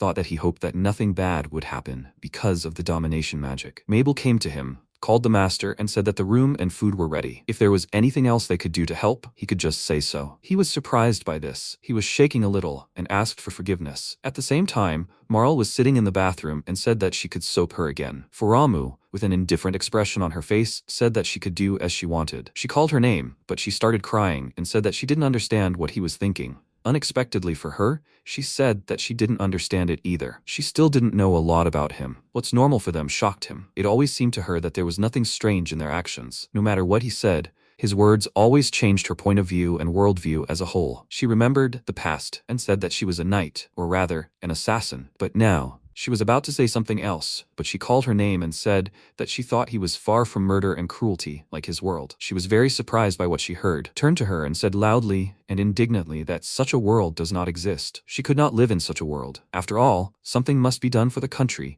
even for children who cannot resist. Marl looked at her sadly and asked what she would like to do for herself. She was surprised by this question, and she hugged her and said that he also does everything possible for her. Did anyone love her? This cruel world has spoiled her because of her. If something is bothering her, she can tell her. Faramu was shocked by this, lowered her head and said that she envied her. Is this her home? She happily agreed and said that she loved her. After that, she came to Mitsuba's room and asked why he didn't stop worrying about everything related to murderers. She thought she was stopping feeling guilty. He turned around and said loudly that it couldn't be that easy for him. Because of him, she went crazy and became unhappy. He was about to say something else, but she interrupted him and said that it was stupid. Despite his strength, he was also human. You can't make everyone happy. He understands that, right? She said that she was a bad person, but still, he tried to help her. Faramu was standing next to the door and eavesdropped on their conversation. 3 days later, Mabel was struggling to reach something on the cabinet and said upset that she couldn't reach it. She walked up to her, took out what she was reaching for, and gave it to her. She thanked her with a happy expression on her face, but was very surprised, loudly called her name, and said that she was their new guest. She was a little confused by this and said that she was a slave, and then she began to loudly deny, asked for forgiveness, and said that she had to go. She remained standing in the same place, looked out the window and thought that it was hard for her to be a slave and a guest. Could she stay here longer and live with them? After all, she had been looking for a home for a long time. She was the third child in a family of knights. She remembered her childhood when she approached her dad and said that she wanted to become a cool knight like him. He leaned towards her, stroked her head and said that a girl cannot become a knight. Is it really so difficult to behave appropriately? She should look at her sisters. She remembered other different incidents from her childhood and thought that she always felt superfluous. She just wanted to find her place and become a knight, to make her father proud. When she grew up, her father called her and said there was a task for her. He threw her clothes and a mask and asked, "Do you know the rules of combat?" Furam thought that with great difficulty she joined the royal army and carried out irregular military conscription. However, she found comrades there and her place. At least that's what she thought until that day. All her comrades died except her. The trial was held in her home country, and her father was exiled and dishonored. All her dreams sank into oblivion. Sometime later, the three of them were sitting in the gazebo, and Marl said that it was awkward. However, the protagonist apologized, which angered her very much, and she said loudly that she had already told him not to interfere in the affairs of the assassins. He was about to say something, but she loudly asked why he was so worried. After all, he suffered because of them. Faramu said that she understood. She was sorry that everything turned out like that. She turned around, pointed her finger at him and said loudly that he just wanted to be a hero. He wanted to say something else, but she walked up to her, put her hand on her shoulder and said sympathetically that she was also a victim. She did this because she was doing her duty. In the end, they both hurt each other. They both calmed down a little, but remained silent, and she slammed her fist into her palm and said that she had an idea. If no one could forgive them, then she would. They were confused about this, and he asked what she was doing. She turned to him and said in a serious tone that she was a princess. He was surprised and said loudly that you can't say that. What will she say about her? Faramu wondered. What did she do that couldn't be forgiven? She said that it was so, although her words seemed meaningless, but in fact it was a very reasonable approach. When she joined the unit, she was ready for anything. They were only taught to fight. But in the end, she lost and passed on all the knowledge she had. She wondered if he could forgive these fears. Then she was badly wounded on a mission. She said that he helped her in a difficult time when she was sold into slavery. She wondered if he would forgive her sins. Although she doesn't like being a slave because of people's attitude, she was clearly nervous and said that this is the reason why her life is vicious. She wondered what her comrades would think if they saw her like this. Right, she can't be forgiven for the death of a comrade. Even though they killed others, they were friends. She started crying and thought that in fact, she herself cannot forgive herself. That's why she drove herself so deep into this problem. MC clenched his hand into a fist, called Marl and asked if she could stop being a slave. She turned to him and said that, unfortunately, it was impossible. This is a punishment for criminals. Baramu gritted her teeth, continuing to cry, and thought that this guy was really strange. He was helping a slave, or rather a former enemy. However, why was he doing this? Maybe it was because of the world in which murder was a strange thing. He got up from the table, called her and asked if they had done something wrong. She could tell her how they could help. He also apologized for ruining her life, her future. He would atone for his sins. She was very surprised by this, and Marl stood next to him and asked if she wanted to live with them. The next day he woke up, left the room, and said that he seemed to be late. He thought that he had thought about it for so long that he ended up not getting enough sleep. He walked out of the hallway and heard someone loudly ask, "Isn't it lovely?" Mabel was looking at Foramu's new maid dress and said that it suited her very well. He was very confused by what he saw and asked loudly what they did to her. Marl said that she was a slave and did not want to be a guest, so they decided that from that day on she would be a servant. He was very surprised by this and asked loudly why she needed this. Jack said that his niece was not coping, so it seemed like a good idea to him. Foramu bowed and said that she was grateful that they understood her. Could she help with anything? She said with an embarrassed face that she wanted to be loved too. He was confused by this and asked what she was saying. She ran up to him and said with a smile that it was just a joke. He was confused by this and thought that, however, it sounded so plausible. That's how she joined their company. The former killer became a servant. Everything was lost. After that, they both went to the market. A man called him and asked, "He is a hero, right?" He turned to him and asked with a puzzled look who he was. The man said that he was from the castle of Calendil and he had an errand for him. The servants came to him, tied him up, and very quickly began to carry him away. Marl was very surprised by this and called him loudly in a worried voice. A maid came to the girl in the castle, called the mistress, and said that everything was ready. The princess came into another room, called him the bravest hero, and said that he should be hers. He looked at her with displeasure and wondered what was going on here. She asked, "He will belong to hers. It is a great honor, right?" Mitsuba broke the rope with which he was tied up, and with a displeased look wondered how this happened. He asked, "Is this another joke of the princess?" "The princess, to whom the kingdom belongs?" Kalanella asked. "Is it convenient for him to talk now?" He said that it was not good. If she had no business with him, then he was leaving. A man should not be in an unmarried girl's room. She looked at him and asked if he wanted to leave so quickly. He should at least have a cup of tea since he was here now. At the same time, they could talk. He still sat back and thought, with a little displeasure, that she said that it would be a friendly meeting, but everything looked different. What was she going to do? He looked at her with distrust and asked why he should be hers. She looked at him with a small smile and said that she was a princess, and he was the bravest man in the last 50 years. Together they could make the kingdom the most prosperous. She walked up to him, pointed her finger at him, and said that it had always been like this. He felt uncomfortable and asked if she could say more precisely. Did she really want them to become so close right after meeting? He thought that besides, their meeting did not happen under the best circumstances. She said with a small smile that she knew a lot about him. She saw him when her father spoke to her. He lived in the castle for 10 days.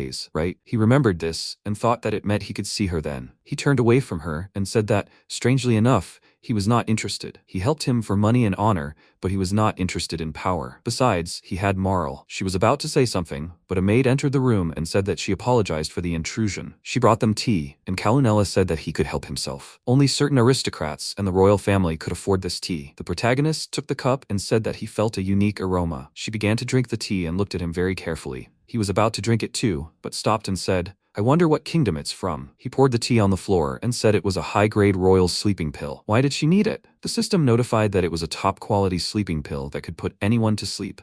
He thought she had decided to use it, but she didn't know anything about it. He said with a frightening look that he had believed that she was interested in his courage. He started to panic, but a maid named Stella ran up to him and, looking worried, said that she was asking for forgiveness. It wasn't her fault. She just got it mixed up because she had a lot of herbs. He thought that the princess was violating her own laws and that was nothing surprising. She was sending people to their deaths. He pushed her away and with a frightening look said that he was offended. Kalanella sat calmly on the sofa and said that it was funny. After this, she wanted him to be hers even more. She called her name and she immediately agreed with the mistress. She took out a pendant emitting energy, and this attracted MC's attention. Suddenly, it began to emit a bright light, which is why he fell to the ground and thought it was a magical tool. She went up to the maid and kissed her. She's a good girl. She turned to him and with a sly grin asked, "What about him? How does it feel to feel the magic of the ancients on himself?" He held his head and thought it was a hypnotic pendant. His body cannot move. Kalanella said that if he immediately agreed to belong to her, but nothing can be done. Maybe they will be friends? She pushed him onto the sofa, sipped some potion, and said that she will do anything to get what she wants. After that,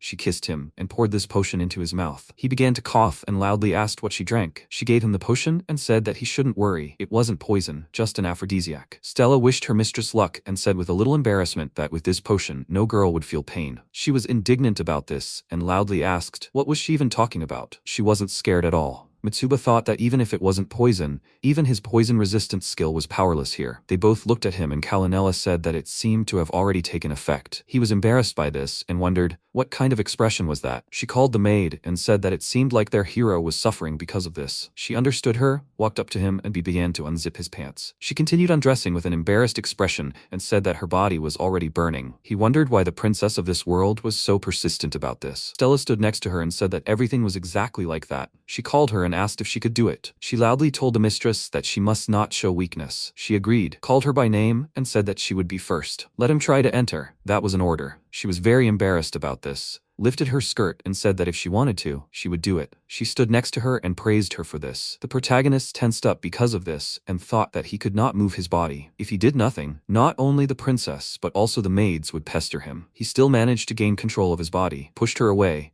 and immediately put on his pants. Stella was worried about this, ran up to her and loudly asked the mistress how she felt. Kalanella was fine, shaking with anger and asked, did he run away? She loudly called him a pathetic coward and asked how he could run away halfway. Won't he, as a man, regret it later? He was very angry about this and said loudly that the only one he wanted to share this moment with was Marl. He called her stupid and asked if she even understood this. She was indignant about this and said loudly that he should take his words back. He looked at her with a serious expression on his face and said loudly that she should give up because he only needed her. They were both surprised when they heard her loudly call him and say that he said well. She burst into the room and with a very serious expression on her face asked, is he okay? When she learned about this from the messenger, she understood everything. It was all her. Kalanella. She looked at her and with a serious expression on her face asked loudly, why she always gets the best? She won't let her get close to the hero. Marl got really angry and said loudly that she only ever wants people and does whatever she wants. That's why people call her selfish. She got upset about this and said loudly that she should stop blaming her. She refused the alliance with the royal Keppel. Ever since she received the letter from her sister, she was offended by her. She was a little confused because of this, looked away and said that she couldn't hear her and didn't know anything about any sister Tanava. MC grabbed his head with a displeased look and wondered if they were going to do something similar to him because of this. Here he is listening to their conversations and wondering if they really know each other that well. They started fighting with each other, and he looked at it and asked if they were really childhood friends. They both turned to him with a displeased look and loudly asked why he even decided that they were friends since childhood. He was a little confused by their synchronized response and thought that they clearly got along well. Santhark entered the room and loudly asked, what's going on here? Kalendil ran after him and loudly asked, what happened here? He saw what was happening, fell to the ground, and he became very worried about it, and loudly called out for his majesty. Mitsuba watched from the sidelines and wondered, what's going on? After the king learned of what happened, he told the hero with a very worried look that he begged him to forgive them. It was all because he didn't watch closely enough. He said that he shouldn't be so afraid. After all, he had attempted on his life so many times, even though he wasn't even from this country. He said that it wasn't just that.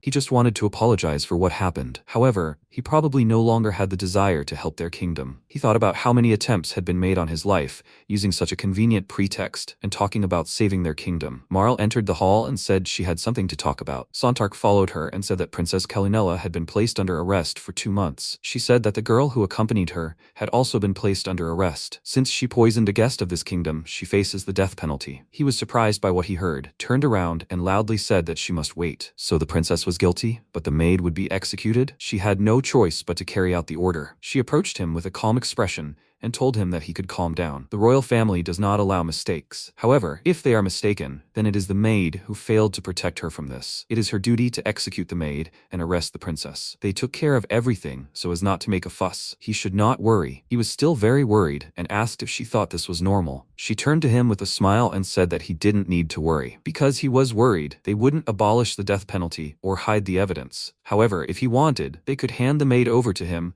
after making her a slave. That's why they had already taken care of everything. She called Sonthark and asked, "She said everything correctly, didn't she?" He tried to hide his tension and said that he was grateful for the hero and the princess's generosity. The protagonist looked away and wondered if the princess and the maid had agreed to such conditions. Calanella lowered her head and said in a displeased voice that arresting her was too much. The hero was just lucky. If he had simply agreed to belong to her, none of this would have happened. He was surprised by this and thought that it was because of her that this happened. No upbringing. Sonthark approached her and said that he would take her to the monastery. They started to take her away and she said loudly that she would not give up until she took everything away from her. Marl paid no attention and said that she was tired. It was time for them to go home. She called the king and said that perhaps they would call it a day. After that, they left the castle, and he asked what nonsense had happened today. She walked next to him and loudly said that she always had problems with this princess. She clung to him, looked at him, and embarrassedly said that, as he had said earlier, he was only for her. This touched him very much, and he thought that she was simply the best. After that, they returned to the estate, where they were met by worried maids. Faramu ran up to them and asked if they were injured. He denied it and said that everything was fine. She sighed with relief and said that when she heard the news, her heart almost stopped. He couldn't believe it, and Mabel said she was very worried. Marl came up to them and said that no matter how strong he was, if something happened, everyone in the mansion would worry. The maids looked at him and said that they were asking him not to act recklessly. He looked at them and thought that since he had the skill of detecting danger, he noticed that the tea was poisoned. However, if this was prepared for her, he would not be able to stay calm either. For him, they were all like family. He approached them and said with a smile that he apologized for making them worry, and he returned. They went inside and went to dinner. After that, Marl went into the room and looked at the bottle of aphrodisiac with a thoughtful look. MC entered the room and said that when they returned to the mansion, he immediately felt better, and he did not even feel tired. He called her, but noticed that she was drinking from this bottle, became worried about it, and was about to ask something. She looked at him, lifted her dress, and said that she was afraid that they would not be able to sleep tonight. Her body was ready to explode from the inside. The next morning, Mabel woke up and said that great, she will try her best today. She called her uncle and Farama, wished them good morning, and thought that several days had passed since she started working in this mansion. She said that she would cook breakfast and uncle would set the table. She asked her to change the sheets in the bedroom. She agreed,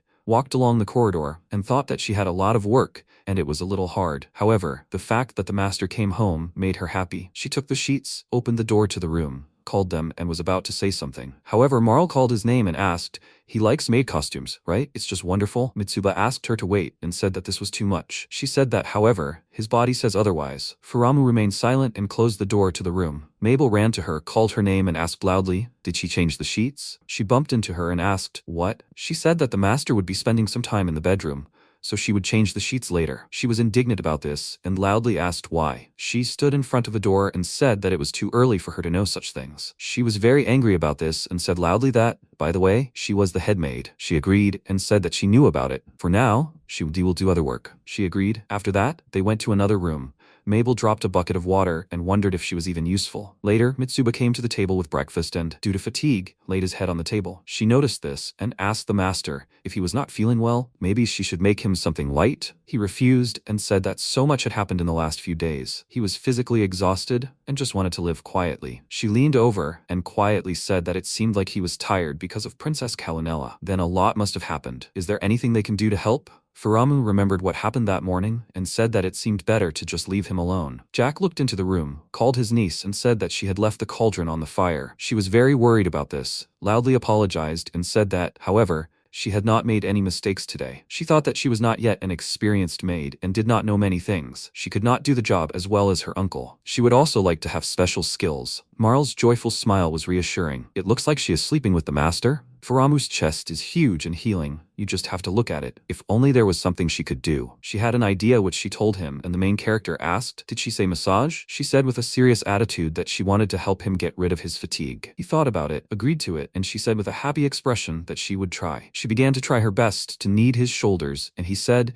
that she could put more effort into it. Otherwise, it felt like she was tickling him. She apologized and said that this was all she could do. He He said that it was normal, after all she was a girl and still a child. She was very upset about this. He noticed this and asked, what about her legs? She could walk on his back. She was very surprised by this, blushed from embarrassment and asked, maid, how will she walk on the master's back? He was confused by her reaction and wondered why she was so surprised. He said that in his homeland, this massage was quite popular. There is nothing strange about this. She does not need to worry. After this, he lay down on the floor and she stood on his back and asked for forgiveness. She continued to step on his back and thought that she was really trampling on the master's back. She called him and asked if she was succeeding and if he liked it. He said that she should step higher and more carefully. She did it and thought that she could feel the temperature of his body with her feet. Unexpectedly for her, he groaned, which worried her a lot, and she loudly asked if everything was okay. He agreed, and she thought that the master was a hero of this country, but at the same time he asked to step on his back. MC called her by name and said that she could not hesitate and step harder. Marl entered the room, wished good morning, but saw them and loudly asked what this was. She heard an explanation of what was happening and said that I understand, so it was a massage. He should not tell her everything that comes to his mind. He was still lying on the floor and said that it was not for her to talk about it. She thought for a moment and said that if she could use restoration magic, she could heal him. He said that even without restoration magic, everything was fine. When the massage was over, he sat down on the couch, thanked Mabel and said that he felt better. She bowed to him with a blushing face and said that there was no need for thanks. She looked at him and thought that today she was able to help the master. He looked at her and asked if everything was okay. She blushed. Had she really overexerted herself? She denied it and embarrassedly said that if he needed another massage, she could do it. He agreed and said that he would definitely ask her about it later. Marl, with a slightly displeased look, called her name and said that she was so cunning. He became worried when he looked at her, and he had a bad feeling. She pushed him to the floor, and he loudly asked what she was doing. She said in a serious tone that she wanted to step on him too, since he liked it. He started hitting the floor and said that it was just a massage, and he didn't really like things like that. Besides, she was heavy. She didn't listen to him, started stepping on him, and asked how he felt. He said that it was definitely different from the last massage. He looked at Mabel with concern, called her and asked loudly why she looked so happy. He loudly asked her to stop and screamed in pain. They started calling him loudly, and she thought that after that, the master said quietly, as if there was no fatigue at all. He had never felt so comfortable being stepped on. Jack looked at them through the open door and asked if it would be nice to join them. Faramu refused and said that she had committed a crime for which she became a slave and also made an attempt on her master's life. He said that he didn't think it was unusual for him to worry about something like that. She looked at them and said that everything was fine. She was happy enough just looking at them. He agreed with her and said that, however, he hoped that strange inclinations would not suddenly awaken in his niece. Sometime later, villagers were running away from small flying monsters and loudly calling for help. Mitsuba raised his hand above his head and used the energy flurry skill. He defeated these monsters. Marl came up to him and said that nothing less was expected of him. With such power, they would destroy the nest of monsters in the blink of an eye. He agreed with a self-confident grin and said loudly that next time they would kill them all. He thought that they suddenly decided to make money in the guild. To find out why they needed money, they needed to go back a little. He woke up in bed and wondered if it was already morning. He didn't want to get up too early. A system window appeared next to him. God wished him good morning and asked if she was disturbing him. They needed to talk. He turned away, tried to sleep, and wondered if he was hallucinating. She said he should stop ignoring her and listen to her. She wanted to tell him something important. There would be a great attack in 2 months. He woke up abruptly because of it, and she said he should save his questions for later. He needed to tell other people about this. He wondered what great flood she was even talking about. Marl listened to him and said with a serious tone that there was nothing strange about it happening. The protagonist said that she should tell him everything quickly. She agreed and said that a great flood is a phenomenon when monsters overwhelm all areas. It usually happens every 2 decades.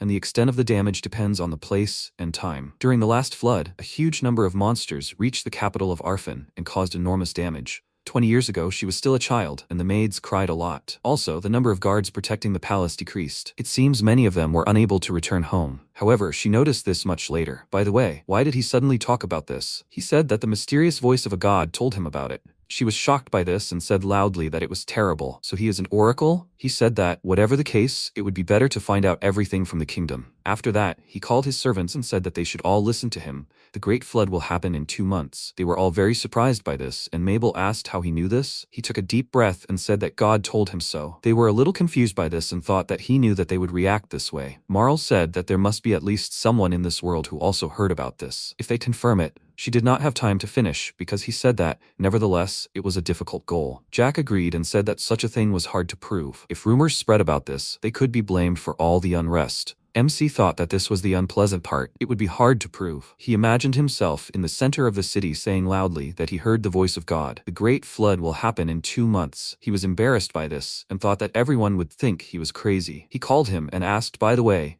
if Leon could make an appointment with Zontark. He said that if they enlisted the Marquis's support, they could also seek help from the temple. Marl said that the capital's temple had enough priests who could hear the voice of God. If he talked to them, the Marquis would not be indifferent either. Mitsuba thought that he was Zontark's vassal. He was confident that he could lead them. Jack said that he would report everything to the Marquis. They could rely on him. He thought that the Marquis trusted his vassal more than him. He said that there were 2 months left before the Great Flood. Now they would begin hunting monsters and earning money. They needed good equipment to become stronger. He thought that by the time the Great Flood arrived, he should have become stronger. Currently in the village of Vieto, Marl turned around abruptly, called his name and loudly said, "Over there is the last one." He pointed his hand at that monster and released a magic beam. She fell to the ground from fatigue and said that she had already lost count. There were too many of them, but they finally finished. He also sat down on the ground, agreed, and said that it was surprising that he was also tired. He used a skill, saw the system window, and said that he wanted to put the entire nest in the warehouse, but there were a lot of materials. She said that these were all high-quality ingredients, and the honey was sweet and delicious. The pupae, larvae, and eggs of the great hornet can be sold for quite a lot of money. He was surprised by this, and said that it would be great if they could sell everything at all. He gave some of the ingredients to the villagers,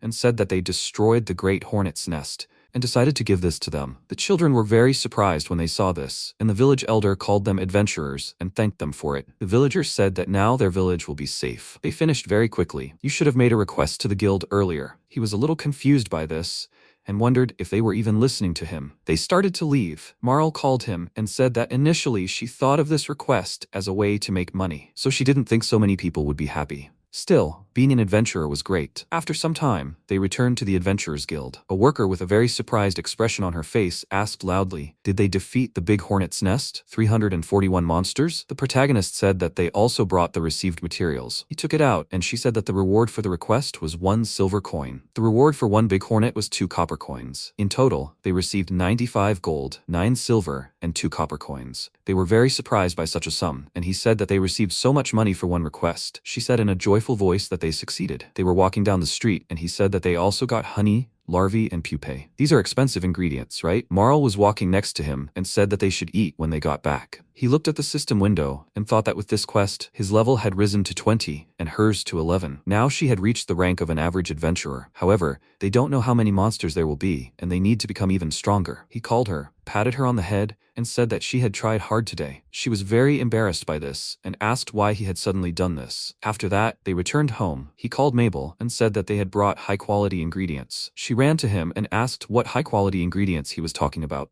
He took out a larva, which he gave to her, which at first surprised her very much, but after realizing it, she screamed loudly in fear. They were both worried about it and called her by name. After that, they gathered in one room. She was standing in the corner and looked at him with horror. He was very worried about it, called her over, and said that he was sorry for scaring her. She refused and said that it was too sudden. Marl was sitting in a chair and said that she was scared by how abruptly it was handed to her. MC called Farama and asked what she thought about it. She, with a calm expression, said that she was fine because sometimes she had to eat monster meat. She and Mabel could cook it if they were hungry. Marl happily agreed and said that it would be delicious. Mabel, with obvious disgust, said loudly that she definitely would not eat it. She asked if when they finished eating they would go to bed. She agreed, and he thought that they had saved up money by fulfilling a request at the guild. Now they needed a good weapon. After some time, Jack came to the Marquess, told him what had happened, and said that at least he said it with a serious expression. Sonpark said that he understood him. They would see what could be done. The next morning after their return, during breakfast, Marl asked if they would also be fulfilling the quest today. Mitsuba said that it would be nice. There is a workshop in the mansion, right? He wants to try making his own weapon. She said that it was a good idea before the flood. By the way, does he have blacksmithing and alchemy skills? He thanked her for the food and asked he had to start somewhere. Otherwise, he wouldn't be able to do this at all, right? After that, he came to the workshop, began to look around, and she entered the room and said that she was interested in taking a look. He continued looking around and said that the alchemy table was next to the forge. He had an idea and asked if she wanted to take up alchemy. She was very surprised by this proposal, thought it over,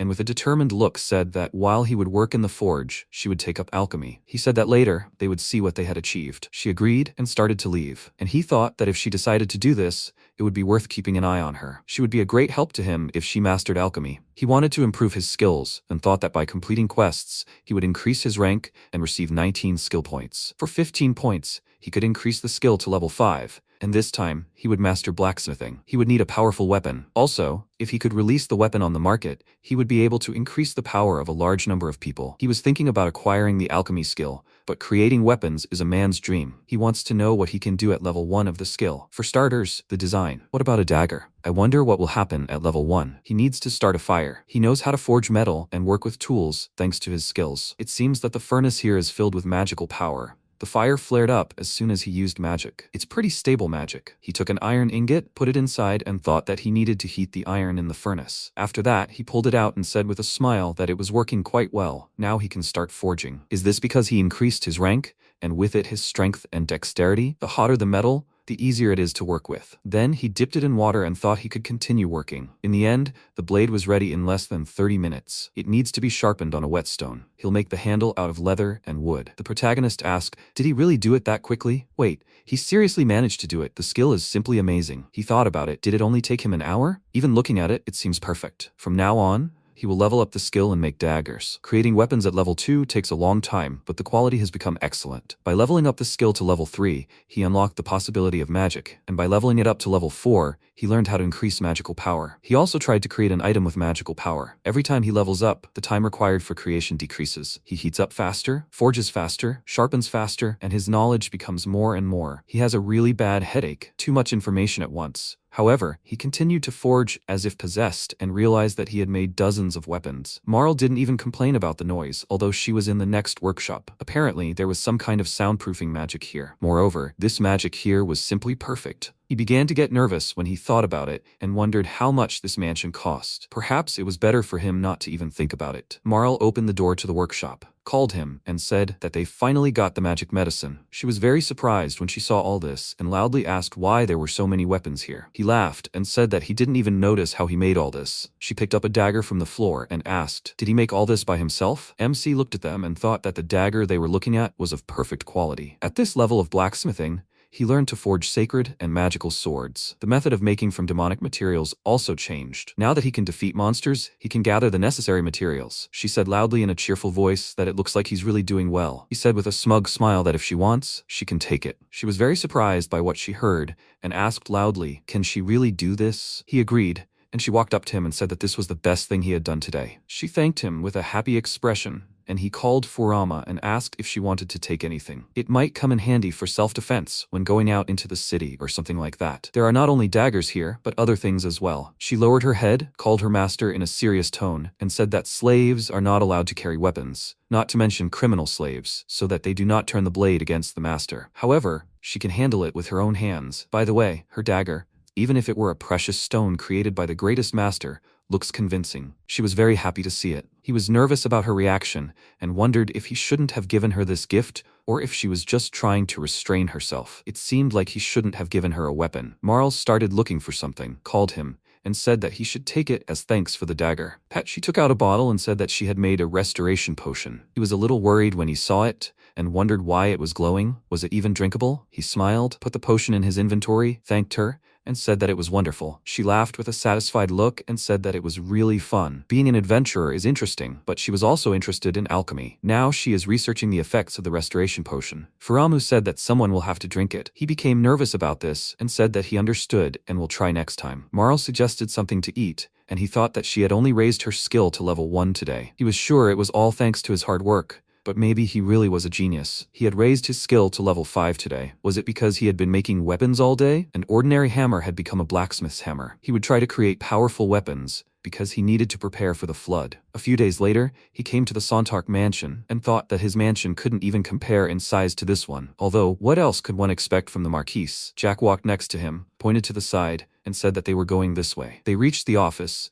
He knocked on the door, entered, and said that he apologized for disturbing them. He had brought a hero here. The Marquise, sitting at his desk, looked very tired, apologized, and asked if they could wait until he finished. Later, they sat down at the table to drink tea and were about to tell the reason for the meeting, but he got ahead of them and said that he knew why they came. Besides, as it turned out, it was only a small part. The oracles in all the temples confirmed his word. Now all countries are exchanging available information. Mitsuba asked, "So this will really happen?" He agreed and said that he was not mistaken. The Great Flood will really happen. He drank tea and said that the scale of the flood varies depending on the place and time. It seems that last time it caused great damage to the capital, right? Are there enough troops in the kingdom? Besides, he is the only hero in the country? Having received a positive answer, he smiled and said that in that case, he had something. He took out a lot of weapons and said that they were sabers that he made personally. Sontark examined these weapons with a surprised expression on his face and said that all these swords were beautifully made. He said that he made a huge batch of weapons to increase their strength. There are about 30 of them here.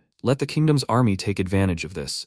It's not too late to implement this into the army's ranks. He continued to examine the swords and thought that sabers would be very useful for the cavalry. He agreed and asked if they would pass it on, but was it possible to produce it for the whole country, not just for the cavalry and adventurers? The protagonist agreed and said that he only made blades, so it would be better to call another craftsman for the hilts. He thought that making a spear isn't that difficult, but he's having problems with the hilt. He looked at the system window and said that if they want to mass-produce magical weapons, they'll need magical tools. He took out the weapons and said that these were samples. Zontark began to examine them and said with surprise that they were also excellently made. It will be great if he continues to cooperate with this country. He feels that they will be able to survive the flood. He thought with a small smile, is he suggesting that he work with this country? He didn't want to give all this away for free. He waved his hand, called him, and said that, speaking of which, he used iron, mithril, orichalcum, crystals, and black steel for the weapons. He was quite forgetful, but a fee was required for producing these weapons. He hoped that they could come to an agreement. He agreed, and MC said that he would quickly make the blades, so they should deliver the materials as soon as possible. Sontark agreed, extended his hand, and said that the army and adventurers would go out to the flood together. He agreed, shook his hand, and thought that the negotiations had been successful. Mabel asked Marl what she was reading. Marl replied that it was a spell book. It could be learned quickly if you had a partner. It was quite ancient. Mabel came closer and said, "Does magic like that really exist? She would learn that too." Marl quickly closed the book and said that she wouldn't give it to her and wouldn't tell her anything. Mabel said, upset, that she was so cunning. Well, she should show her. Firamu stood behind them and thought, right in the middle of work. Marl excitedly called MC and said that he should help her with magic. MC awkwardly asked, what was she suddenly doing? Magic? She wanted to learn magic? Good. Marl continued, besides, wouldn't it be great if she could use magic? Mitsuba said that in her imagination. Right, it's nice. She happily said that it was. She told him that he needed to look. She bought a spellbook. Primitive magic. Anyone can easily learn magic. Primitive magic. MC thought it looked suspicious. He said, if magic is so easy to learn, then there should be more mages. They are quite valuable, right? Marl said enthusiastically that only he could help her here. It's true. Mitsuba said that he understood. He thought, studying magic and alchemy, she was quite ambitious. He would feel much better if she helped him instead of fighting. He told her that he would help. She happily thanked him. She told him that he needed to hold her hands. MC asked, like this? She answered no and said that he should interlace his fingers. He should channel magical power into her. First into one hand, then into the other to spread it. They were sitting on the bed, fully clothed. Mitsuba agreed with her. They interlaced their fingers. Marl said his hands were so big, they were close together. And MC said, and hers are small and cute. She said, then left hand, her right. He should channel his power into it. Mitsuba agreed with her. He thought he would concentrate his magical power in his left hand. Mitsuba awkwardly asked, was something wrong?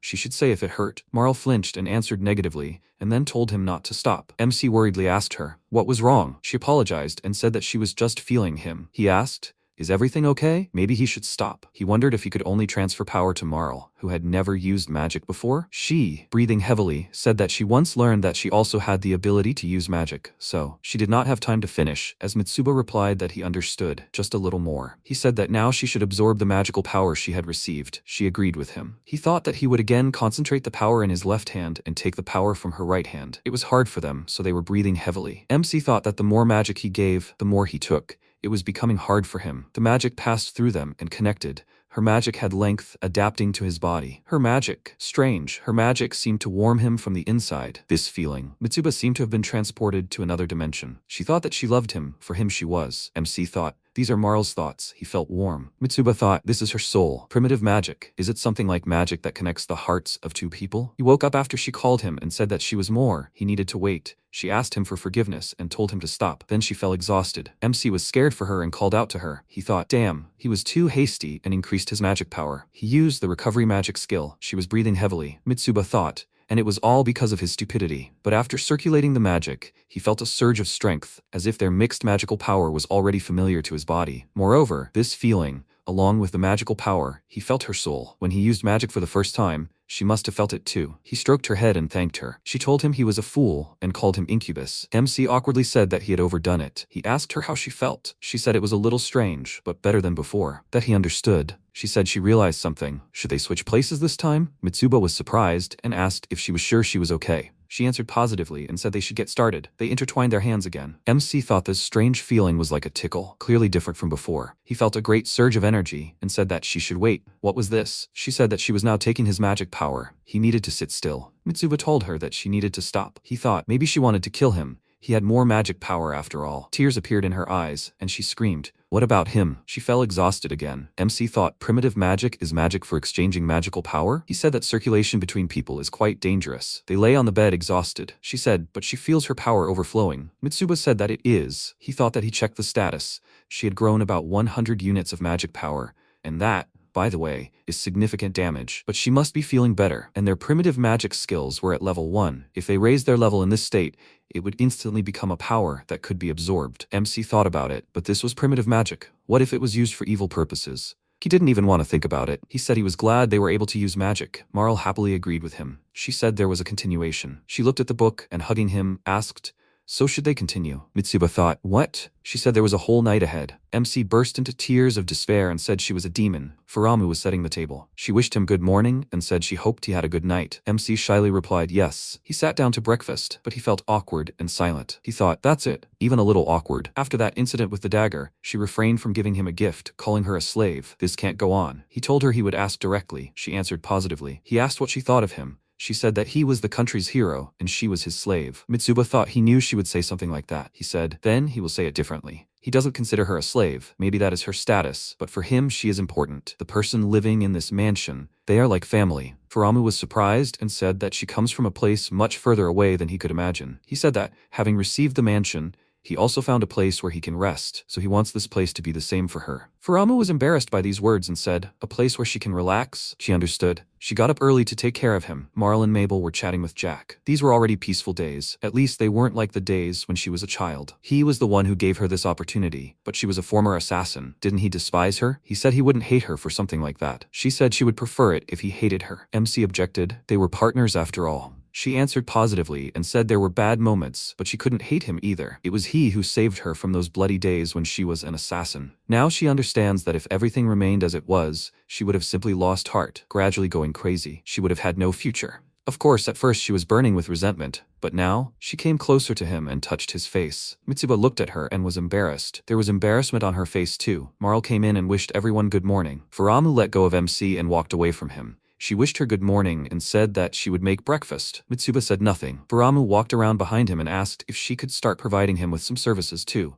MC didn't expect this and choked. Marl said, well, what did she say? Mitsuba, confused, said nothing at all. Nothing at all. He laughed awkwardly and said that he was going to the workshop. He closed the door behind him and fell down. He thought, oh shit, his heart almost jumped out. What kind of joke was that? He shook his head and thought that Marl was his #1 priority, Zontark Mansion. He said that by announcing the start of the flood, he wanted to ask him, the country's heroes, to raise morale. MC didn't answer him, he thought. So he wants him to perform? He asked him to refrain from doing something like that. Mitsuba replied that he understood what he meant. Zontark was surprised and said his reaction surprised him. He thought he'd be angry. He imagined the MC telling him what he'd told him. Mitsuba replied that he wasn't refusing. There was nothing he could do about it now. He was the one who started all this. Zontark apologized and said he understood that their country wasn't in a position to ask him, but he knew that himself. MC interrupted him and said that if something happened to Marl and his friends, the entire kingdom would become his enemy, and they needed to keep that in mind. Zontark replied that he understood and would remember. Mitsuba thought it wouldn't be so bad. He could gain the kingdom's favor this way. What if the reward after the flood was a mansion much larger than their current one? No, he'd get an entire territory and let them just try to ignore his success. Zontark handed him the documents and said, here's the schedule for his performance. Everything could still change. MC replied positively. Then he took the piece of paper to look at it. He looked surprised and said he understood. The problem was Marl. Zontark responded positively and said they had a proposal. Marl held something in her hand and asked, So should he be there too? He answered positively and said, that's all. She asked, will everything be all right? Marl had fled the kingdom of Mislonia because she had no intention of entering into a political marriage, and now she would see them again. He said they should attend Zontark's proposal. She agreed. What was his proposal? Marl was the first princess of the kingdom of Mislonia, a person who deeply respected heroes. After receiving a divine revelation, she left her country, met the great hero, and supported him along the way, just like that. Marl said that the love between a hero and a princess was classic, but it sounded quite beautiful. In the eyes of the people of both countries, they would be like something out of a fairy tale. Someone in the crowd said it was amazing. She continued, but since she had fled without permission, there might be difficulties. But it would be much harder for her family to make a fuss about her escape if she said she had done the right thing. However, they were walking on very thin ice, and there was a chance that the flood would cause chaos. Besides, if she chose a hero as her husband, her engagement to the prince from a neighboring country would be broken, she thought, and all the inhabitants of the kingdom of Calendil would witness their engagement. Mitsuba felt uneasy, and he said that was scary. They could use the performance to announce the engagement too. Marl told him how much she loved him. She ran up to him, hugged him, and said there was no need to repeat it, but maybe she ran away from home, and he helped her. MC, smiling, said there was no need to thank him. Marl said, although he takes everyone as his concubine, he likes them all. Mitsuba said that she was the only one he had. Besides, lately he was thinking about nothing but the flood. They were short of time. She replied that she understood. MC thought, both are true. The hero's speech about the flood. They've already increased their weapons production, but they still have a lot to do. They especially need to make the mansion's inhabitants stronger. Faramu looked at them and greeted them. Mitsuba said they were back. Marl waved and said they were home. MC approached Faramu and said they needed to go to the living room. They needed to talk. She told him she understood. In the living room, Mitsuba said everyone was there. He wanted to talk about the great flood. He thinks the walls of the mansion will hold up, but it is unknown what awaits them. A thief might sneak in through the fireplace, so he pulled out his sword and held it in his hand. He thought she hadn't taken it last time because she considered herself a slave. MC said he was giving her a weapon. She needed to protect everyone while he was away from the mansion. He wanted to hand her the sword, but Faramu was confused. Everyone waited for her to answer. Finally, she said what she had already said. She was a former assassin, now a slave, and wasn't allowed to carry a weapon. Mitsuba approached her and said it wasn't a request, it was an order. Faramu trembled. She said she understood. She would protect the mansion with her life. MC folded his arms and told her not to misunderstand. He wanted her to protect him too. Mitsuba thought maybe she was a slave, but he said that he, a knight of the Calendil kingdom, was giving her an order, Faramu forces, that she must protect everyone in this mansion. Faramu enthusiastically answered yes. Marl and Mabel were in the bathhouse. Mabel asked if she was okay. Faramu had become a concubine. Marl replied that everything was fine. If one day she got pregnant, she didn't want to make MC suffer. Mabel asked, get pregnant? Is that what she's talking about? Marl answered positively and said, after all, she's a concubine. She asked Mabel if she wanted to become a concubine too. Mabel was very surprised and answered in confusion, well, she'll think about it. Marl replied that she understood. Faramu lifted her skirt in front of Mitsuba and said that she would try her best. MC felt very awkward. She climbed on top of him and apologized, holding him by the belt. Mitsuba told her that he was, of course, glad, but her phrases. Faramu asked him if he didn't like hugging someone other than Marl. MC hesitated. She said that he was a man, so he shouldn't worry. He said that he was afraid that he wouldn't be able to restrain himself if that happened. Faramu said that he should pay more attention to him. Mitsuba thought that she was like a demon whispering sweet words. He said that there was no turning back now. She moved closer to him and sat on top of him. She told him how far she would go with him. He lost his mind and pulled his hands to her face. He called her and then they kissed. After the kiss, Faramu said it was awkward. He asked her if she didn't like it. She answered no and said that she was very happy. She kept calling him. About 20 days after they learned about the great flood, MC was very tired. He said that he was dying. Marl came to him and said that he needs to get up. Here's the medicine for fatigue. Mitsuba told her that she needs to stop. She doesn't need to force him to drink it again. She said, well, he doesn't need to be embarrassed. Then she forcibly injected him with the medicine. He thought that lately Marl has been using him to test her potions, like a guinea pig. The poison has no effect on him, but MC has a skill, poison resistance. Mitsuba thought, there are still side effects. Marl asked him how he was feeling. MC replied that he felt unnaturally tired. What side effects did he have? She said that he shouldn't worry, it's just addiction. Mitsuba asked in shock, how can he not worry? He said, well, she should take a look at this. He did a good job, right? He pointed to the many blades he had made himself. Marl answered positively. MC thought, he finally finished making blades for the Zontark soldiers. Blades for a saber, long swords, short swords, and a spearhead. He doesn't want to do anything else. Mitsuba thought that he hoped that he wouldn't have any more work.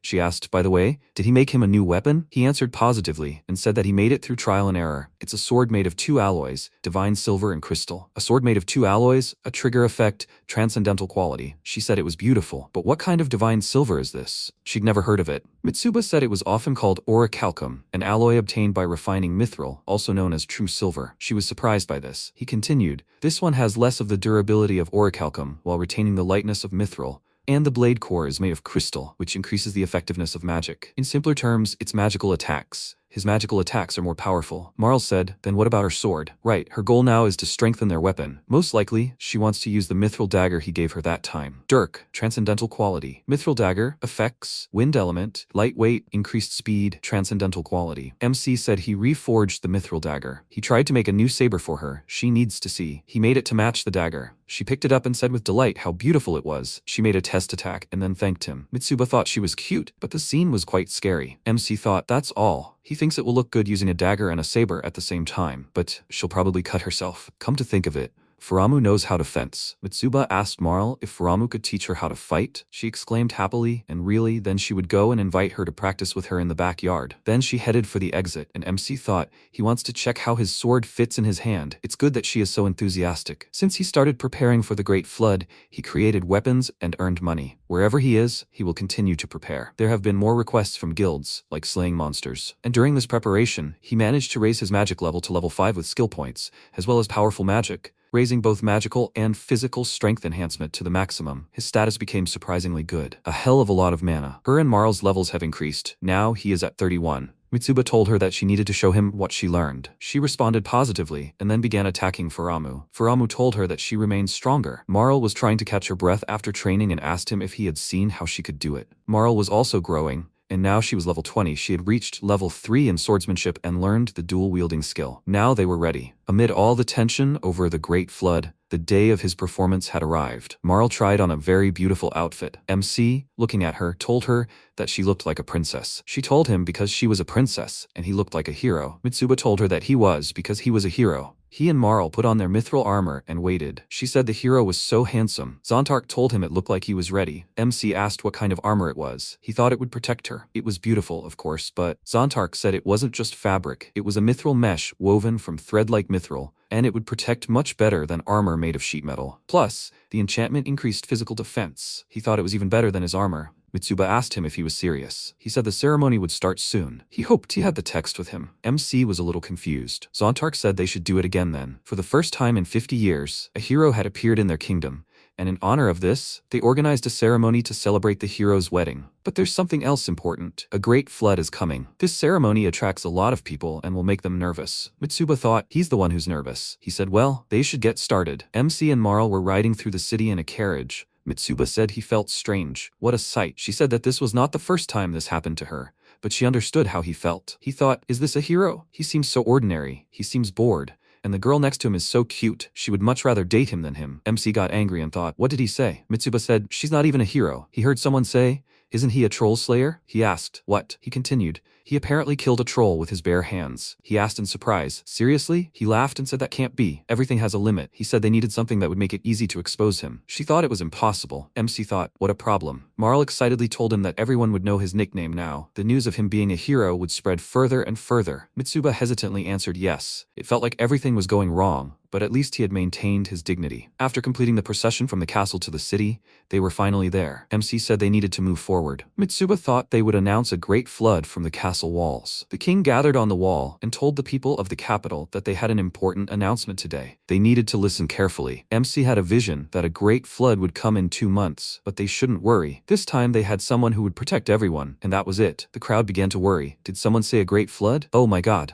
That couldn't be right. The king continued, this is the first hero their kingdom has found in a long time. Mitsuba Toishi. Everyone in the crowd was surprised. The king said that despite only being an adventurer for a short time, the hero managed to single-handedly defeat 3 trolls and earn the title of Troll Scourge. The people of the Kalendil Kingdom should welcome the hero. They have also begun developing and producing new weapons, and their army will become stronger. Also with them is the one who guided and aided the hero in his travels, the first princess of the neighboring country, Marielle Blanc Mislonia. The crowd was awed by her beauty. The king continued, Princess Marl has joined Mitsuba and left her homeland. Now she supports him in all his endeavors. She is truly a saint. And with the arrival of the hero and Marl, their kingdom is definitely experiencing a flood. But he also wanted to remind everyone of the wealth and immense power of their kingdom and its inhabitants. He said they needed to fight for their families and loved ones. The crowd cheered. The king said they would all stand up for Calendil. Zontark bowed and told the king he had delivered his speech beautifully. The king sat on his throne and then exhaled. Mitsuba laughed. Marl told him he shouldn't laugh. She herself wouldn't be able to hold back. He apologized and said she was their saint. Mitsuba thought it was too strange to call someone a saint who jumped on him on the very first day they met. Maybe he should change the meaning a little? They even called him a hero. They walked along the wall. She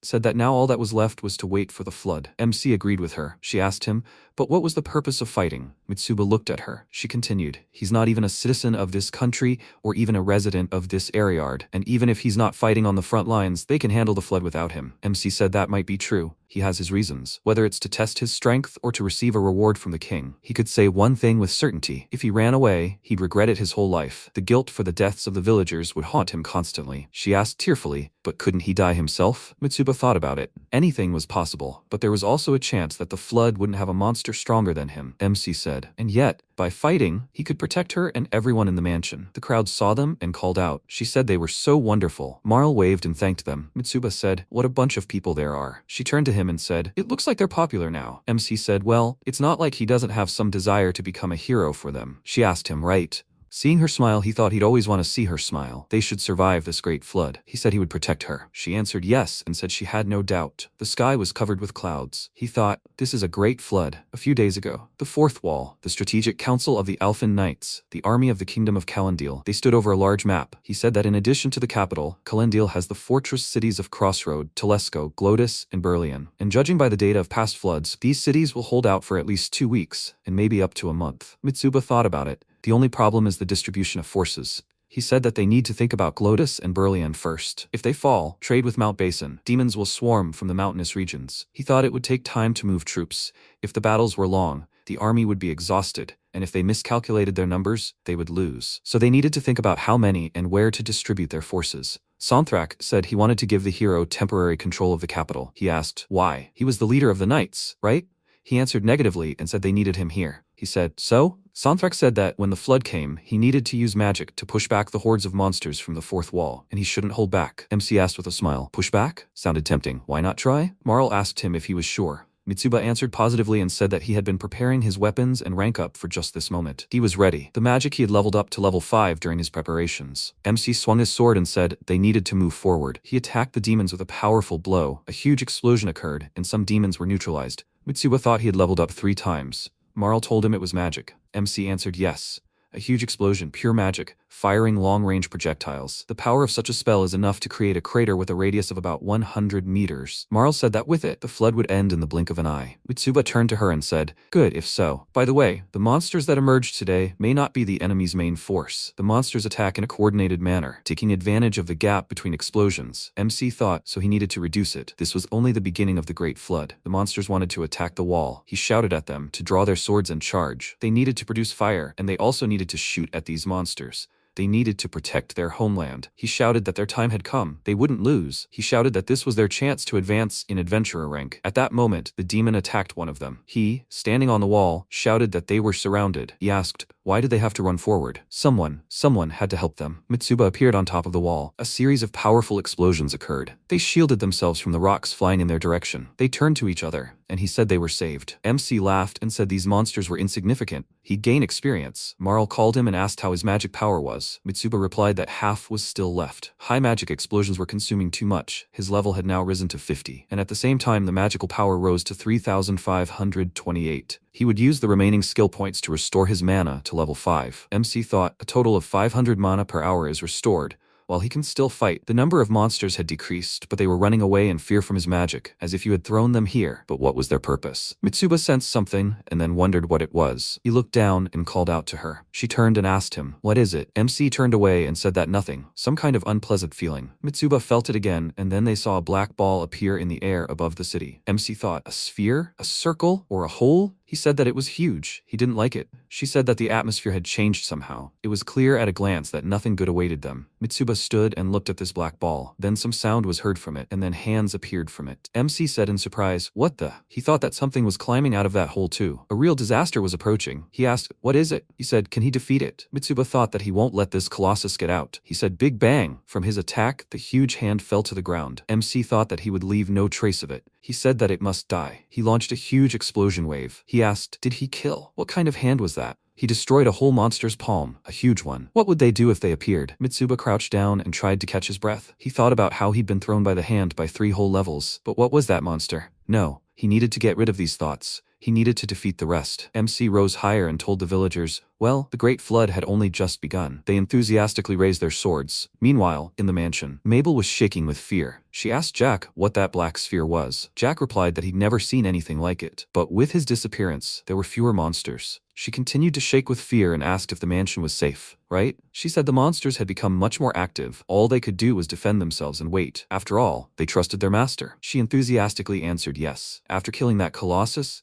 the monsters stopped attacking, and by midday, everything was quiet. Most likely, it was that monster who led the others to attack the capital. At 29, he wanted to live in another world, a free one. They set off for the royal capital to save another city. A few days later, they arrived at the fortress city of Berlian, which is located west of the royal capital. Acquiring the riding skill too, he said that the hero is capable of going anywhere. A large dragon appeared and roared. He shouted, "Dragon, there's a dragon." Marl trembled with fear and said that it was simply wonderful. A dragon, right? Mitsuba said that the dragon can breathe fire. If she's afraid, he'll deal with it. He turned to her, patted her head, and told her to wait for him here. She said, "How can she? Will he go alone?" Then she would too. MC said that he could handle it himself. She asked fearfully, "With the dragon?" Mitsuba said that was a fun victory. She told him that they wanted to get there first. MC attacked him with a wind glass skill. He directed powerful streams of wind at them. He thought, before defeating the dragon, he should first get rid of these monsters. He used the line of light skill. He was gradually succeeding in destroying the monsters. However, the dragon turned, saw this, and roared. It attacked Mitsuba. He thought, so that's how it turned now? He shouted for it to do it. MC thought he was starting to like it. The dragon rushed to attack.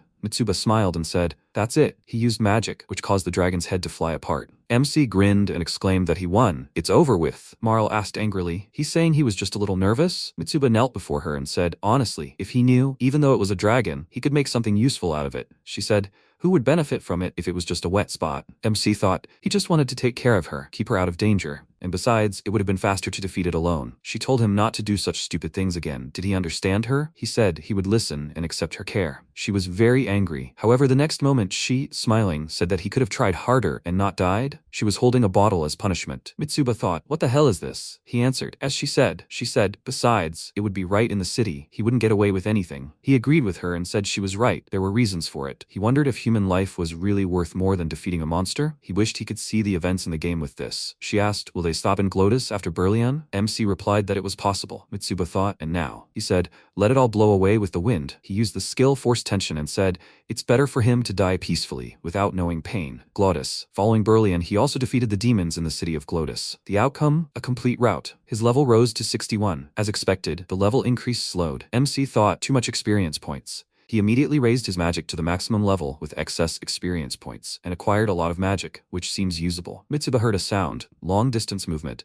When he suddenly teleported to the royal capital, Marl was quite surprised. She asked, is this the capital? What is this? This is not an illusion, right? The troops began to move quickly, using the transition gates. He said, wow, so they don't have to carry heavy loads? He said, how convenient. The royal capital of Alphen. Marl stretched from fatigue and said that they felt like they had been fighting forever. They could at least rest a little thanks to the transition gate. What should they do? They would return to the mansion the same way? She wanted to take a bath. MC stood in front of the gate. She called him. He turned to her and said that he would head to Crossroad. She was surprised by this. He said that according to a report from the Crossroad Knights Order, which belonged to the royal army, they were currently besieged all day by crowds of demons that had grown wings. Their numbers were increasing. He needed to take some action. It wasn't enough to defeat all the demons, but it seemed the number of wounded was also increasing, and their strength was greatly depleted. She said loudly that he needed to wait. Crossroad, the innkeeper they had taken care of, and all the members of the Adventurers Guild, what about all of them? Then she would go too. Mitsuba answered negatively. She asked him, surprised, why? He replied that she didn't need to go to such a dangerous place. The appearance of demons, the number of wounded, and finally what she needed to think about, those hands. She trembled in confusion,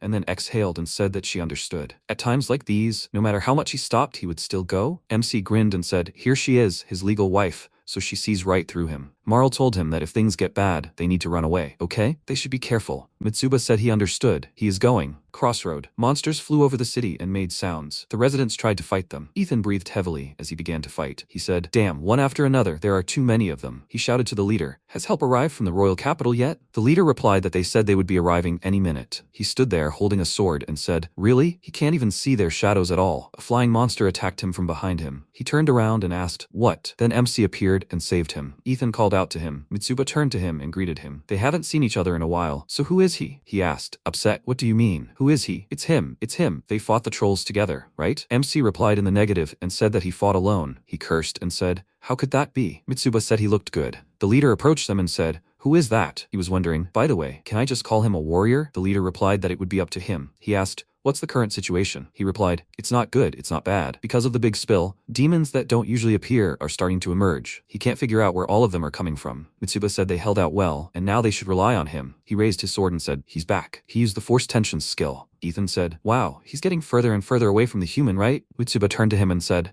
"So he's a warrior, right?" he asked. "Is that a question?" MC smiled and said that anyway. "If they don't get over the spell first, it won't be history, right?" Ethan looked at him, then stood next to him and agreed. And thought, this feeling. A black orb appeared behind them. They turned towards it at the same time. Mitsuba thought it appeared. He said, "Scan, magic power sample 43, doubling the amount of magic." The feeling of danger was sounding the alarm in his head. He told them that they should run. Ethan asked him, what was he talking about? Does he understand that a warrior like him has the strength equal to the strength of 1,000 men? MC said loudly. He told them to get out of here. He drew the orb towards himself. Everything happened in an instant. It attacked MC. They turned and called out to him. Scanning, destroying magical template 343, magical power reserve XX. Mitsuba was injured. He thought, did it really appear? A black sphere. MC was racked with pain. He cursed, trying to get up. He called out to him. He asked him, is he okay? Mitsuba thought that everything was bad. He didn't know if he could fight in this state. If the enemy appeared in the capital, not yet. Before that happened, he would strike the black sphere. MC raised his sword up and used the skill maximum explosion. He thought, what is this black spear? MC parried the attack and thought, was this really supposed to happen? He said that blows were flying at him. He thought, this means the entity is still alive. A strong gust of wind appeared in front of them. An order was received from headquarters to eliminate everyone trying to upset the balance. A huge lion appeared. They must be eliminated. MC asked, what is this entity? He shouted that they needed to protect the warrior. They said they understood. MC told them there was no need. He wondered if his opponents weren't just ordinary adventurers. The lion attacked them. Then it walked forward and noticed MC. He told him to let him demote adventurers below rank A. He called out to him. Mitsuba stood in front of it and thought, magic pattern number 343, those who are trying to destroy the balance? Damn, he doesn't understand what this is all about. MC prepared for battle. He wondered if that meant it was targeting him. He wondered how much magic power he had left. If some parts of him were damaged, was it because of the maximum explosion? He understood, so his attack was working. The lion prepared to attack, and the next second, it simply disappeared. Mitsuba was confused. He thought, then the gap between the unexpected speed and the strange sensation delayed his actions for a moment.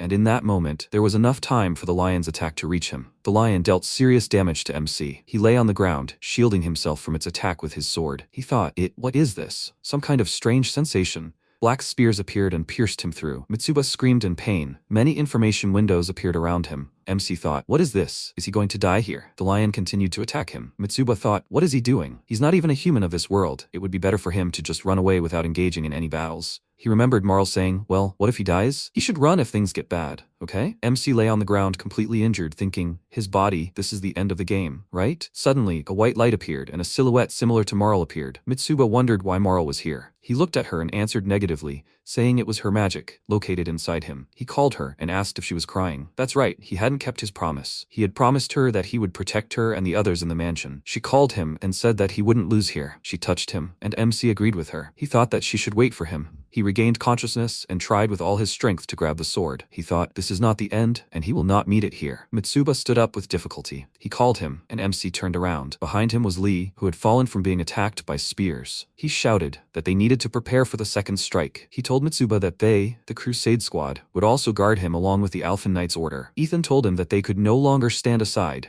MC rejoiced and thanked them for the covering fire. The next second, he charged. With each strike, the lion roared incessantly. Mitsuba thought, again, the essence of that strange feeling was hidden in his attack. Suddenly, MC noticed something. It struck the ground as Mitsuba had managed to jump back. MC thought, so that's how it is. His movements are completely silent. Moreover, When he runs his paws along the ground, they don't seem to rise. This was the reason for his strange feeling. Even if the situation is under control, it can be resolved. Now he will fight back. Mitsuba used regeneration magic, and all his wounds were healed. Even if his movements are silent, that doesn't mean his tracks disappear. MC exhaled and thought that then, using the skill of seeing tracks, he will track the black lion and attack him faster than he himself makes any movements, moving in a short time. The lion roared again and looked at Mitsuba. He shouted at it what it needed. MC dealt the lion multiple blows. It jumped back, clawing at the ground. Mitsuba said he needed to repeat this again and again. The lion charged again. MC said, "What does it think it can devour?" He parried the lion's attack. Black spears appeared again, but this time MC parried them. Then he charged and said, "That's not all." Mitsuba dealt the finishing blows. The lion's body was cut into pieces and its head suddenly began to laugh. MC approached this and ordered to answer. Who the hell was he? Magic Pattern Resolution 343, that's what he said. Was he sharing information with the hand that appeared in the capital? Besides, he heard the word headquarters. In other words, it was the unit that gave orders to the Black Lion and the hand. What does this mean? What does this headquarters and those who want to destroy the balance mean? Mitsuba pierced his head with his sword. The battle log transmission stopped. After that, the sky cleared again. MC screamed, "No, they are causing great chaos. Attacking every country, reducing the population, those who want to destroy the balance. Who are they? And what is their goal? Who? What should he fight first? It's not some monster or units. Most likely it's something more." He ran up to Mitsuba and asked if he was okay. He hit him, to which MC said it hurt. Ethan said if he could hear that he was so reckless. Mitsuba said it hurt, it's his fault. He thought anyway, he was able to protect not only Marl but also everyone present. That's enough for him now. After a fierce battle, they parted for a while. MC thought that when he looked around, the number of monsters had decreased significantly. It seemed that the mixed army had destroyed the monsters on the battlefield while he was fighting the Black Lion. The battle was decided. Mitsuba said that so much had happened today. He was so exhausted. He sat down on the grass, breathing heavily. He thought, maybe because he had forcibly restored his wounds with magic, his whole body ached. MC remembered something. He tried so hard and he didn't even drop a single valuable material. Mitsuba thought that even though his level had increased to 2, he said that he had been watching him. He was so cool. He said, "It's nothing. You have wounds." He asked, "Is he okay?" He shouted that they should bring him to the emergency room. MC answered in the negative and said that he didn't even have a scratch. Lynette shouted, "What is he talking about? He's covered in blood, isn't he?" Mitsuba said it was fine. He wasn't in pain. Lynette said he needed to take off his armor then. MC awkwardly said they shouldn't touch his chest. He was straight after all. Lynette said it looked like he had a lot of wounds, but he didn't really have any. Mitsuba said, "Well, that's right."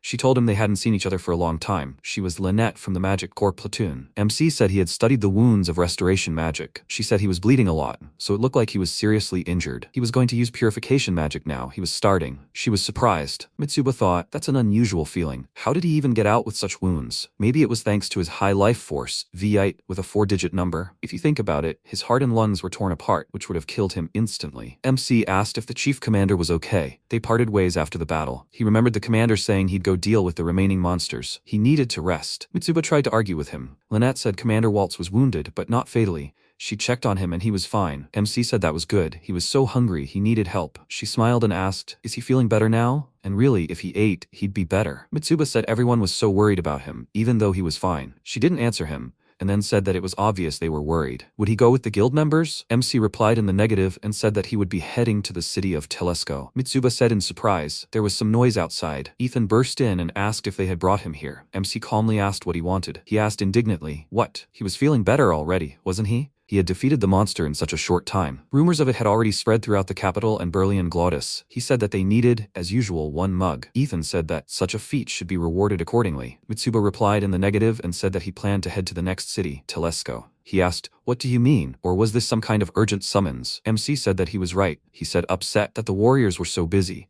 Mitsuba agreed with him and apologized. He said just 1. He agreed with him and said as he said. He poured him a drink and said, "Well, that's good work. He defeated a pretty strong monster. So welcome back to Crossroad." Ethan told him how good it was that he was the warrior of this one. MC asked why he was so harsh. He replied that he just thought that the fact that the guys could laugh like that was all thanks to him. He thanked Mitsuba and said that he was very glad that he could fight side by side with him again. MC chuckled and asked, "What, was he drunk already?" Ethan replied that maybe so. Mitsuba said, by the way, he almost defeated the monster by himself, didn't he? Ethan angrily said that it was so typical of him. They laughed, and then MC said that all this was so nostalgic. Ethan agreed with him. Now, before he reached the next town, maybe he should improve his skills. He raised the magic level of the 4 attributes of earth, water, fire, and wind to a maximum of 5. Using the skill points he gained in the battle with the Black Lion, an information window appeared. Fencing 5, combat 5, Greatsword 5, Archery 5, Shooting, Magic Technique 3, Fire Magic 5, Water Magic 5, Earth Magic 5, Pure Healing Magic 5, Primordial Magic 2, Barrier Magic 3,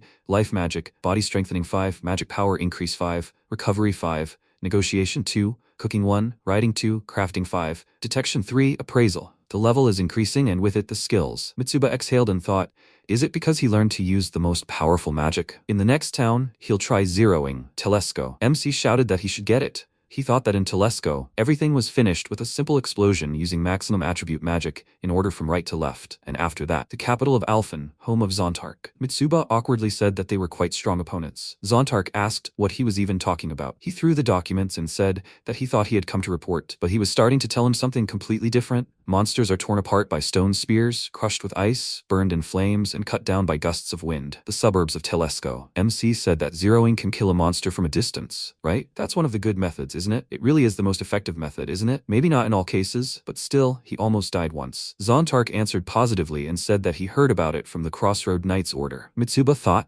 right? The reason he was in such a huge problem was because he had used up too much magic to transport the war supplies. If it weren't for the exhaustion of his magic, he would have completely crushed the Black Lion. Honestly, he'd be much more effective at destroying the monsters if he attacked alone and turned a vast area into a wasteland. MC said the reward could be paid another day, and it didn't matter to him whether it was ore or alchemical materials, and it was best for him not to be greedy. He bid him farewell. Zontark thought, and truly he should undoubtedly admit, that since the absence of warriors from the Calendil Kingdom, this was the fastest end to the massive flood, with minimal casualties in the shortest amount of time. This was also a great success for Mitsuba. MC thought that with this, the hand and the Black Lion seemed to have disappeared. Now signs of calm could be seen, as monsters began to appear less frequently in various places. The next day, the king addressed the people of the kingdom of Calendil. That's right, the great flood is over. Mitsuba returned to his mansion. He opened the door, and Faramu and Mabel were surprised by his arrival. But then they bowed. MC walked past them and waved. He entered the room where Marl was sitting. She saw him, and the cup from her hands fell to the floor.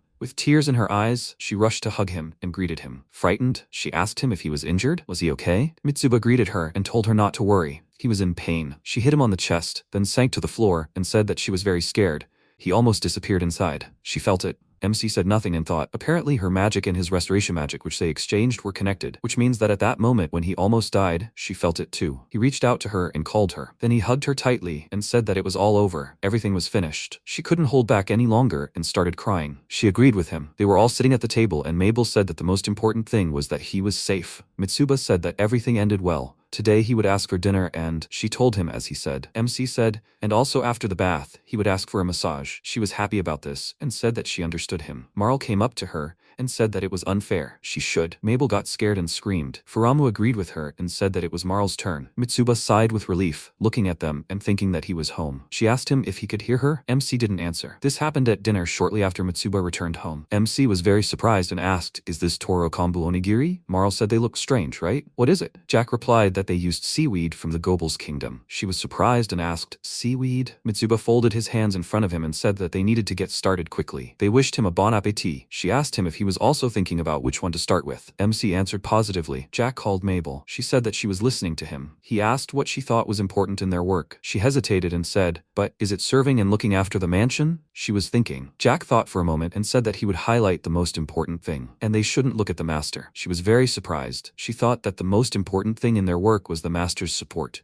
She saw Mitsuba eating and crying at the same time. She thought, tears? She asked, why? He said that this ingredient, which the master had inquired about earlier, was added to today's products through daily repeated research. MC called Jack. He said that he was listening. Mitsuba continued. With the warm rice and the taste of Toro Kombu, he was able to reproduce the same wonderful taste of the onigiri he ate in his homeland. Jack bowed to him and said that the most important thing was that he liked it. He thought, and also what the master needs after the end of the Great Flood is absolute healing. MC agreed with him and thanked him. It's simply perfect. Marl happily said that it was so delicious, and the onigiri themselves seemed to melt in your mouth. If he felt that this was the taste of those onigiri from his homeland, then there could be no mistake. Mitsuba asked her if she liked it too. He thought about it, but he couldn't be satisfied. She said that if it was so delicious, then they could experiment with other ingredients. Jack tensed a little. She told him that there was anything else besides this. MC said, that's right, you can also add soy sauce and miso paste, and you can also make white rice with nori and natto. Jack didn't answer. Mabel asked him if something was wrong.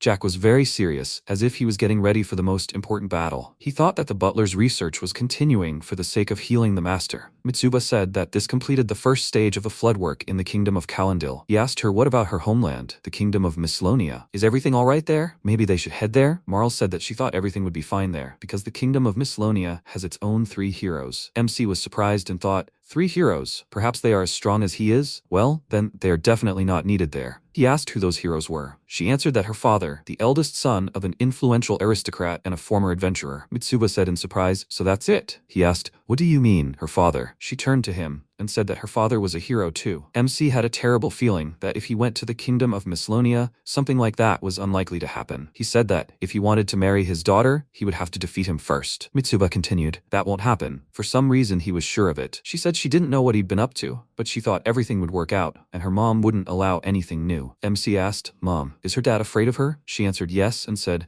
her dad would never cross her. Mitsuba was surprised. It occurred to me that even the bravest heroes and kings had the same dynamic in family relationships as anywhere else. The next moment, she looked at MC, then pestered him and asked, he wouldn't cross her either, right? Mitsuba was very surprised and embarrassed. He said, who knows? She answered him. But MC thought they hadn't spent such a carefree time in a long time. There had been so much to do. Now that the flood was over, it was time to check the status. Check Marl's status. Activating analysis skill. An information window appeared. Marl, level 025, real name, Marielle Blank, Mislonia. Skills, Etiquette 2, Fraud 1, Danger Detection 3, Acting 1, Negotiation 3, Shooting. Titles, Crown Princess of the Kingdom of Mislonia, second in line to the throne, Runaway from Home, Rookie Adventurer, Incompetent Adventurer, Villainous, Swordsman Adventurer, Seasoned Adventurer, Entry-Level Alchemist, Entry-Level Mage, Succubus, Hero's Follower. Mitsuba thought, well, he should take a look. When they first met, she was level 2, and when she only managed to reach level 25, thanks to her persistence, she managed to raise her swordsmanship to level 3 in such a short time. Magical Martial Art 1. The School of Two Swords. Although her father's genes clearly helped her master the magical martial arts and the School of Dual Swords, it seems she's always had the makings of an alchemist and a mage. Air Magic 2, Water Magic 2. Just think what skills she's acquired while mastering primal magic. Indeed, people who possess third-tier skills are called professionals or elite, nothing less. Alchemy 3, Primal Magic 3,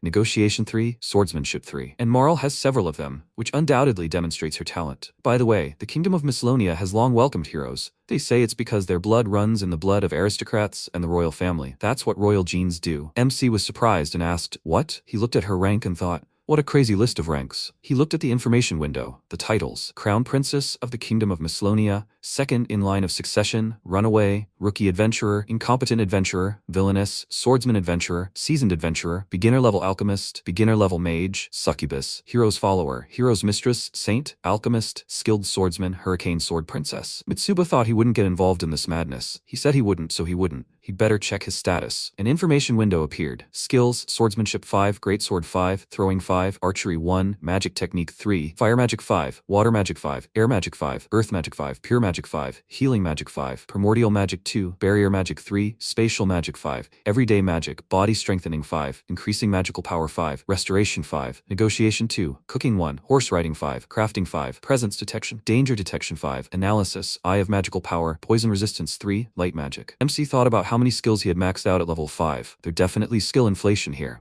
So what should he do with the remaining points? He doesn't need to reset them, especially since he's already accumulated some. In addition to 4-element magic, he's leveled up Writing and Presence and Danger Detection to level 5. Information in the info window. Writing 5, Presence Detection 5, Danger Detection 5, Throwing 5. Mitsuba thought that in addition to 4-element magic, he's also leveled up Writing and Presence and Danger Detection to level 5. And yet, even after leveling up these skills, he still had 177 extra skill points. MC thought about it, but he defeated so many monsters during the flood.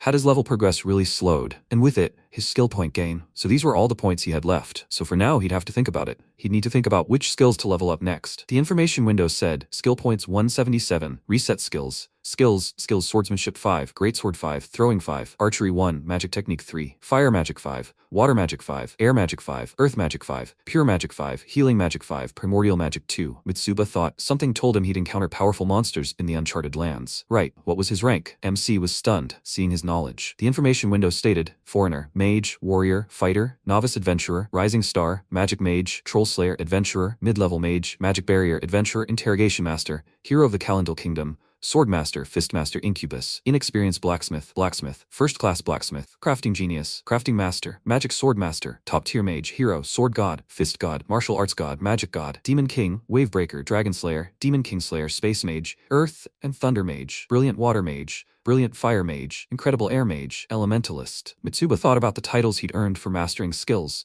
the titles he'd earned for his services, the titles others had bestowed upon him, also different. He understood the titles of Hero or Demon Slayer, of course, but why call him a Demon King? A 29-year-old bachelor became a Demon King in another world? The information window appeared again. Demon King? He'd reached level 50. He'd absorbed many souls, which was how he'd become so strong. Demon King Slayer, earned by killing a level 50+ Demon King. Incubus, instead of directly interacting with creatures, absorbed their mana in a different way. Executioner, he'd killed over 5 condemned humans. Wavebreaker, earned by solving the flood problem. Elementalist, earned by mastering the 4 major elements. It unlocks mixed magic. MC thought, so that's how it is. Some titles can be earned by leveling up. Now he understood something, but he still hadn't received any useful information about the source of the flood. He should go to bed. He had a lot to do tomorrow. However, he had forgotten about Mabel's massage. Jack asked her what was wrong. She sat with tears in her eyes and said, but the master had asked her to give him a massage. She had been waiting all this time. Jack exhaled and said she would do it tomorrow. But today Marl wouldn't give up her seat. She asked, so another time? Jack replied, another time. Mariel waved and said, she's leaving. Mitsuba told her to be careful. Today Marl was going to the royal palace to gather information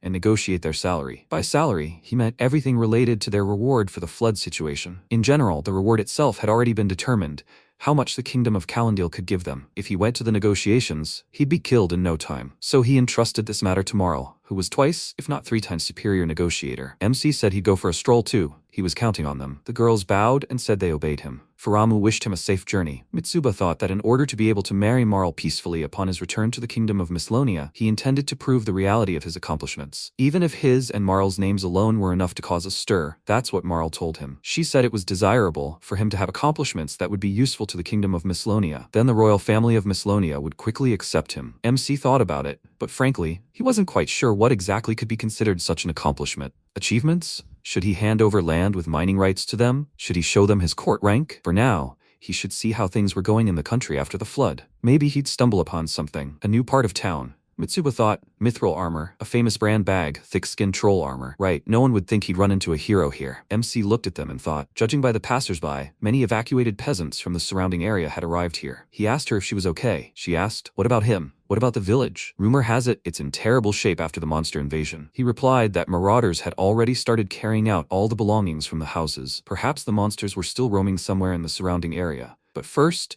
they needed to rebuild the capital, so for now, they couldn't return to the village. Mitsuba didn't answer and thought, well, right now, they're still just trying to determine whether the evacuated villagers will be able to return to their homes, let alone those living in big cities. The sign said, Guild Mission, Territory Investigation, Recruitment, Wanted. MC continued thinking. Everyone wants to get back to their old lives as soon as possible. By the way, how are things in the village? He helped get rid of the giant hornets. Mitsuba took a step forward and thought he really should take a look. He looked around and said, long-distance portation, teleportation. He turned the corner and wondered what happened to the village. Then he entered the portal. The wolf said, human, with a displeased expression. MC looked at him but said nothing. The wolf held a sword in its paws and said that he shouldn't make any strange movements if he wanted to return alive. Mitsuba still didn't answer him. He noticed some movement and turned in that direction. The wolf shouted at him that he needed to stop. MC saw 2 girls. One of them told him not to come any closer. Mitsuba reached out to them and said, healing magic. The girls were very scared, but their wounds were healed. She said that their wounds were healed. The wolf asked in surprise, what? Healing magic? Who the hell was he? MC turned to him and apologized,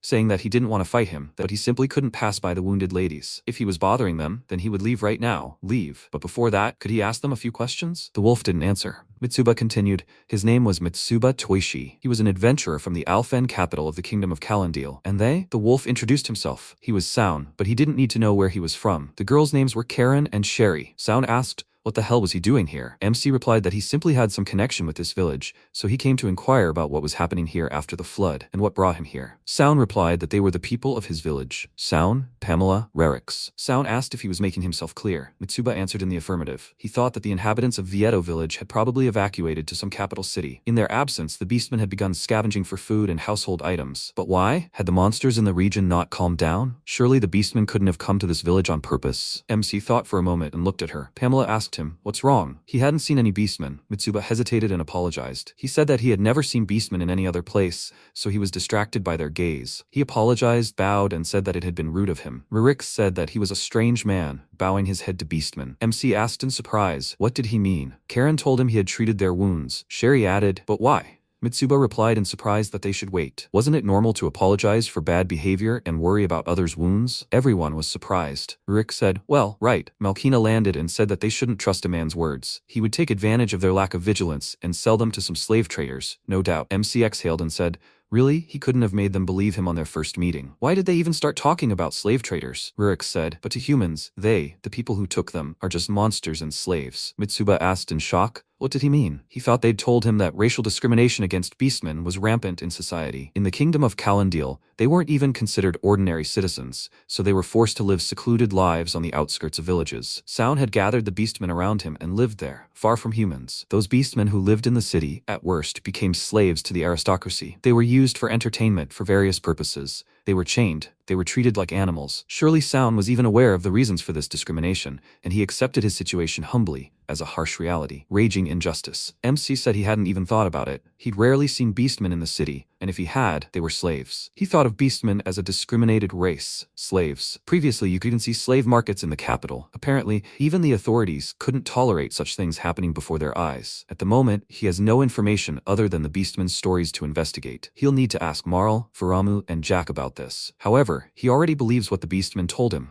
Unfortunately, they have no choice but to become marauders, all because of blatant discrimination and a lack of support from the state. Now their lives depend on it. Mitsuba said that much was clear to him now. He thanked them for their explanation. He asked if there was anything he could do to help them. Malkina pointed arrows at him and said that they didn't want to mess with them humans. Therefore, he needed to get out of their sight. MC said that she needed to stop. They could talk. She shot him and told him he needed to go. Mitsuba caught an arrow that was flying straight at his head. Malkina was surprised and asked, "What him?" She fired several more arrows at him, but he caught them all. She was confused and asked, "What?" Rurik said he couldn't watch it. He caught all the arrows as if it were some kind of joke. Pamela said he would have to accept reality. Malkina asked, What is he even like? He's not just an adventurer, right?" MC scratched his head and apologized for not telling them. "He's the hero of the kingdom of Calendil." Malkina asked, surprised, What's a hero doing in a place like this?" MC replied that he was just nothing special. He said he was okay. They were about to be slaughtered. Mitsuba said he could actually hear them. Karen looked at him and took a step towards him. Malkina told her she shouldn't get close to the man. It was dangerous. She said everything would be fine. Considering he was so strong, he would have harmed them long ago if that was what he really wanted. Malkina was still tense. Rurik said, and indeed, he would have slaughtered them long ago. Malkina said, and he too? Karen approached him and said, he wouldn't hurt anyone, would he? MC was a little surprised, and then he sat down and answered negatively. Karen said, okay then. She introduced herself. Mitsuba asked her, who is this? She has no tail or horns. She's a human, right? Karen said that this is the best archer in their village. Malkina, she's not a human, but a forest person. MC asked, a forest person? Oh, that means she's an elf. Karen said that Sherry was standing next to her. Sherry introduced herself. Mitsuba told her that he was pleased to meet her. Right? They'll have lollipops?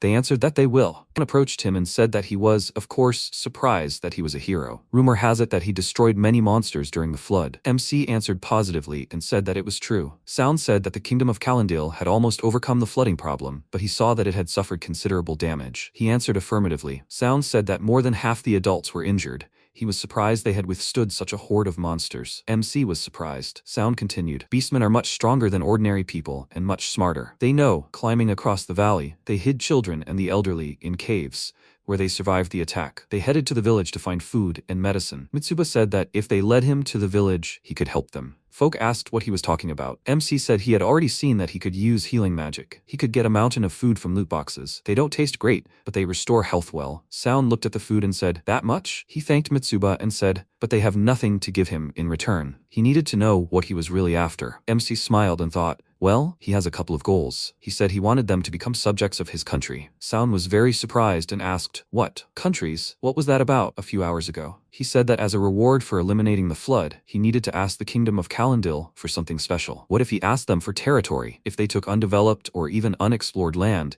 they would surely give it up easily. Marl said that handing over territory, even if it was unexplored, would be the highest concession from the state. But for the kingdom of Calendil, such a reward would also be a good way to save face in front of a hero who had done them many favors. He said, but would they be able to ask for such a bold reward without humiliating themselves in front of Calendil? Marl paused and mentioned, by the way, about the uncharted lands. She thinks it's the outskirts of the Great Sea of Green. The territory is vast, and there are plenty of monsters, so Calendil hasn't really built a road there. They say that because of this, traders with the Kingdom of Mislonia have to make a huge detour around the forest. Since the area borders Mislonia, they'll have to negotiate with them as well. The Kingdom of Mislonia, the Great Sea of Greenery, the Kingdom of Calendil. MC wondered if they could cut through the forest, cutting the distance to the Kingdom of Mislonia in half. So, that would be his achievement for his wedding with Marl. Step 1. He needed to obtain land. Step 2. He needed to pave a road for trade. Step 3. He needed to receive the Kingdom of Mislonia's summoning. Marl said that was all for today. She closed her book and said she would go and see how willing the Kingdom of Calendil was to meet their demands. Mitsuba replied that he was counting on her. She waved and said she was leaving. MC thought that when she returned,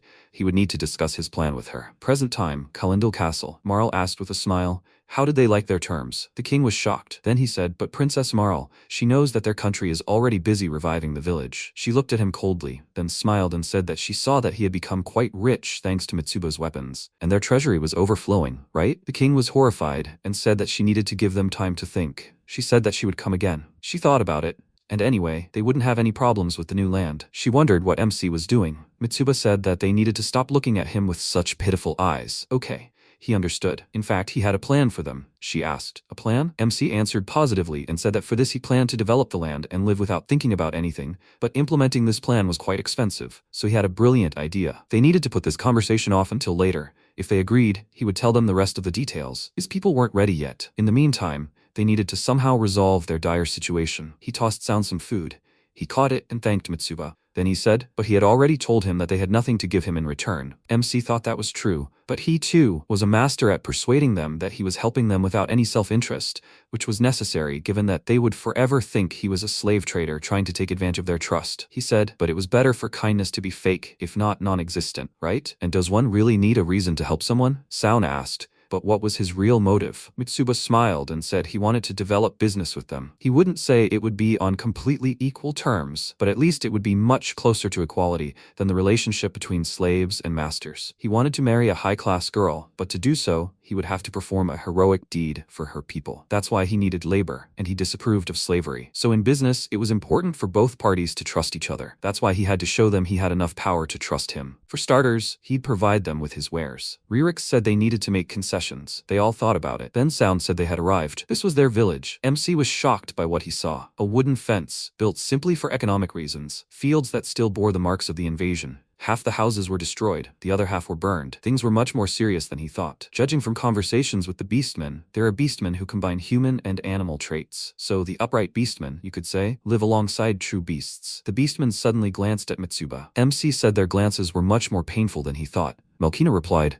that's right. After all, humans have destroyed the beastmen's homes or even kidnapped their family members. Mitsuba was shocked. He thought that since she was able to enter the society of beastmen, who looked at him so menacingly, then she was definitely a good person. And Karen clung to him so much, as if she was worried about him. What a good girl she was. She shouted that someone should come here. Karen ran up to her and asked her, what is it? MC approached them and asked, did something happen? She got scared and said, human. This person came here to save them. Shitan, with tears in her eyes, asked, them? She ran to Mitsuba and thanked him, and then said that he must save them as soon as possible. She ran into the room and called everyone. He said that he was just conscious. He said that he needed to hold on. MC said that they should show it to him. He was surprised and asked, what, human? Mitsuba said he was Mitsuba Toishi. He had come to this village at Sound's invitation. Would they mind if he used healing magic on the patient? Karen told them they should calm down. This man would heal their wounds with magic and, he shouted, a man? What was he planning? MC couldn't stand it any longer and said that life was above all else. With their permission, he would heal him. Mitsuba thought he was completely unconscious and couldn't even moan, still breathing,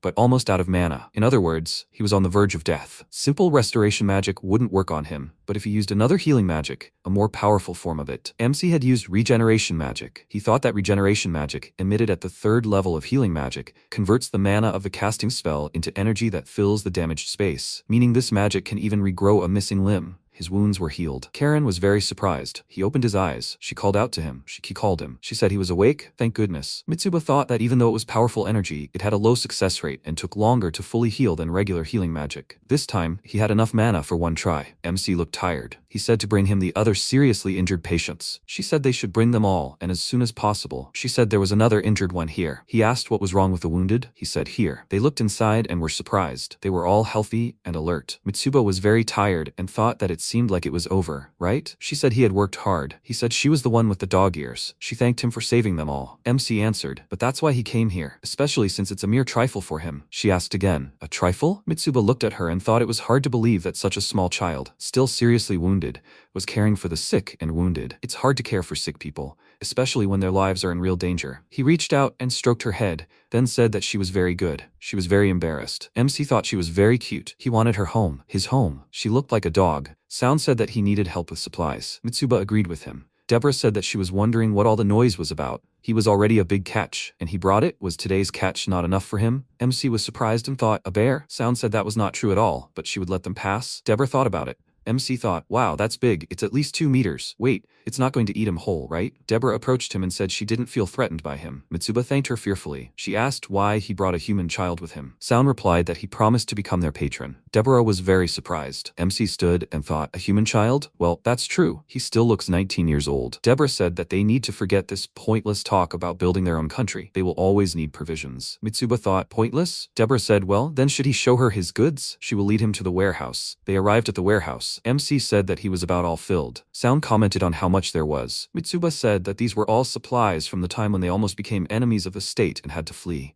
Sound asked again, what? He's a strange hero after all. MC said that people are different. Deborah thanked him for extending their lives. Pamela said she admitted she was surprised to see that there were not just ingredients here, but entire dishes. She said, not to mention that he healed all the wounded villagers in one day. How much mana does he have? Sound said he's watching. He's not an ordinary person. Mitsuba said that he says he's a hero, or don't they believe him? Deborah said that if that's the case, they should start eating before everything gets cold. She told Karen to call the children. She agreed with her. After everyone ate, Deborah said she felt a little awkward that he was even helping clean up. MC said that after all, those were his dishes. She thanked him. He looked at her and thought she was... At first he was scared of her, seeing a bear, but it turned out she was a very friendly animal person. She said they needed to take this to the warehouse. Mitsuba thought she had such small, round eyes, and her little wagging tail. Damn, he wanted to touch it. In the past world, he had a dog, but in this world, he'd never been able to find a pet to love, like a dog or a cat. His life lacked fluffiness. MC looked at Deborah's tail and thought he needed that fluffiness. Then Mitsuba couldn't help himself and touched her tail anyway. Deborah was really scared and asked what he was doing. She could hit him like that. MC said she had already hit him. It was just that her cute tail was wagging in front of his eyes. Deborah was surprised by this and said,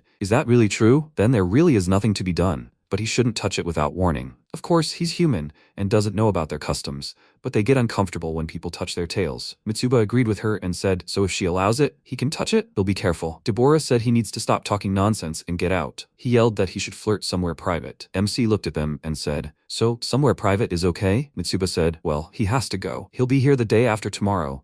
So if they need anything, they should make a list. Sound agreed with him and thanked him. Deborah said she wasn't very good at choosing her words, so she'd say it straight out. Is it true that he's going to create his own country? MC said it was true, and he was going to build it entirely for him. He certainly wants to help the poor beastmen, but to do it thoroughly, he needs a place where everything obeys his rules. Plus, he just loves everything fluffy, so when he sees something fluffy, he just can't pass by and not help. Sound said he was just a dirty pervert. He said it was a pretty good joke. Deborah said, so that's how he thought of them. Mitsuba said he had no hidden intentions towards them. They shouldn't think anything, especially since he's a hero, not a saint. So he wanted to ask if he could take Karen, Sherry, or any of the other children he had cured to his home. Sound got really angry and said he should leave. MC got upset and said he would be back. Sound told him he should go now. Mitsuba turned around and thought that they were so strict with him at the beginning, but now it seemed to him they had become a little kinder. He hoped that their relationship would improve. MC said, long-distance teleportation. Mitsuba came back home. Marl greeted him. MC said he was home. She hugged him and said she was so tired. She felt something and sniffed him. Mitsuba asked her what it was. Marl replied that he smelled like a woman,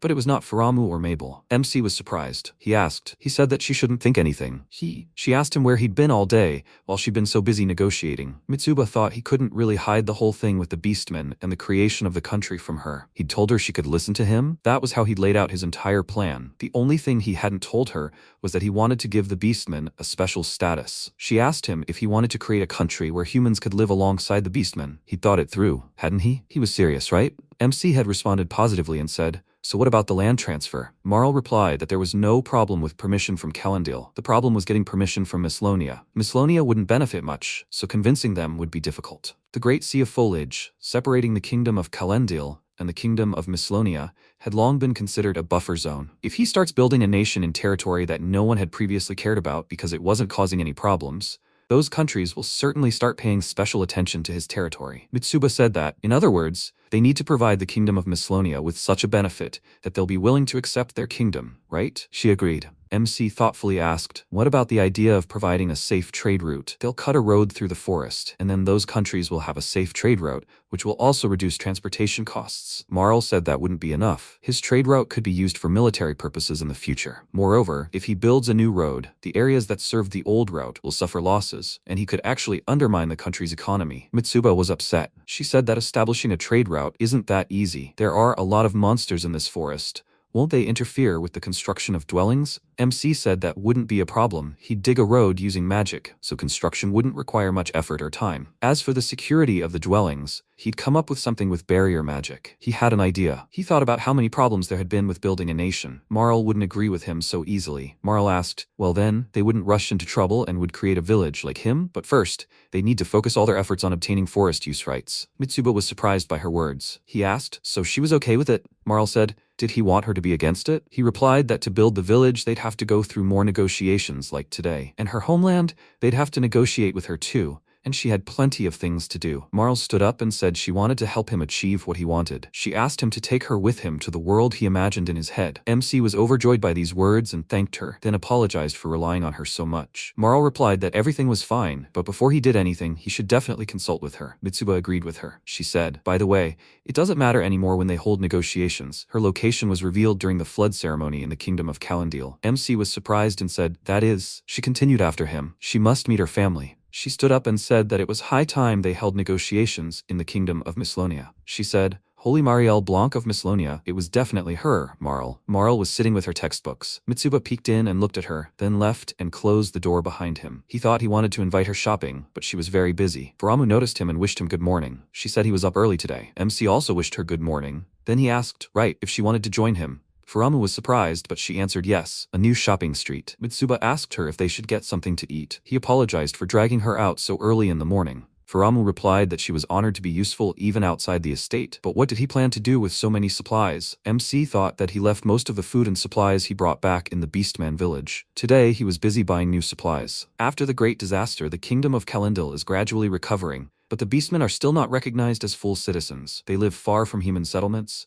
Their life is extremely difficult. Beastmen are a despised slave race. They still lack the knowledge to build a country where humans and beastmen can live together. Mitsuba remembered something and asked her what she thought of beastmen. Faramu replied that she had no particular thoughts on the matter. In the past, now, and probably in the future, beastmen will always serve humans. MC was very surprised by this. He thought, what? And he asked her, what does that mean? Faramu replied that beastmen were created to serve humans, weren't they? Mitsuba wondered if this was the typical attitude of the people of Calendil towards beastmen. If you treat beastmen as slaves who are obligated to serve humans and do so without any doubts, the roots of this problem are much deeper than it seems. Faramu called him over. MC replied negatively and said that everything was clear to him. Sometimes he sees beastmen and wonders what they are really like. Faramu agreed with him and said that beastmen, by nature, possess keen senses and a robust constitution. They are more fertile than humans, bearing many children, and can even have children with humans. If the beast blood is more pronounced and they appear as bipedal beasts, they are called beastmen. If they are almost indistinguishable from humans in appearance, with only beast ears or a tail, they are called half-beasts. This is not an official name, but it has become common. In the past, many aristocrats took half-beasts as concubines. Mitsuba asked why. Faramu replied that since beastmen and half-beasts do not have the right to inherit, there are no disputes over the family legacy because of their children.